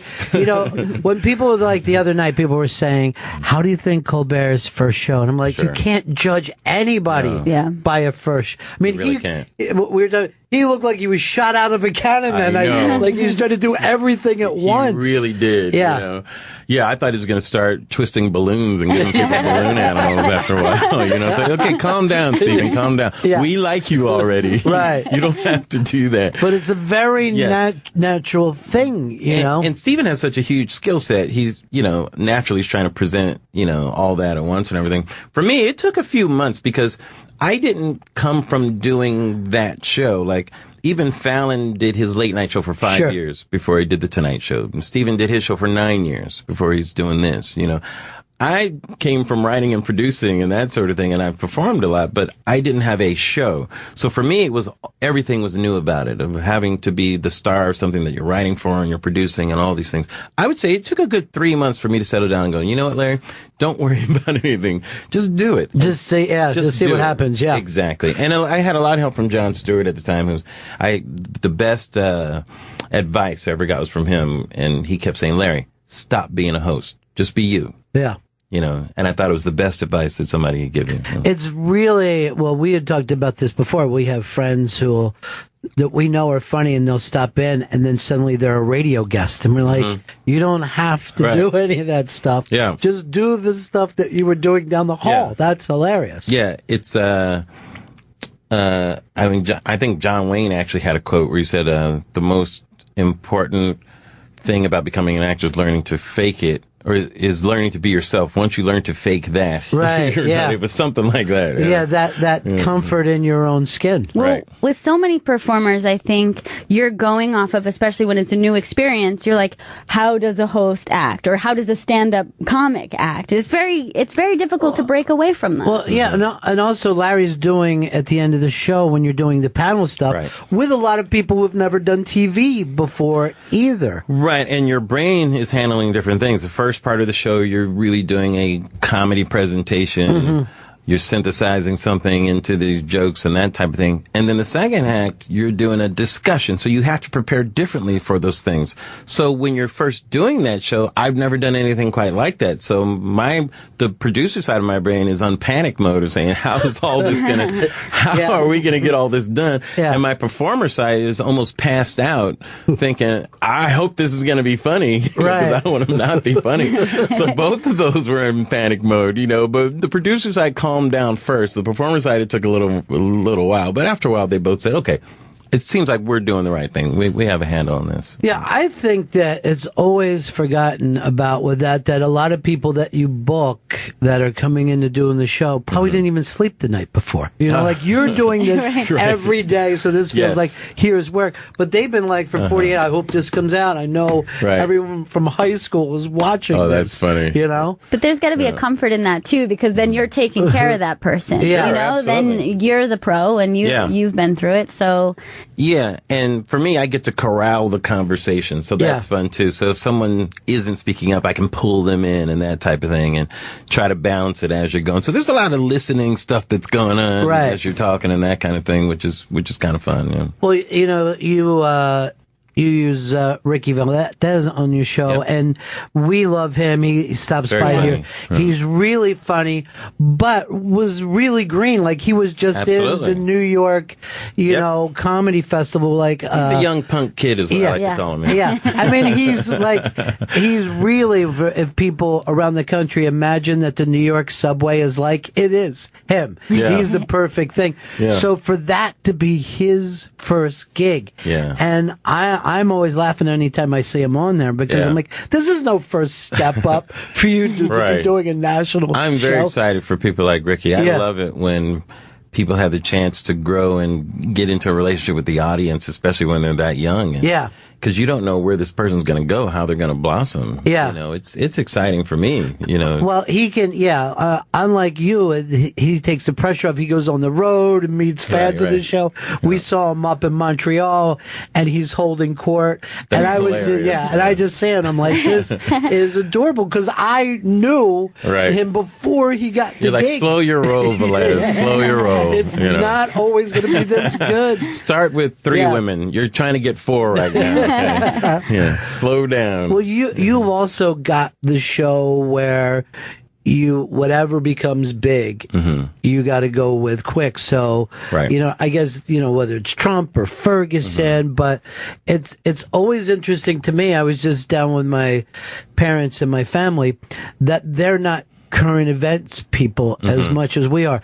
And it's always amazing to me, to people who would be like, they could hear some of these names and go, when Trump is running? What do you mean? There's that lag. They don't know what movie's number one. Where other, people like us, we Straight out of Compton, you guys aren't watching that? What's going on? Happening? So your audience is the audience that, is on the internet all the time. But there's also people who are just tuning in. Well, it's a back and forth relationship, to be honest with you. I mean, I respect the fact that the audience is very intelligent and they keep on top of things, but also we enjoy bringing new things to the audience that they may not have been aware of. There's stories that people aren't paying attention to. One of our themes of the show is we try to stick up for the underdog, so we try to find those underdog stories. So we had this one kid on the show. It was great. He was supposed to give a valedictory speech. I think it was in Texas, and he was going to come out in his speech, and that's how he was going to tell his parents that he was gay, and the principal said that he couldn't do it and called his parents and outed him to his parents. it was a terrible thing. Yeah. That's not what the kid wanted to do. Can you imagine the principal doing that? And so we told the story on our show, and we actually brought the kid out on our show and have him give that valedictory speech on the show. People were crying and all this stuff. And he was hilarious. He was so funny. We're like, you should be a comedian. Yeah. Well, but it was so nice to be able to, that was an idea of us finding a story, and here's, a kid who wouldn't get the chance to normally do something like this, to give him a platform to do that speech was great. Well, it's a weird thing in the country now where everyone does know how to be on TV. I know. And if you go back and watch like any 1930s or even 1950s, if there was like a reporter in the crowd would be gathered around and just not sure what to do. But now you could be walking down the 6th Avenue and be stopped and have people ask you questions, and people are fine. They're on the Today Show all of a sudden. They're fine with it. Absolutely. We're definitely in a more narcissistic world now I mean, I couldn't imagine carrying a camera around when I was a kid and taking pictures of everything and then telling people, look, like it. Do you like that? Like, what is your comment? What is your comment on that? Now, like this. Here's my dinner last night. Look at that. See, that's a picture of my dinner. Do you like that? Like it. What's your comment? I'm going to poke you now. Okay, now comment on that. I noticed you didn't like my dinner. What's going on with this? Now I'm going to send you some pictures of my breakfast, but it's going to disappear right after you watch it. Well, what is that? Why would you do something like that? I mean, it doesn't even make sense. This obsession with sharing our lives in this way. It was considered bad form if you invited your neighbors over to watch slides or pictures or whatever. Or if you were dating a girl and she brought out a book and started to show you pictures of her and her friends, you're like, I got to get out of here. I know. She's a psycho. But now we're immersed in that culture where, we're obsessed with not only ourselves, but with the images of our lives and our virtual realities as much as our reality. Sure. So we have friends on Facebook that are virtual friends. You know? That we don't really interact with any other way. Exactly, which is kind of interesting. And some of those people think that they're dating. I have a friend who broke up with their kind of online friend and was like mourning it. Yeah. But they had never really gotten together before. That's just sad. Yeah. But it was as serious as anything else. Any other breakup. Well, it's also interesting if you know people or connected to people who are really into their social media. Yeah. So then you'll end up having way too much information about someone you went to high school with that you wouldn't even have on your best friend, your brother, your sister. You're like, these intimate details just because that person is obsessed with giving them. Right. Or, hey, man, we went to high school together, blah, blah, blah. You want to, when we were done with high school, I was done with you. Right. Yeah. I don't want to reopen high school right now. Well, we used to be able to move away, but now you do not move away. It's impossible. Yeah. Right. Exactly. When I was 17, I left. Said goodbye to everybody. It was gone. And that was it. But now it'd be no different than if I stayed in that town. Everybody would just be like, hey, what's up? Thank you, technology. Yeah. Thank you for what? Larry Wilmore has The Nightly Show. Airs Monday through Thursday, 11:30 on Comedy Central. I think one of the smart things that happened there, and I feel like it's going to happen for Trevor Noah as well, is it feels like a new show rather than you picked up from where Colbert was. And I think it's going to be that way for Trevor. Well, thanks. Well, the big distinction is that, I didn't take over the Colbert Report, which would have been, a whole different thing. I only went into his time slot. Right. So there is an advantage that I have of, yes, I absolutely am doing something new. Trevor is taking over the Daily Show, from John. So, I give him a lot of credit of, that's really a more formidable task to take on, but I think he's going to be great. Were both of you guys, did John sign off on both of you guys doing? Oh, absolutely. Show? Yeah. John pitched this show to me, the Nightly Show, which he called the Minority Report initially. And I know he was a big supporter of Trevor taking over the Daily Show. Well, just like with Rickie, I had met Trevor, came in to do this show, and he was just going to be a correspondent. And I thought, wow, how great for this kid from South Africa. He's going to be a correspondent. It's like 31. Yeah. And then he's going to be a correspondent. I go, I really feel good for you, and you're going to enjoy it. And like 3 months later, he got that gig, and I went, what? Yeah, he's got a rough life. Yeah. Hosts the Daily Show. The ladies love him. Yeah, they are. They're crazy about him. But that's one of the things that John has been able to pull off is that, it's one thing to be a comedian, but another thing to understand a show and, what it needs to make a show work. Yeah. Jon Stewart's instincts for finding talent and for having clarity about what should be on television is amazing. Mm-hmm. Yeah.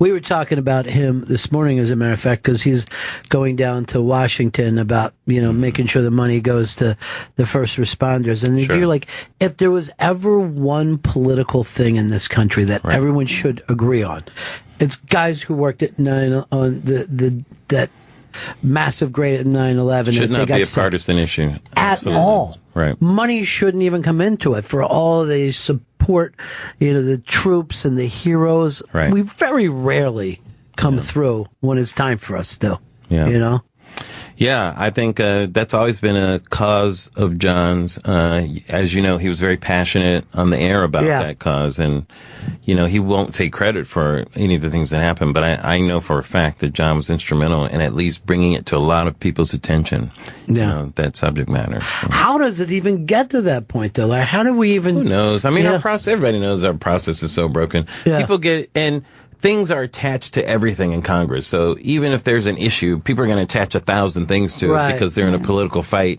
and make it impossible for somebody to pass something that looks like everything should pass because somebody else has a different agenda that they want.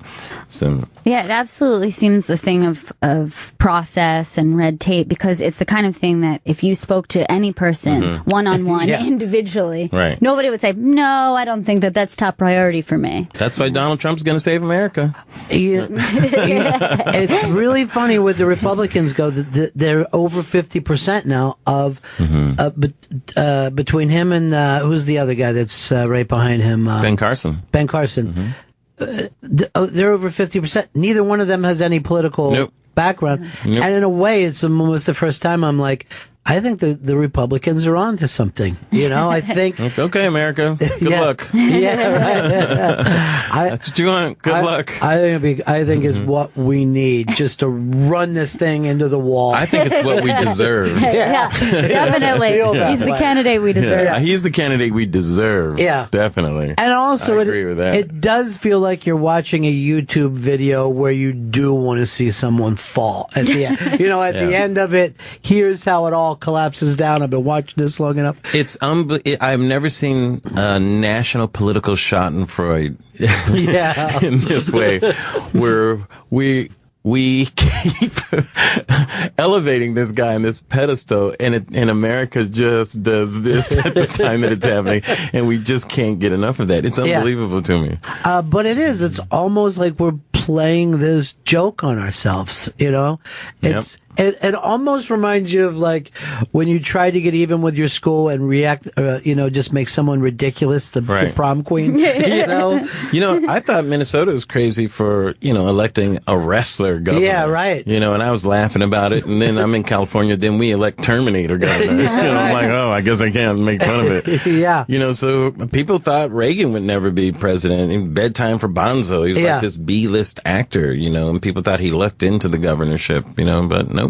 He was president. But that's the thing. If they remember you, if they know who you are, you're going to get a certain bump there. Warren Harding became president because people thought he looked like a president. Right.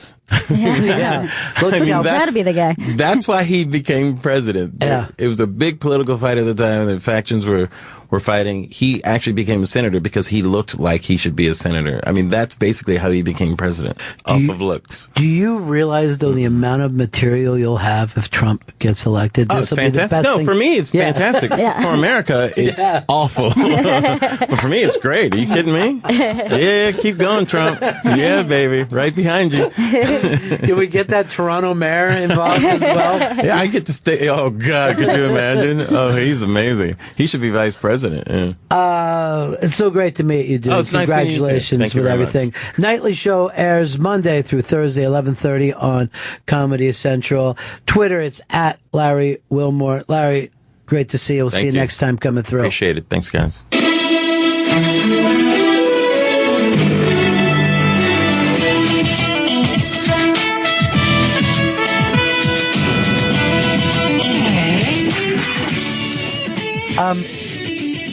Would you guys have believed me if I told you yesterday that we would just love Larry Wilmore? I adore Larry. Love the Larry Wilmore. Adore He's him. the man.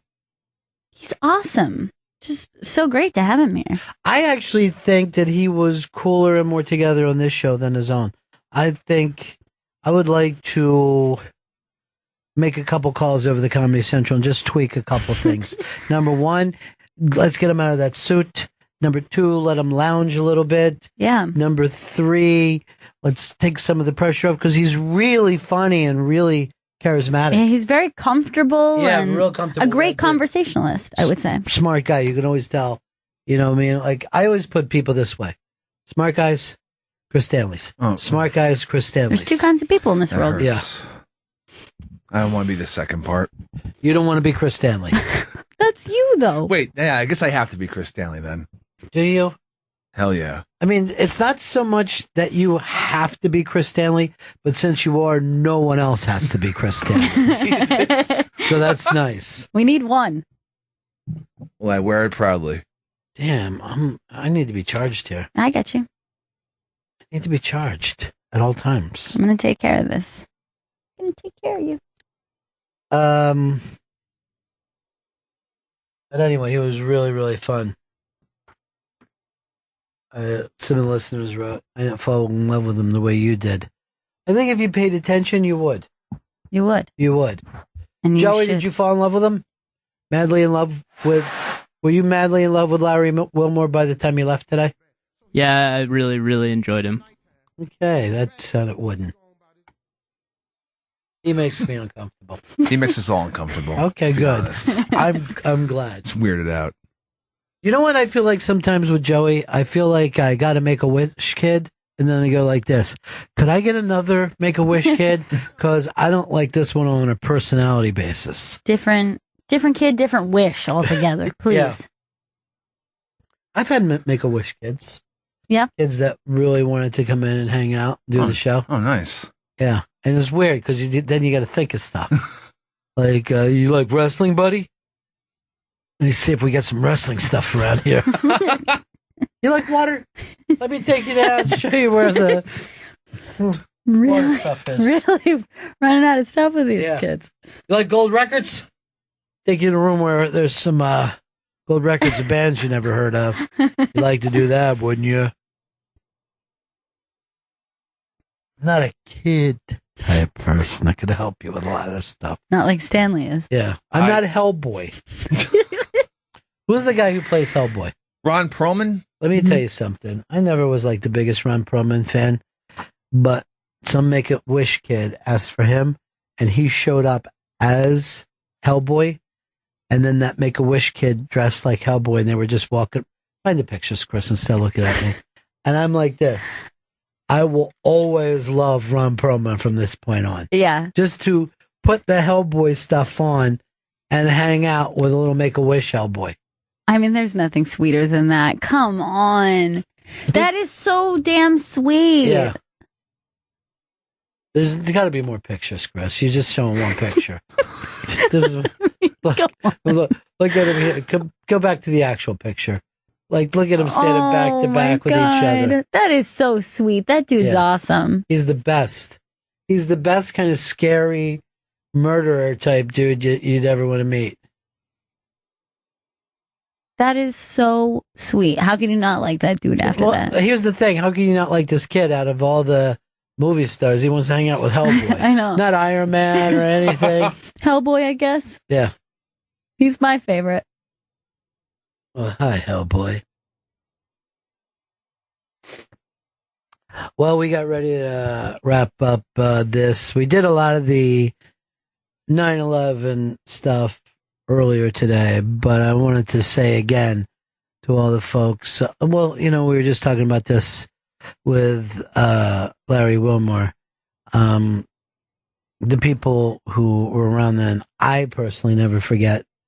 All the people we met through this time. I know, Gail, when you think back to your friends from that time, those are your friends for life. Absolutely, yeah.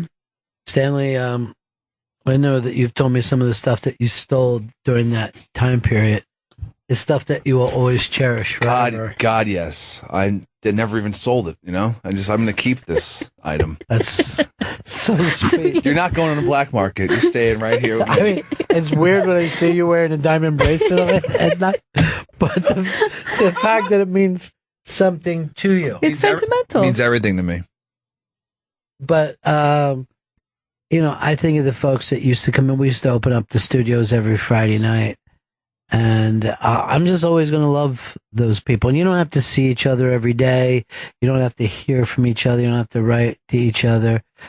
But there is a connection that you feel. This is the song. This was actually Black Girls. And this is the song that we used to play during that dark time after 9/11. And quite frankly, I think there's a lot of good to remember, as well as the bad. The way we treated each other was nice. So, Gail, why don't you take us out here? This is Walk On, U2.